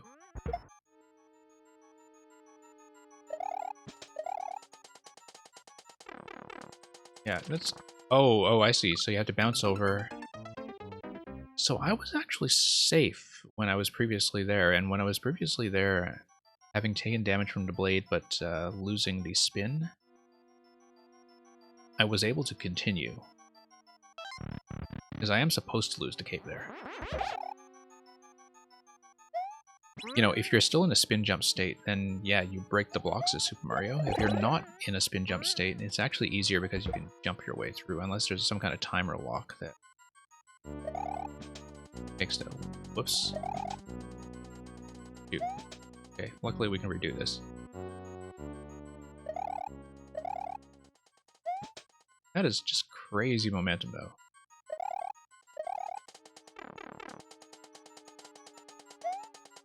I see. If you're not in a spinning state, then you're fine. No, you're not fine. I would need to spin jump onto the Goomba in order to get enough of a bounce. Yeah, okay, I see. Okay, I feel like this segment is pretty much under control. I'm making silly mistakes like that, but this is under control.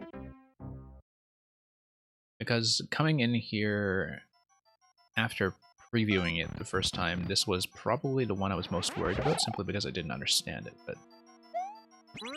now that I understand it, it feels absolutely amazing.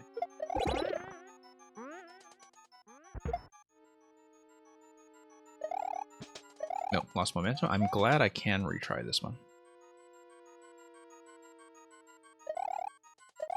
Nope, need to maintain momentum. There's a tiny bit of cheese, okay. Interesting. We'll have to think about that. Here we go. And given the technique there, just as long as it needs to be, really.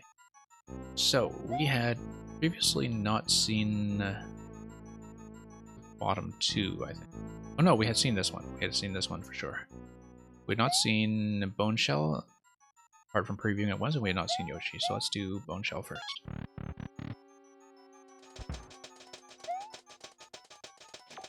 Okay, that's a jump out.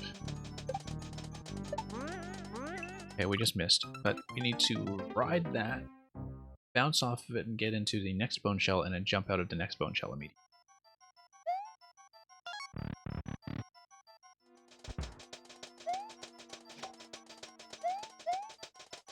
Wait. How do we do that? I'm reading the diagonal here, and I'm trying to think about what I'm doing. Whoops. Section where you get in a submarine, yeah, use tracks is what I would suggest. Like, it feels like tracks would probably be the answer to something like that.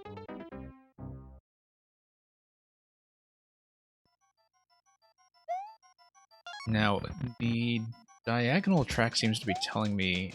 Oh, the diagonal track is just there to lower the trampoline into an offset position. I see. So it's not actually a visual indicator, it's just there to get it to offset in such a way that the shell falls properly on it.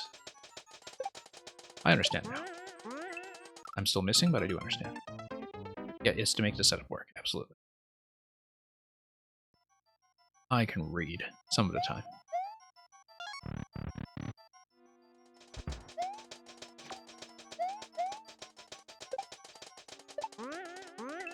Okay, I need to get a little bit further to the right now.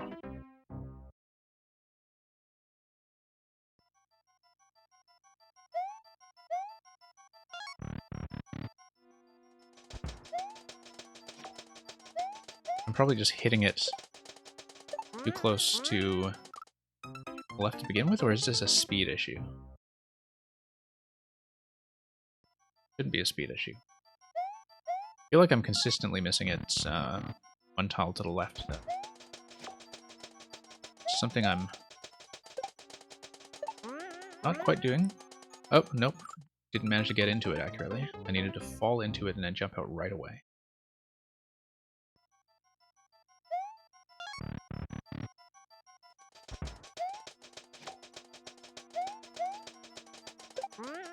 And yeah, I can just... It's easier if I skip the first one. Then I get some horizontal momentum going into it. I am pulling back too much, absolutely.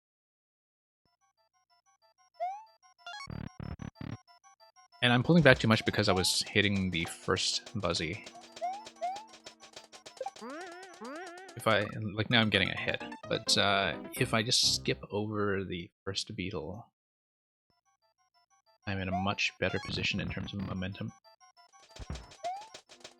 Yeah, because if I'm hitting the first Buzzy, I naturally pull back quite a bit in order to get on the second one, unless I do a low bounce on it, but I think it's easier to just skip it. I do need to pull back a bit in order to land accurately now. I am getting ahead. And landing into an object swinging on a parachute is a bit of a tall order. I am trying to hit down at that point to get into the shell, but I don't know if I can actually do that in midair. I should be able to. I'm just missing it.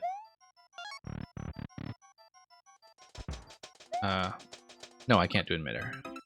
I need to land accurately. Landing into a swinging object is going to be tricky. Oh, no, I forgot to get into this thing. Based on preference, yeah. I agree with leaving that kind of flexibility. I do think that taking the first one was mostly responsible for me falling short, though. But if people can do it that way, more power to them. I am pulling back too much on that jump. That jump needs to be full.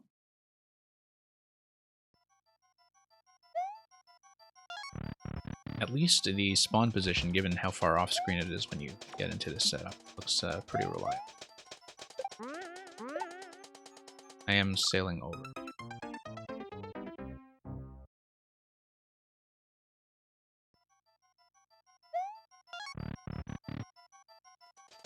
We'll see. I feel like even if I do this successfully, I don't have a reliable method for it yet. Yeah. Maybe I need to just let up on the dash button, but then I would just end up kicking it if I'm hitting it from the side, so I don't think there really is an alternative to just landing accurately.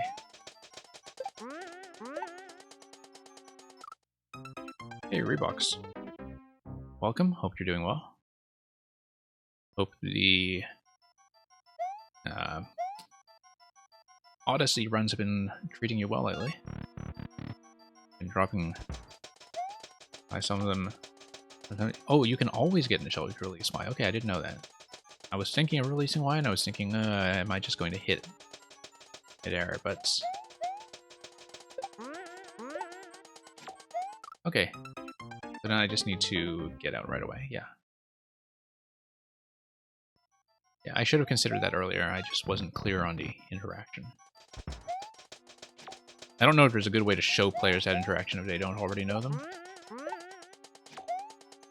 Okay, just a little bit late, but that does help quite a bit.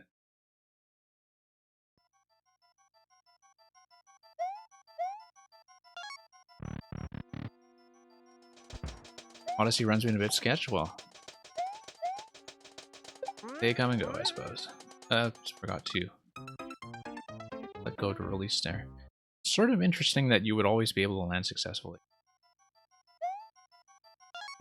I don't think I would have been able to determine that consistently myself. Yeah, you see, like I was afraid of precisely that, where I would come in too low and just end up kicking it. But I think I did let up too much. And too early that time. Oops. Too late. Yeah, Merlin, hope the construction is going well.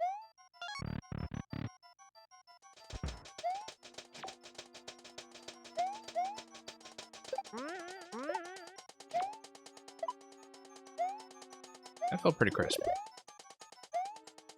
This is a shell ride. I totally thought that was a shell ride. Oh, no. I need to bounce it and then jump over it. Okay. No, I should know that. That doesn't look like a shell ride at all. I should know this stuff. I saw the coin indicator and everything, too, for the jump.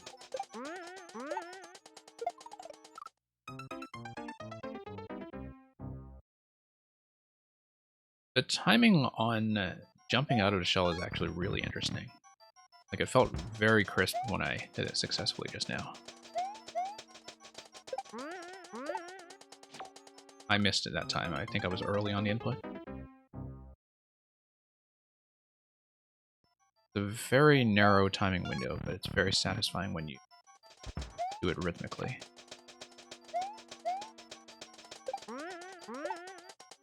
Yeah, like that. It basically feels like a jump.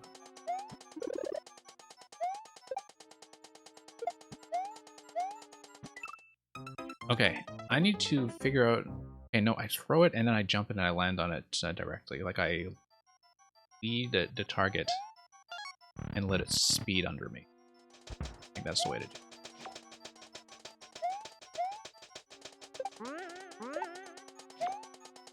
Okay, that's feeling better all around. Segment.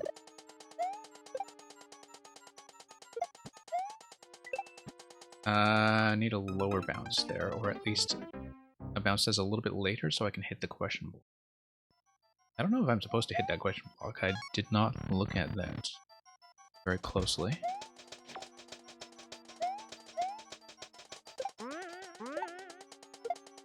That was interesting. Hitting too much of an up diagonal on my D-pad. Quite obviously.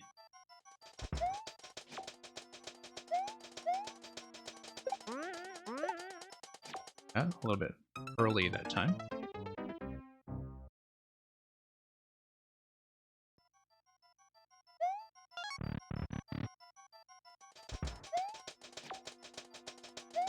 So yeah, afterwards we learned the Fire and Yoshi segment. After that, things should be under control. We have proven that I can beat everything else, although I remember having a bit of trouble with the Muncher segment, which was the first thing we tried. But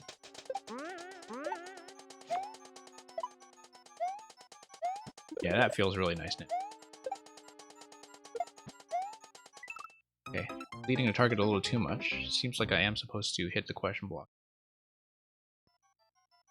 Land on a second shell and go above the clouds from there.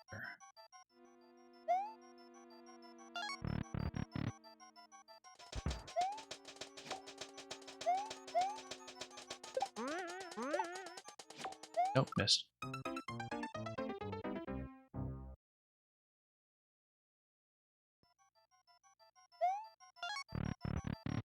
Slightly off? Yeah, maybe so.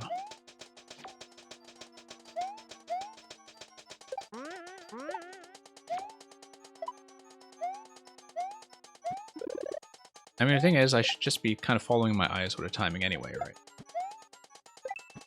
But the issue is that the headroom there is fairly low, so I do need to hit it right on the end, and I do need a certain degree of momentum to do so.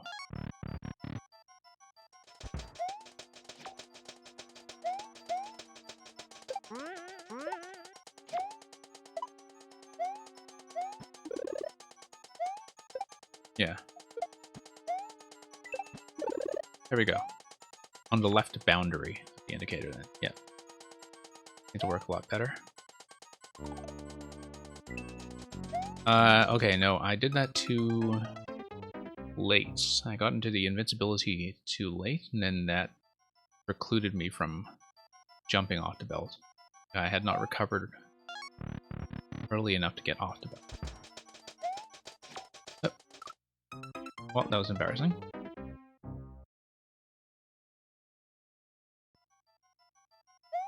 Yeah, I felt like I had a pretty good attempt there with launching the shell from the line of the indicator rather than the middle. That's probably because at least I get a little bit more reaction time on the deflection. I just pulled back a little bit too much. I feel like the timing and spacing were essentially correct. I just hesitated a bit on that jump.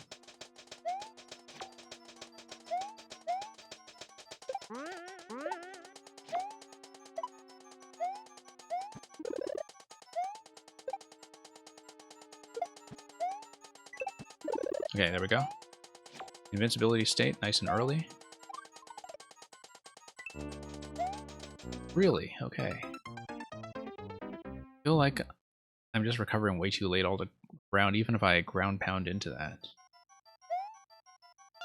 I need to do it all the way from the right side, like I need to hug the wall on the right side and maximize my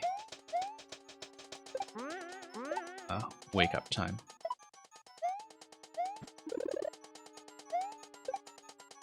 Yeah, just need to make little adjustments like that on my side.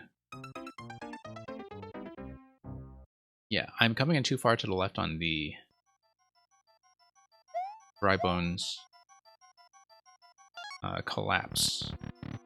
Should be hugging the right wall for that.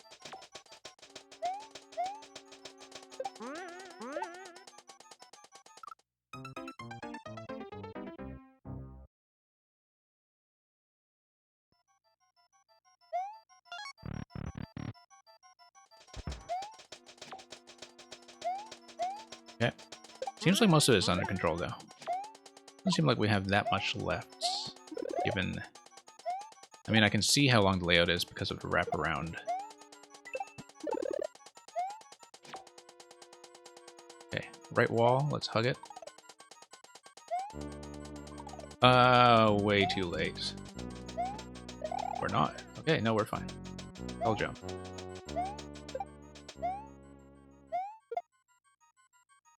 No, but...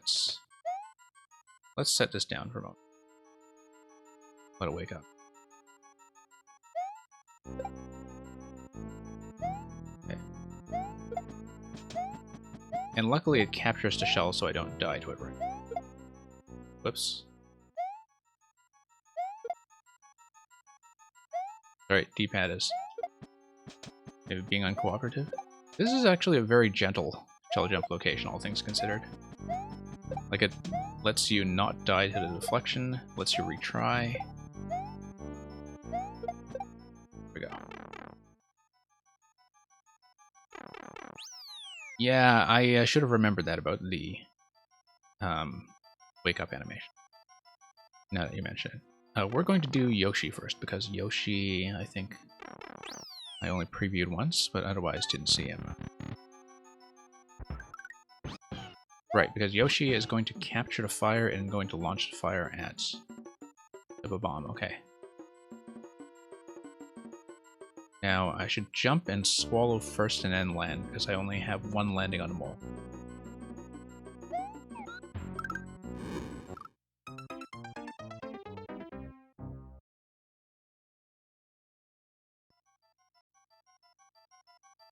Yeah, you didn't want to put a mean shell jump at the end of the section. I agree, because as you can see, my success rate there was about 20%. Which is funny, of course, because in that boss rush level we saw earlier, where I did the shell jump as an exploit, I got it on the first try. A little too early on the Kill Yoshi.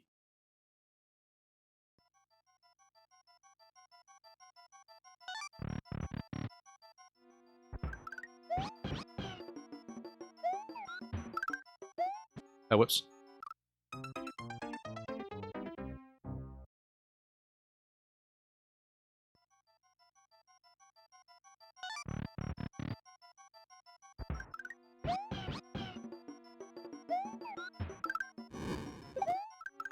I'm getting more comfortable with the idea of doing shell jumps in general. I do feel like I have to land on Yoshi very directly there. I cannot just land on the platform and expect to have any kind of safety on that timing.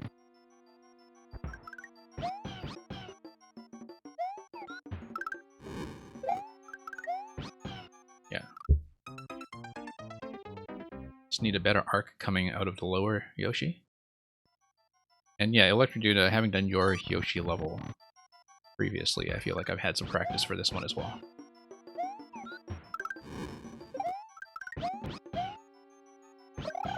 Nope, that was an accidental spin. I squeezed my controller a bit and hit the trigger. Let me grab the code for you.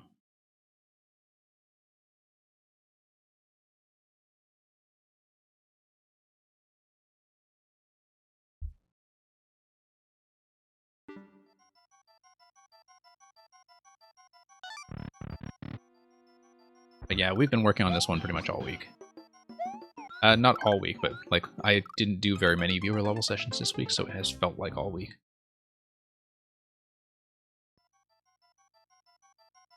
But yeah, I think you would enjoy this one quite a lot. It's very relaxed too. Like all of the segments are very gentle by Kaizo standards. It's more that you have to do a lot of them. So, and even so, with so many segments, the clear rate is actually pretty, pretty high, just given the structure of the level and the fact that you have to do 8 of these challenges.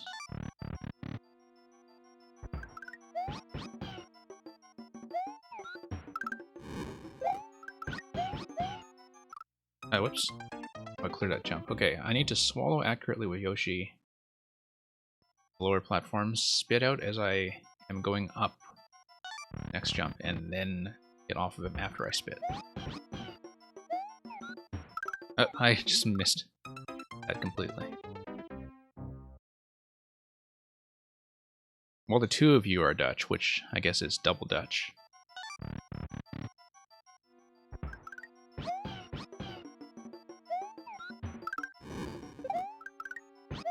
Miss.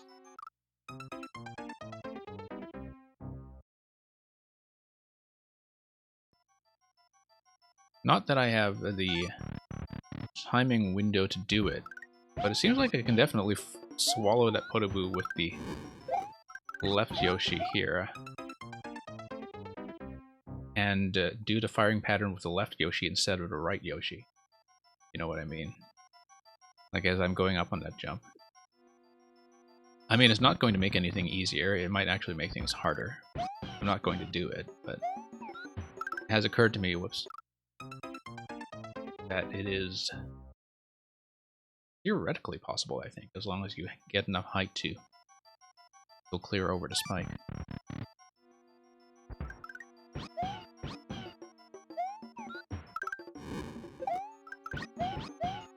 Yeah, let's not fool around with that. Let's just... I see there's going to be a bit of a wraparound, like with many of the other segments. Obviously, you know, building 8 segments is going to be space-intensive enough that many of these have had you go to the right and then wrap around and go to the left. I missed. Looks like that's just a kind of general structure of the level to make use of both the bottom and the top halves.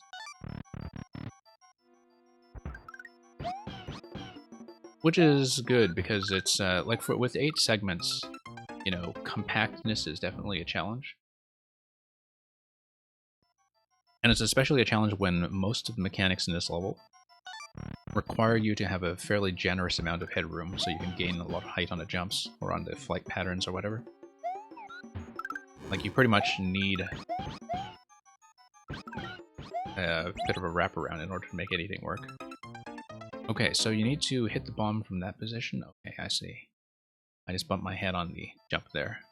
Left of the blue platform a little bit too early and a little bit too far to the left, I think.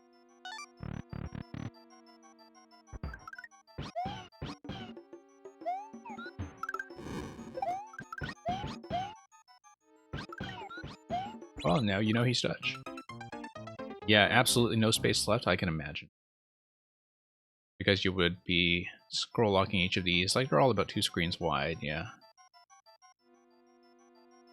I mean, you have the intro segment, you have, well, you'll have to deal with the ending screen, etc. Like, when you're building 2 screens wide with these individual segments, between 8 screens, that's already going to be, between 8 segments, that's already going to be 16 screens out of 20. And you have the ending on top of that. Yeah, it's very tightly packed. In fact, even the intro section, like the intro section is not 2 screens wide, right? Actually a little bit less than that. Yeah, I know they're not all the same length, but I could see why you absolutely had to use both the bottom and the top to make this work. Just given that, like, you know, you don't want people to be bumping their head with setups like what you've got going here. Like you need plenty of jump height. I think that's the only way to do it. You do have to have everything snake around. Oh, whoops, just missed. Okay, so the on-off activation based on a bomb timer gives you the on-off platform, the blue platform. Wrong segment. That's okay, we'll do this anyway. I've done this before, we'll just give it a shot. And we'll die there. Okay, back to Yoshi. This one was fairly easy, though, when I did it this time, I think. Like, it was one of the easier ones. Not easy, but one of the easier ones. Yeah, you have the checkpoint areas to deal with as well. That's very compact. Okay, too late on the tongue. The tongue can fire nice and early because we'll still be extending by the time I go down.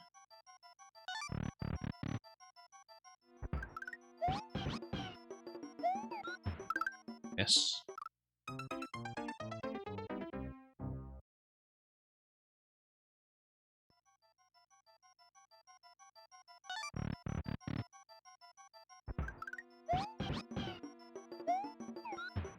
Okay, no, I actually need to watch the timing on that pattern and swallow it accurately. I'm just blundering into that multiple times. Let's watch this. There we go. Whoops.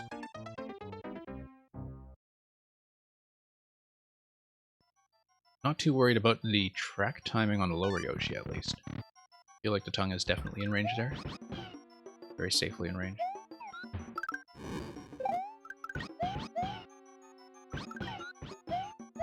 Yeah, we're just late on that.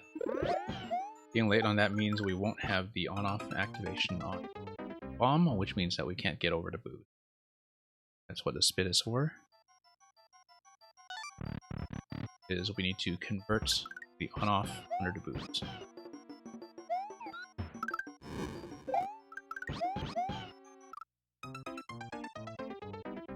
Yep, I can afford to hug that a little closer to the right. Get right up against a wall. No.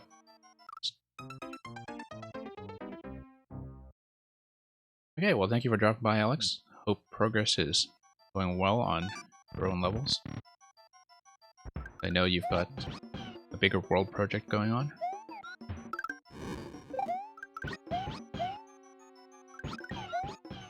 No, we're just too late on the swallow every time. I really do have to get into the habit of firing the tongue as soon as I land. As soon as I land.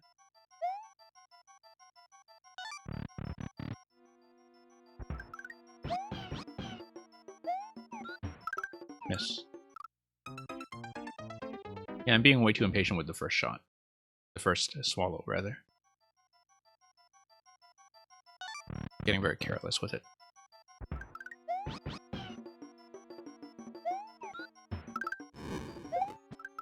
Nope, too early on that jump. To get into a lower position.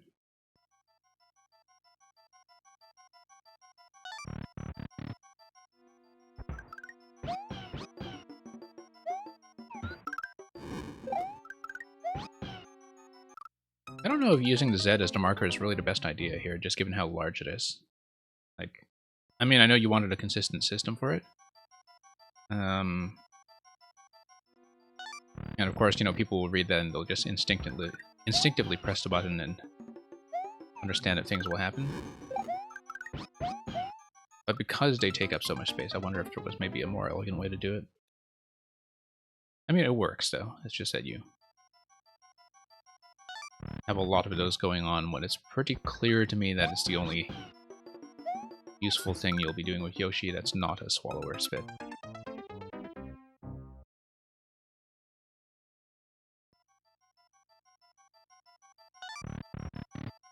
But we'll see. I mean, you know, we've been able to read everything so far. This is much more of an execution barrier, as you can see. But I feel like understanding what's going on is not the problem we're having here.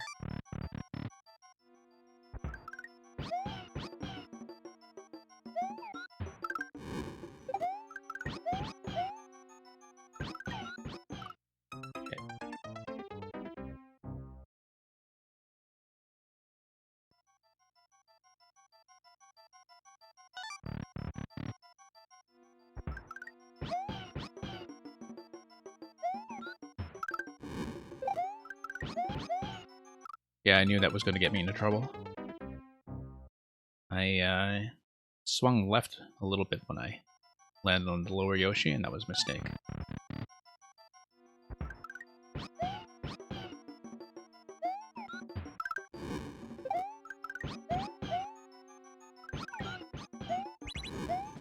Okay, a little bit late.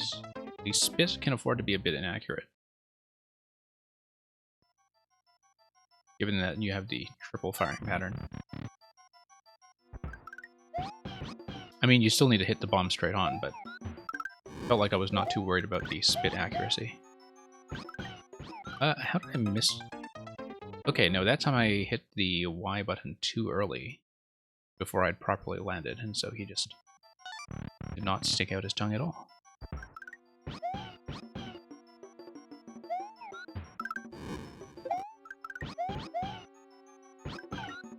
Nope, too late. Okay.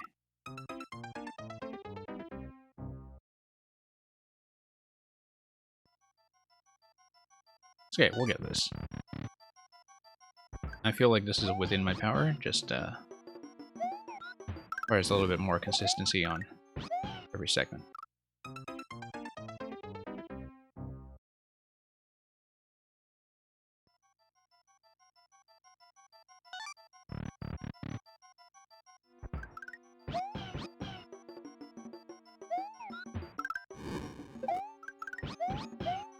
Yeah. I think I said this before, but must have been quite an experience to actually clear check this. Okay. I turned right, I turned left preemptively because I was adjusting my position for the spin jump. I did that too early before I was able to spit. Spit, then turn to pull back, then jump. If I need to pull back.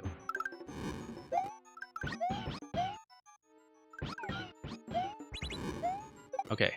Hesitated a little bit too much to reposition there. I think that's probably true that it is hardest to execute, but I'll know when I'm actually through it.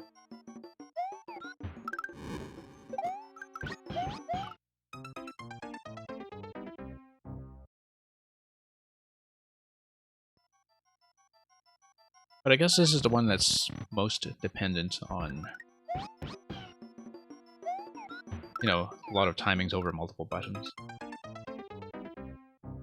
Like all three of the buttons in play, the dash to jump and the spin jump, like you alternate between them much quicker here than most of the others.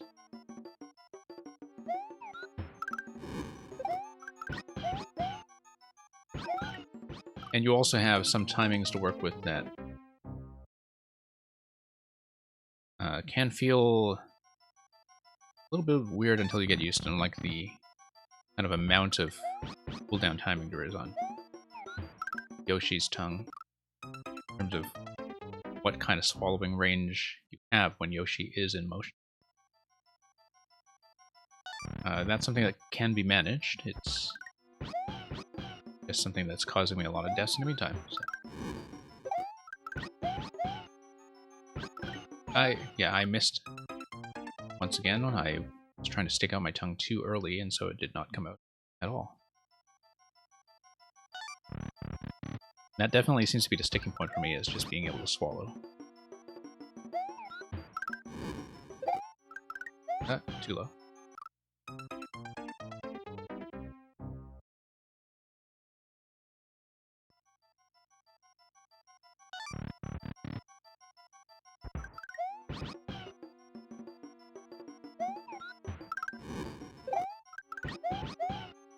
Jumps feel great, though.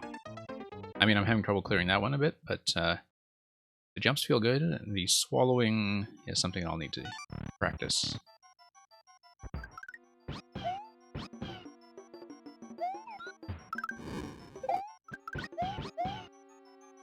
I know, landed a little too far that time. That time I was pulling all the way to the right to make sure I cleared the spike, and then landed very poorly out of that on the other side.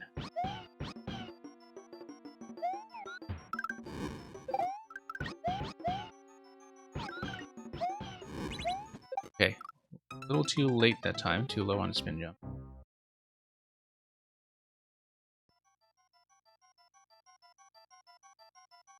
I know what I'm doing there, actually. I'm letting up on the jump when I'm spitting, and I should not be doing that.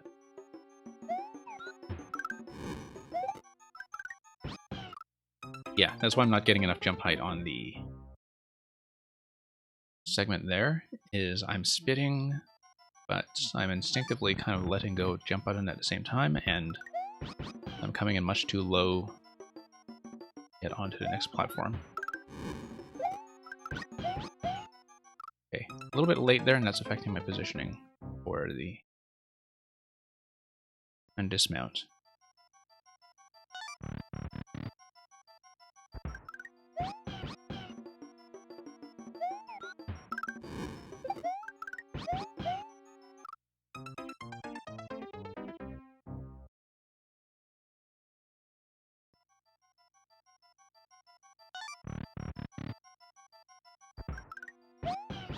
Okay, let's see how we do. Oops.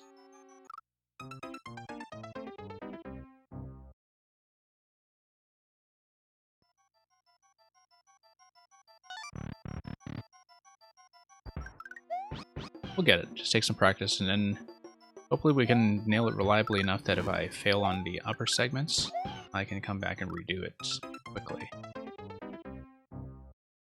Feels like I don't have a very consistent method for that next Yoshi swallow, though, so I just need to work that out.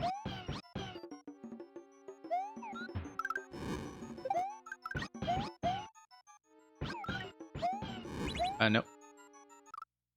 Pulled back when I shouldn't have. I should have continued going forward. I was worried about getting too far under the blue dotted line blocks there, and it was not actually as much of an issue as I anticipated.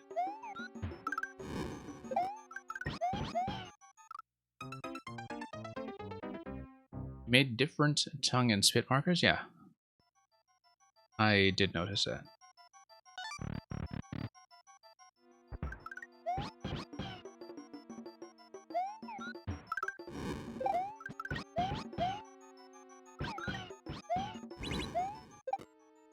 Too low?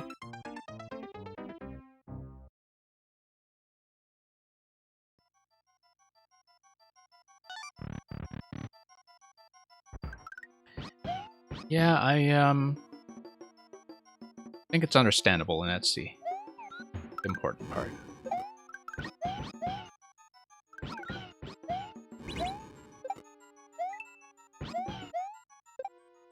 Oh no, I need to keep Yoshi there. No, no. Oh, I see question block. I didn't see the question block. That was the issue there. Question block launches the trampoline or launches something out of the trampoline?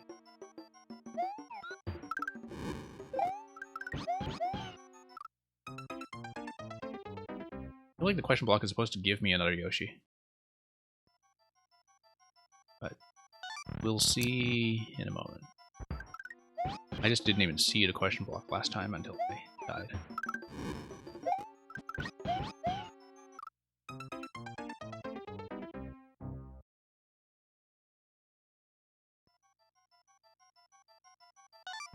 Well, hopefully after this one we can relearn the other segments fairly rapidly.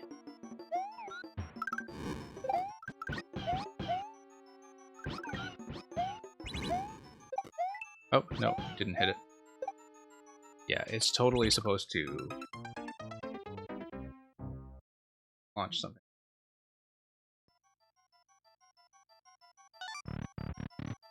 Okay, I just need to remember to hit the question block this time. We're making progress. Oops.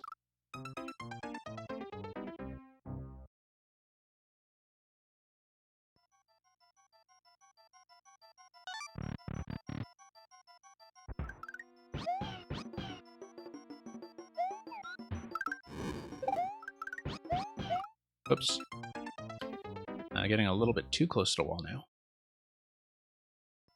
Don't need to be quite That's snug.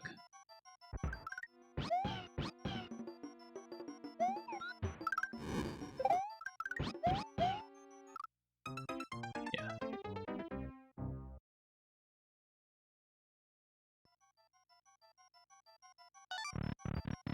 Kind of a very deceptive jump in a way. It does not look like it's going to be that hard to clear, and yet I clearly have been having trouble making my way over it. Oops. Now, the bombs at least are not very timing sensitive, like the on-offs can activate pretty much whenever. Which is nice, because like it means the setups feel independent of each other in terms of timing adjustments.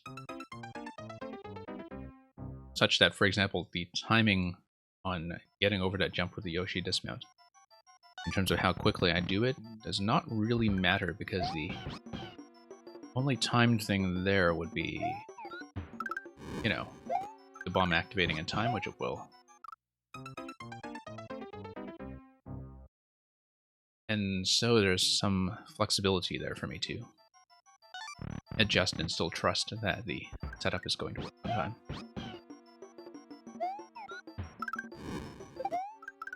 Too low.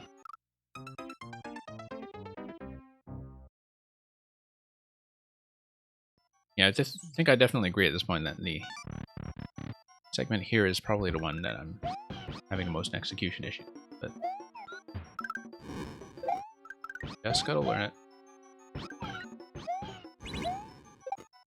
Okay. There we go. There we go. And I need to go over. Do I have enough momentum to go? Let's fire down there. Dismount. Oh no, I slipped. That was a terrible slip. Yeah, and you have fire on a track there to prevent me from landing on it. Let's see. And the fire must be controlled by an on-off to be timed properly there, I guess. To drop onto the track.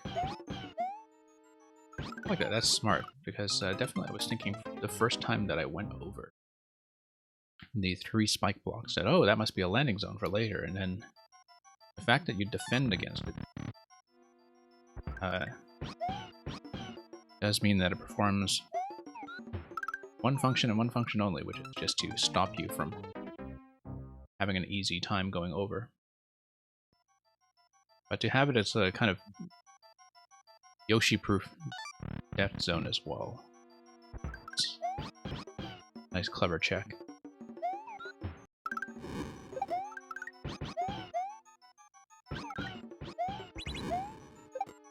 Hey. Great. Oh no, I missed the question block, so... yeah, you told me that this was your first time doing a lot of the Kaizo-like setups. And everything feels pretty tidy for the... You know, first time doing this. Pretty good stuff. I think it certainly helps that you were keeping the setups confined to 2 major elements at a time. That certainly helps. No, I needed to hit that. Sure, because I need a Yoshi point.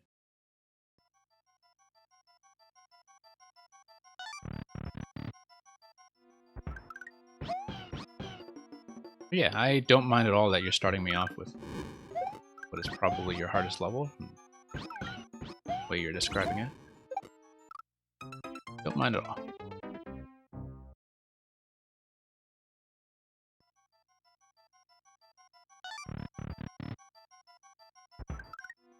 But yeah, being able to wrap up a level like this is precisely why I run the Backlog streams.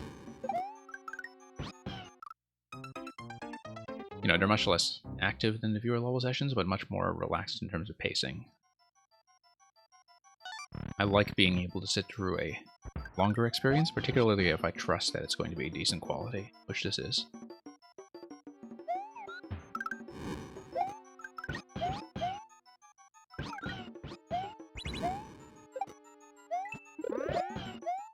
I generally like levels that have a really long and thorough arc of development. I find that, you know, that's something that is a little bit disadvantaged by viewer levels. Okay, I like that. Also, once again, I have time to kind of pause and take stock of this. Go, that's the last thing. I nearly slipped off the end there. That would have been a terrible way to die. Okay, so we have seen everything at this point. Let's just go down the list and do everything. Yeah.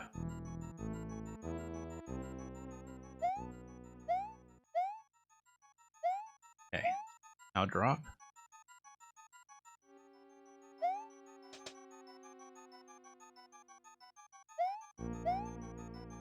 Yeah, I feel like the complexity is definitely very controlled.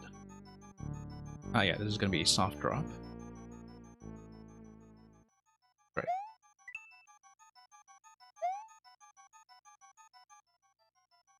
Okay, we'll let this guy come out again. I remember this stuff.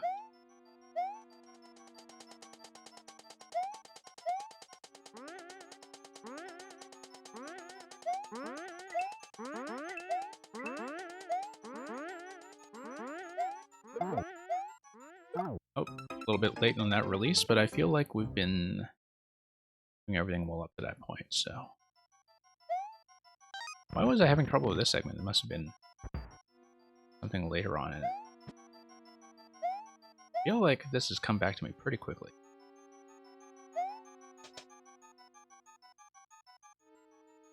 Yeah, we'll just make sure we don't have too much trouble on anything we had already proven I could clear. I know that some segments definitely took me longer than others.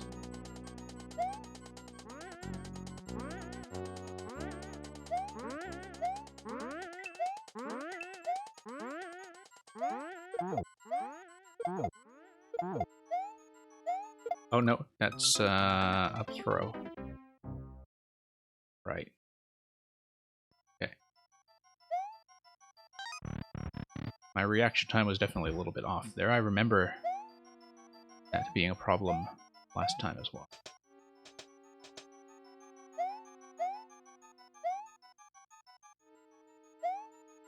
Oh, whoops. Hey, 1789. Or 1789 if you're into the French Revolution.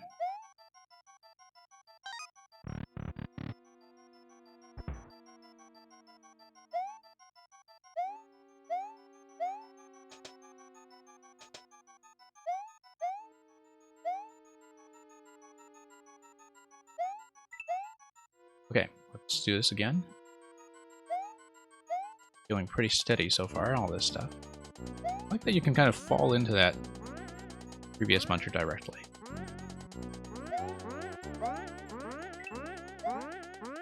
Oh, yeah, this thing there. Okay. That was an issue. I remember last time I managed to recover from that a few times in terms of accidentally grabbing the POW but managing to save our position. That time, not so well.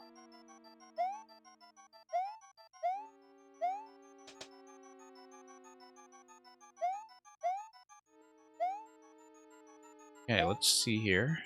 Yeah, drop.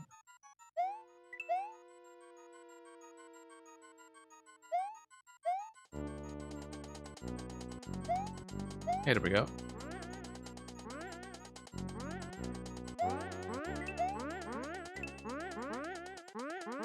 There we go. I slipped.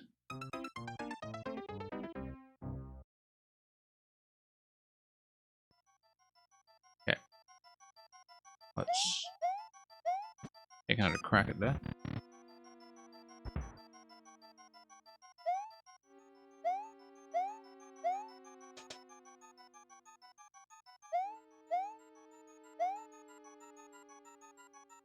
Yeah, just a matter of not making mistakes that we had already fixed before. I remember how the last spot works with the last muncher in that sequence. Oh, I think I remember, because the ceiling throw to POW takes out both of the big munchers, and then that lets you drop the final POW as a platform that gets you back out of here. Yeah. So execution-wise, the one thing that I'm looking for is the up throw later on.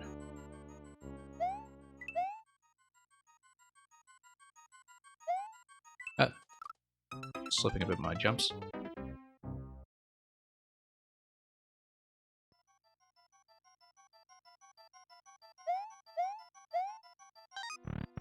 Yeah, the next two segments after that, the Fireflower and the Spiny, I'm not too worried about. I say that now, of course, but who knows what kind of trouble we'll run into later. I'm not throwing that nearly far enough. I really do need to stand on the edge. Give myself as much room as I can.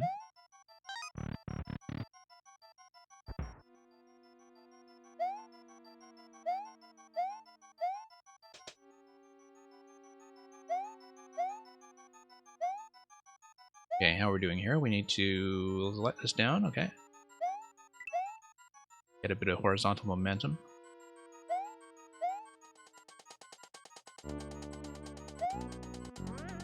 Looks like that was a very close one there in terms of headroom.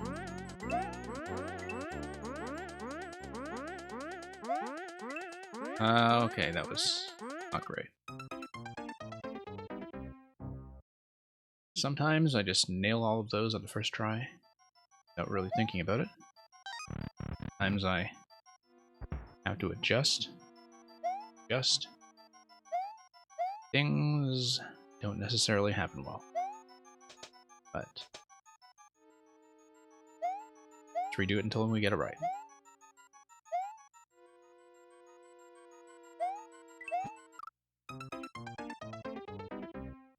Yeah, every time just a little bit of trouble with that particular tile.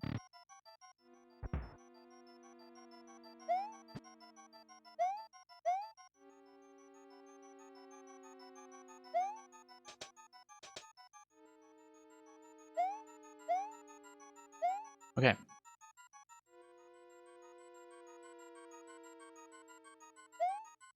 Seems like I wind up putting that further left every time.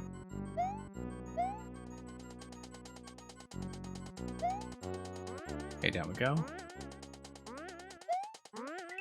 There we go, that was smooth for once.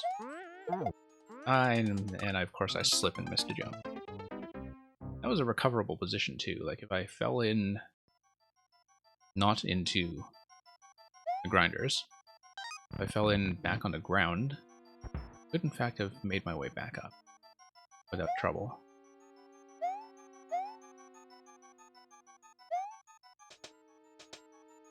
Beginning to choke on the supposedly easy stuff. Let's drop this. Drop that. Oh, wow. First time that's happened. First time I've had trouble that drop.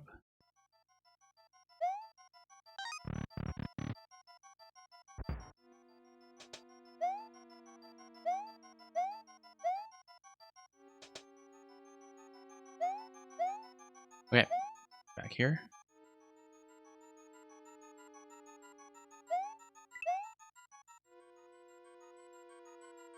Down.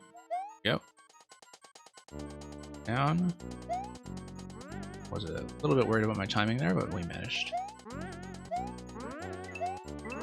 Yeah, when these two POWs are synchronized and when I just kind of press momentum, and goes well. See, that wasn't so bad.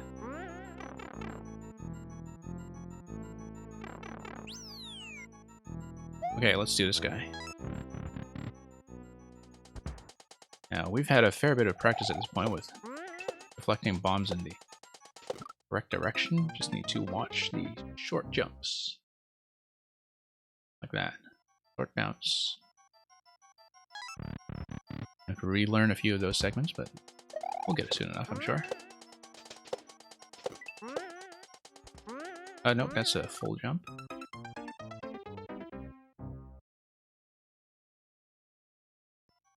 Yeah, sometimes my reaction time is not great when I'm reading these again for the first time in a while, but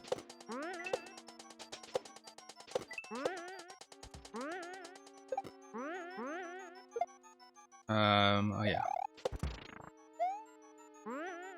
The timing was actually fairly relaxed there. No, I just need to fall directly, both cases, and send the second bomb down to over the conveyor belt. Right. Got it.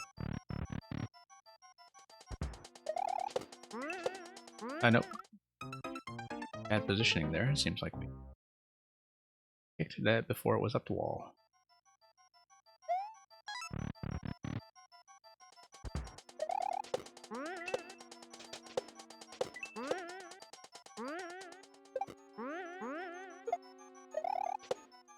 Okay, back up here. Well, so far. And that spike is going to cause us a little bit of grief. Nope. Spin jump.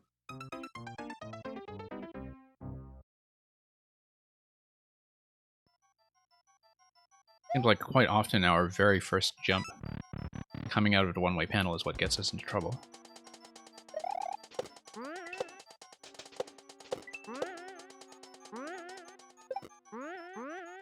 So interesting that this level is otherwise quite generous about letting me retry stuff, and yet the one-way panels do enforce every time that as soon as I begin a segment I have to commit to it. Can't be shaky about the first jump. Oops.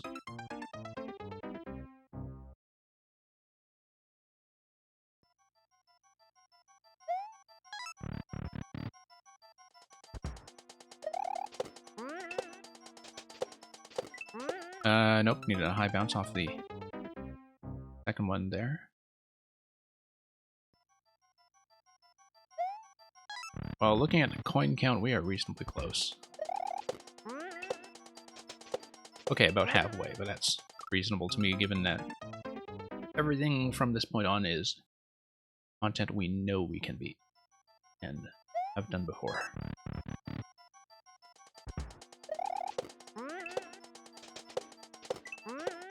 Yeah, a little bit off on that whole segment in terms of balancing the different lights. I think that was certainly having an effect on my perception of timing. About half the sections of cheese if the one-ways aren't there. Yeah, I could see that. Yeah, if you really disrupt the first thing that happens. I'll have to think about that when I'm playing some of the other ones, because I don't feel like I was paying enough attention to that. But particularly with something like thinking about the Cape segment and some other things. You know, the Cape segment where it was repeatedly running into that Goomba instead of properly picking it up.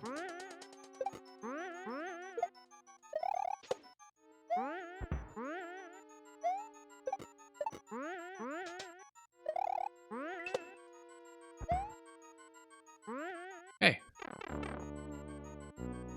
Pretty good, that one. Spam some fire.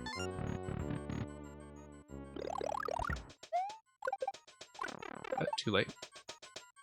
I usually don't have trouble with that. I think my timing in general has been slipping a bit today.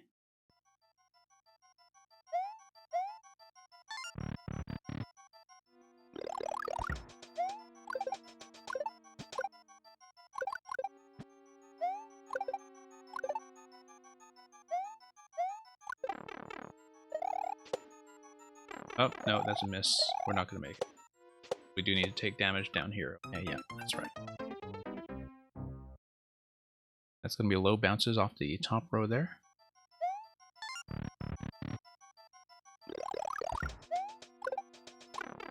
Nope. Timing's a little bit off. We used to do this very cleanly.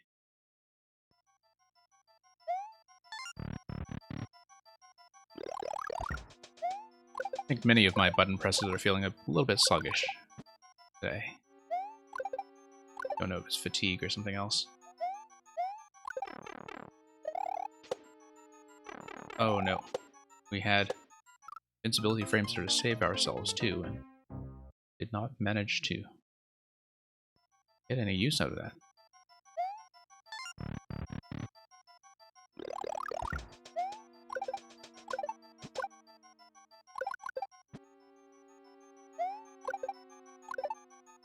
I do like that the starting points of these segments don't tend to be time sensitive. Like, you do have an opportunity to read what is in front of you before you launch into the segment, and there isn't really anything rushing you to start. Okay, we've done everything on this side. Hey, really only one more to go. That feels like it's come together fairly quickly. Okay. Whoops. Missed the timing there.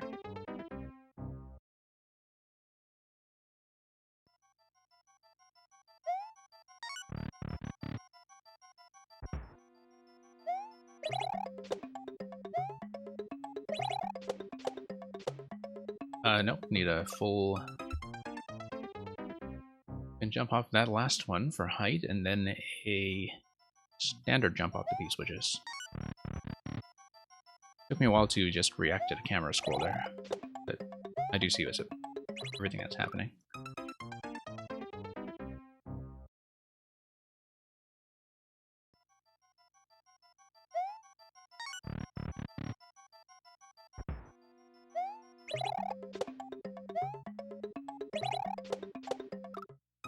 Yeah, and I do have time on that spiny to adjust my position if necessary. Should probably be doing that since I need to clean up my position for the turnaround as I go back towards the left. Clean up my position like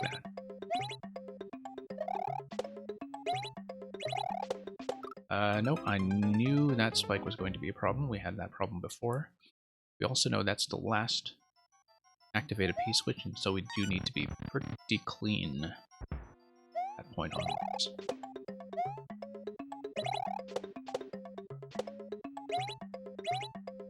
Oops.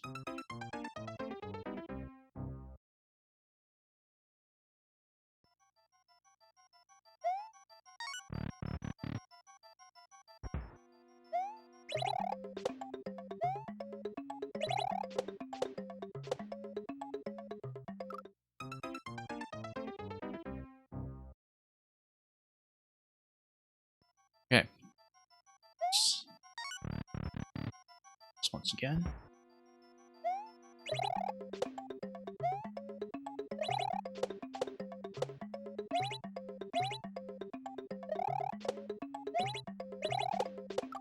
Yeah. Really have to control my momentum on that last spiny there before that spike. Very devilishly placed spike, but of course you have that controlling all of the potential landing zones where you don't want the player to land. Understandable.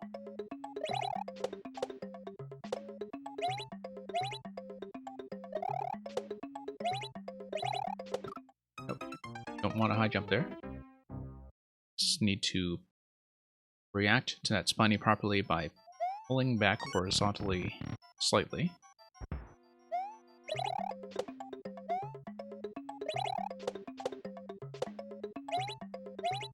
Okay. Go. Oh, why did I have so much trouble with that one? That seemed interesting.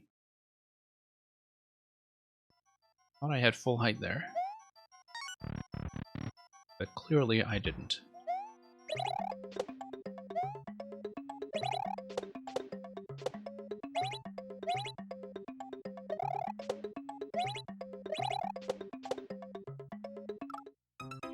A bad landing.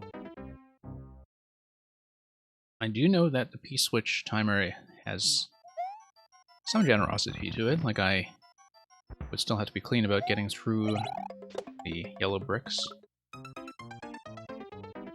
I get up to top left, but in terms of repositioning myself on the spinies, I do have a little bit of flexibility. do that if needed. When the segment past the final P-switch.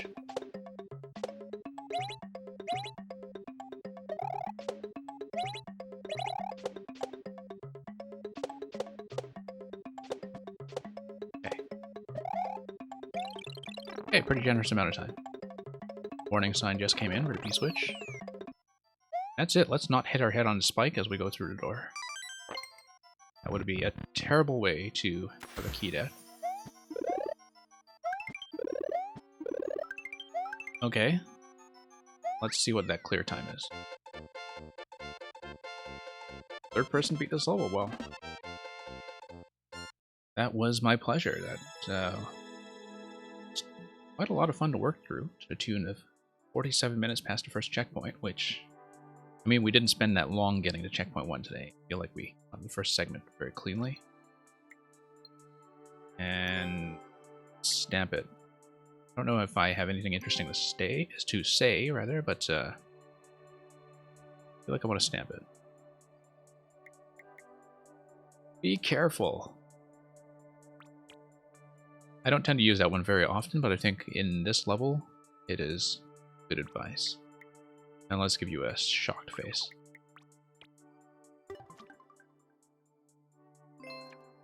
Yeah, tons of fun. I mean, if you're mostly from a traditional background, like,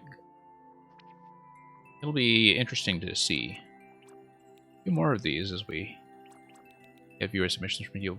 Really not that many plays on these either, like, considering how good that level is, like, not very many plays. Fairly recent, I guess, this one. This one's just from last week. I don't know if it was subject to any re-uploads. But it looks like you've been turning out a lot of these pretty frequently. Do you have a world? Yes, you do. 2 worlds, 10 courses. Yeah.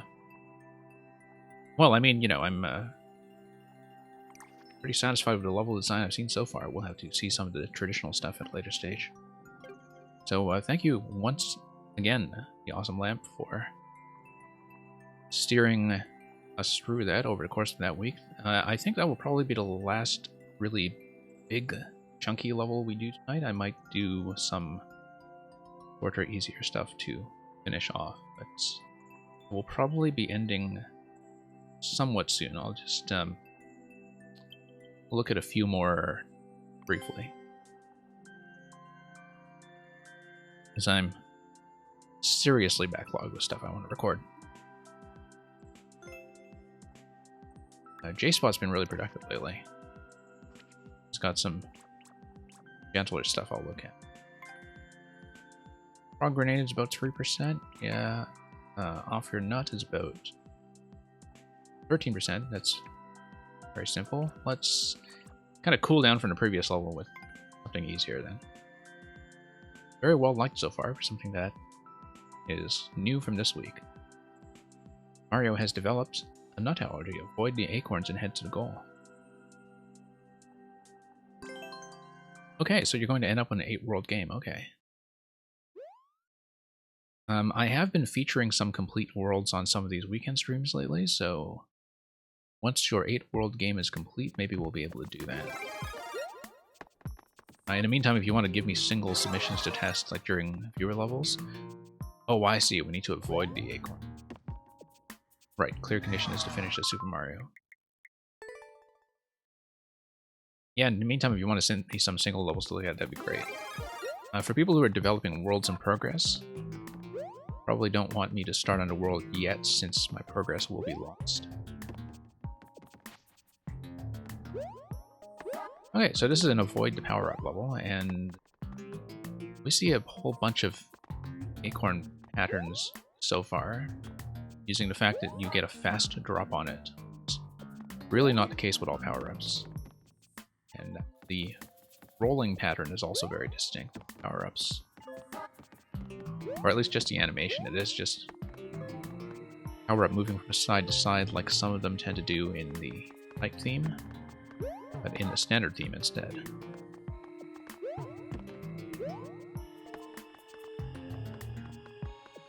Yeah, really interesting use of the property of just how the acorn moves, which is very unique.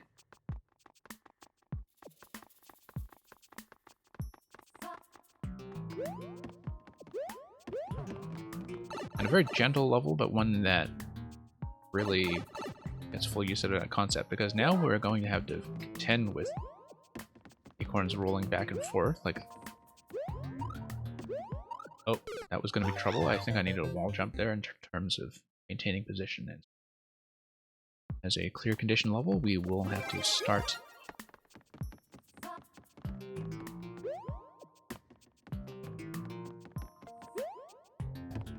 And yeah, let's go over this time. I was able to duck under on the previous attempt. Nope, mistake.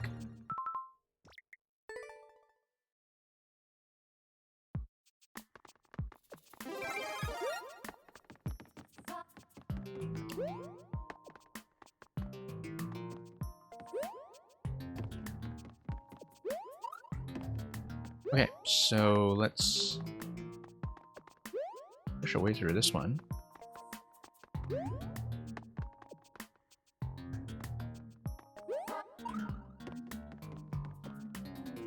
yellow pipe timing up top, which is fine. Like, this is going to take some time to roll around anyway. Hey, let's hit this and see what happens. One up mushrooms, okay. Whoa, a close one. Okay, well, if we make another attempt at this, let's try to grab that one up mushroom next time, just to see a bit of a bonus. It's a neat little way of creating a bonus optional challenge within this context of not touching most of the power-ups, but aiming for a different one.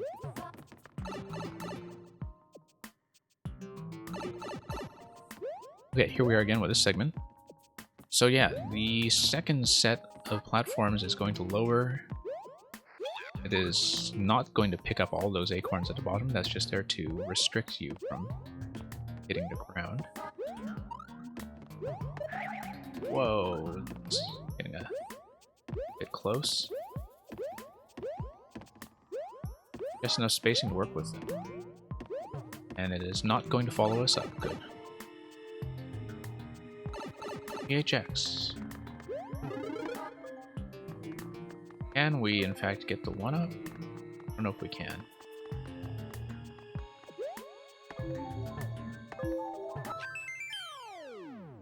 Oh no, we had to let the acorn roll onto the jump block in order to dispense the one-up at the very end. So by hitting it prematurely, we did not manage to obtain it. Now, most of this was pretty controlled in terms of speed because it was largely auto-scroll. So, clearly some room for improvement, but not a crazy amount of room. And thank you for the GG, and yeah, thank you once again for having dropped by. We're going to be ending fairly soon. I'm just going to do a few more that are on the gentler side and can be done. So this is Frog Grenade of 40 seconds.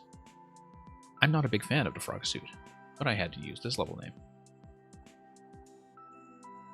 Frog Grenade, I guess, is a Renui grenade. And we have about a 40-second record with 3%. A little under 3%. Let's see how it goes as a frog level. I do see that it is Castle, possibly Night Castle. And it's another power-up clear condition. No, it's just Day Castle. Oh, I see. It's based on Bomb Timer. Just need to be... And it is Night Castle. Okay. So it is a hot potato kind of level. We just need to, first of all, adjust between Day and Night Castle and realize when we need to make a nice high jump. It is also, as the title stated, confined within 40 seconds. So losing little bits of time around the corners is maybe not the best thing we can do for ourselves, but the bomb timer is going to enforce every individual segment anyway. Oh, that was swim. Yeah. So that's going to be a loss. So we just need to be prepared mentally to switch between jumping and swimming every time we go through a pipe.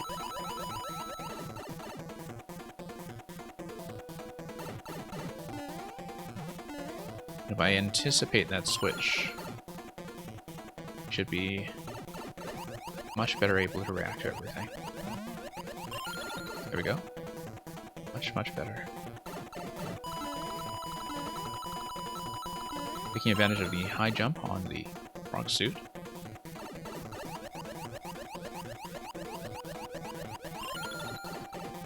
Still doing fine in terms of the bomb timer per segment. It's a nice way of ensuring that you know whether you're still on pace. I feel like I might have needed the backswing there, except maybe I just needed a full jump height from the frog. Using the backswing feels like it would have slowed you down a bit too much. I love the little concept screen there that uses some of the remaining entities to show off bombs and frogs. Nice little purely aesthetic intro sequence just to fill up some of that space. Oh, lost a bomb. Okay, well, thank you once again for coming by, Electrodude. And staying for such a long time and seeing some of your levels played. Seeing much more of that besides, and definitely will be seeing you around some of the playtesting. So have a good lunch.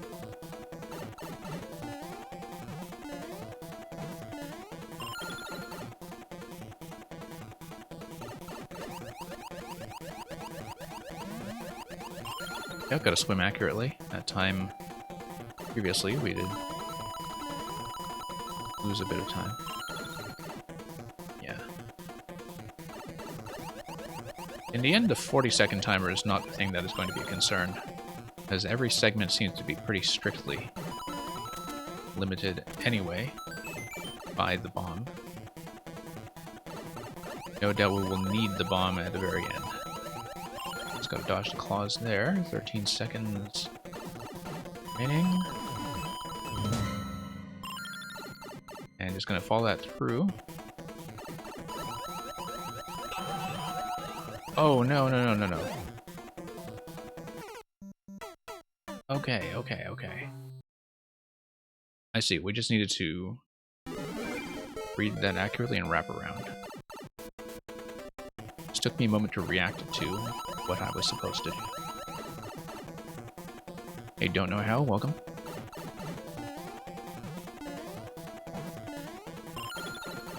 Thank you for joining in so late. We'll be wrapping up fairly soon. Don't have that many levels left to get through before we will wrap up for this session.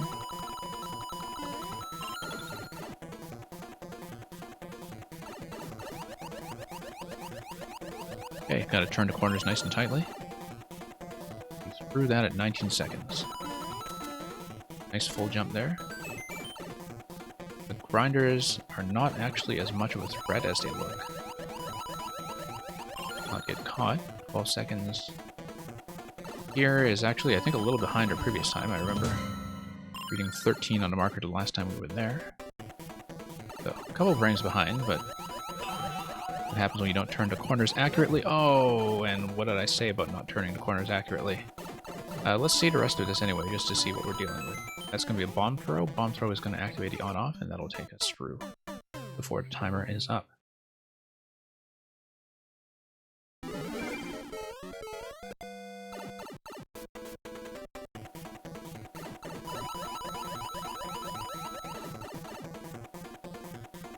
Okay, pretty simple.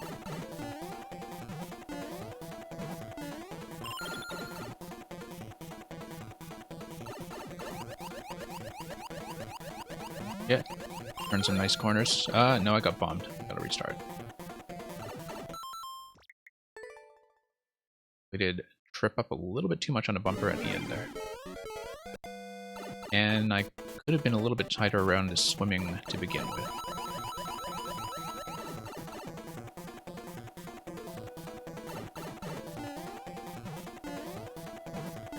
Swimming in general, I think, benefits from stick control if you're doing a lot of diagonals, but I've been using the D-pad exclusively. Whoops. hesitated a bit too much on the bumper. Of course, the bumper spawn in next section is going to be dependent on camera positioning, and so as soon as we reach a certain position, that will spawn it onto the screen edge. There's 4 tiles outside. And we need to go straight for it because it seems like that is timed around the expectation of just beelining to it directly. I don't know why we lost so much time on the jump segment that time. I think I'm taking off a little too early when it comes to the jumps between platforms. And yeah, this is a pretty cool level. Don't know how. We lost too much time there. Hang on, just bumped my head. Oh, we'll proceed anyway, but I think the bomb timing is going to be a bit of an issue.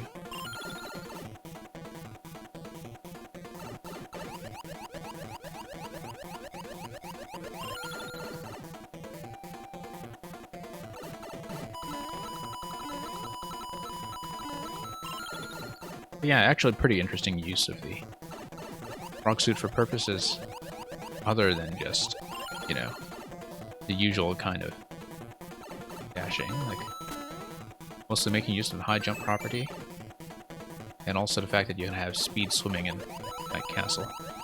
But I think it's definitely the mental element of swapping segments that is the main thing here. Everything was too slow that time anyway. We're at 11 seconds on the clock coming into this segment. We lost a lot of little bits of time earlier. I don't think it's going to be that tight on the 40-second clock, but it tells us that our performance in general is subject to a lot of improvement. Whoops. Yeah, I think the trick here is to develop as much momentum as possible and jump at the very end of those platforms.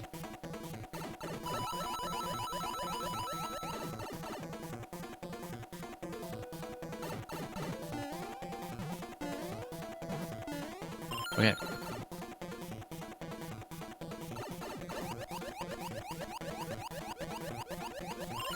Yeah, straight through. We can hug the ceiling there just fine, and it actually works out quite well.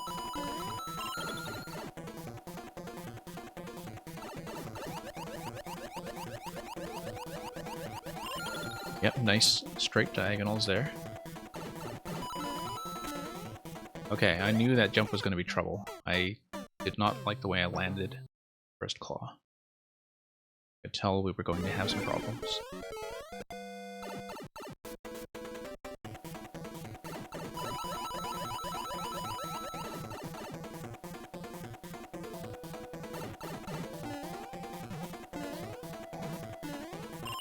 Okay. Took me a moment to realize that I had, in fact, bumped that spring. Hug the ceiling, straight through. Seems to be the way to do it.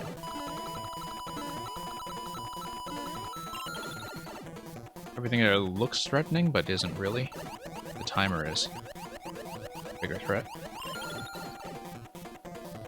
Try to do a nice, clean diagonal there that maintains all of my horizontal momentum.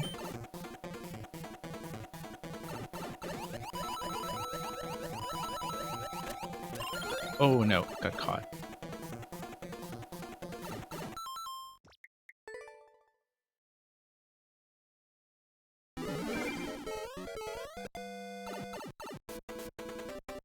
Okay, I mean, you know, we've pretty much sorted out everything we can do. It's just a matter of executing a little bit more cleanly in terms of rounding some of the corners in particular.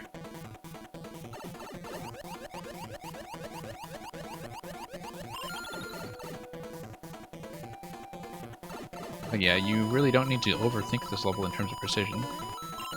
It's fairly generous to you as long as you just kind of try to do things a simple way. Nice clean diagonals. The highest jumps you can and the latest jumps you can. Everything is pretty consistently under those principles. Nope. Tried to slide in a little bit low that time, and I did not expect that I would just kind of hit the end of the slope like it were a wall. I did in fact know that it works like that. But I think the fact that we were in a swimming theme threw me off a bit, because obviously under normal circumstances in a non-swimming setup, a diagonal slope like that does not take you high enough for the pipe entry, and so remember that slopes really do act as walls in some surprising ways.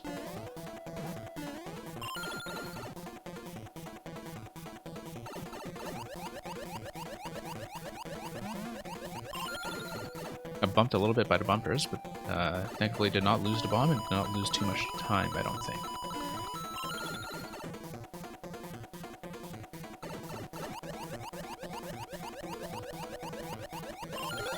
Oh, no, too late. 4 corners all around there. I think tagging the player directly with the boss music actually works quite well on this level. Nice sense of panic.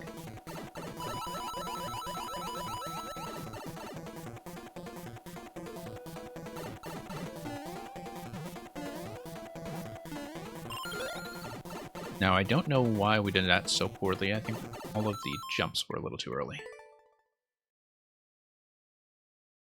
So, not enough momentum. Didn't get enough speed off of the trampolines on the side either. We do need to ram into each of them head first.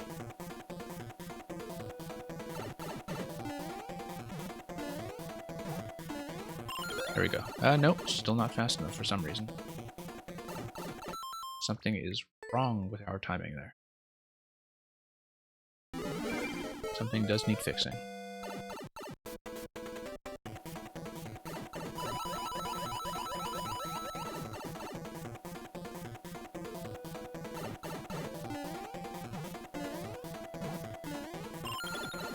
Yeah, it could be the jump height. Not really sure. But possible that I was going too high even as the frog. Going to get through that safely despite some of the bumps. Bumps along the way.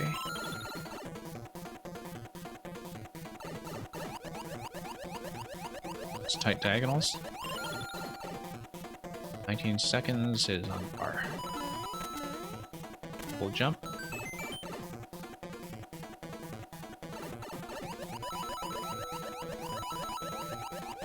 Okay. 12 seconds on the clock. Not our very best, but... Oh, no. I was thinking ahead by a segment, knowing that in the last segment we need the bomb throw, but not there yet. We have that segment, we have the zigzag around the on-off switches, and then we have the throw at the very end. Oops, losing too much time there. I'm going to restart this one. The bomb was not so much of an issue, but I lost so much on that corner that this being the beginning of the level, we may as well restart.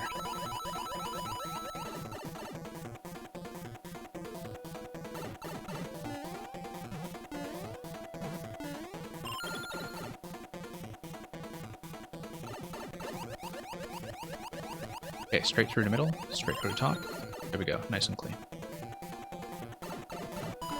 Nice to have the 10 coin there to add a little bit of a tag at the end of each section when you have a coin trail like that.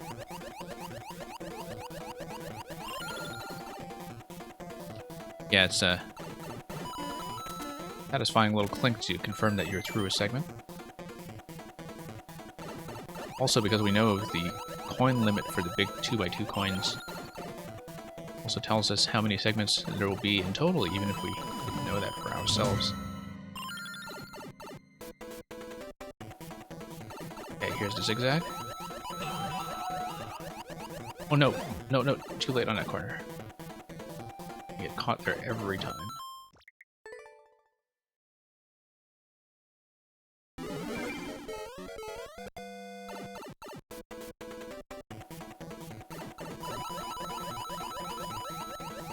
No, too late. Too late. Just terrible pipe entry. Absolutely dreadful. Yeah, it was very close. No, terrible pipe entry once again. Slipping all over with this. I mean, the level probably is not that tight on the total clock, as I was saying, but it's best not to take any chances. We have had speedrun levels before where you do everything accurately and yet fall back just a little bit behind right when we are at it. So, just to avoid that kind of outcome.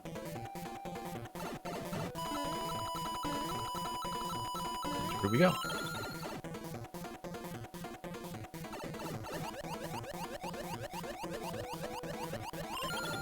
Yeah, I didn't quite like some of those corners, but we got through, and that's the important thing.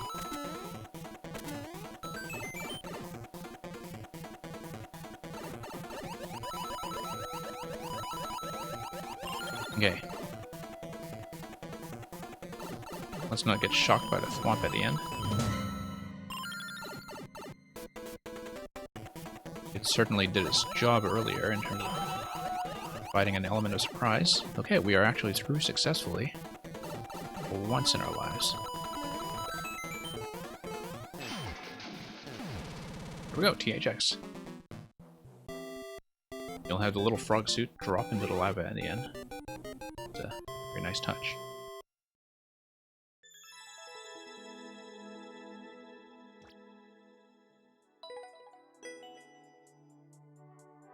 Okay. Thank you for the GG.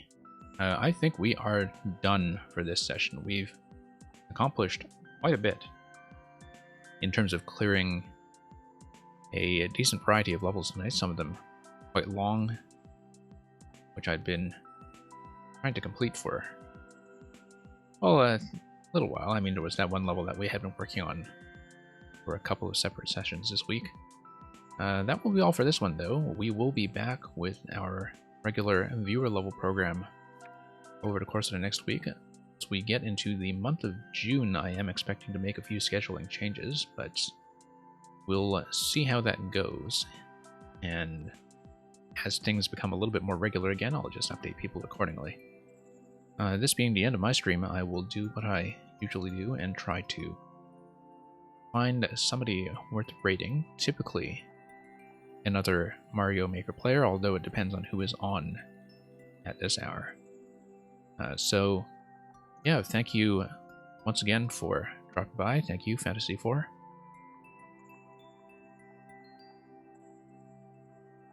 We'll be back with viewer levels the rest of the week. This is really just the one time a week that I do a bit of a catch-up that is based on my own queue.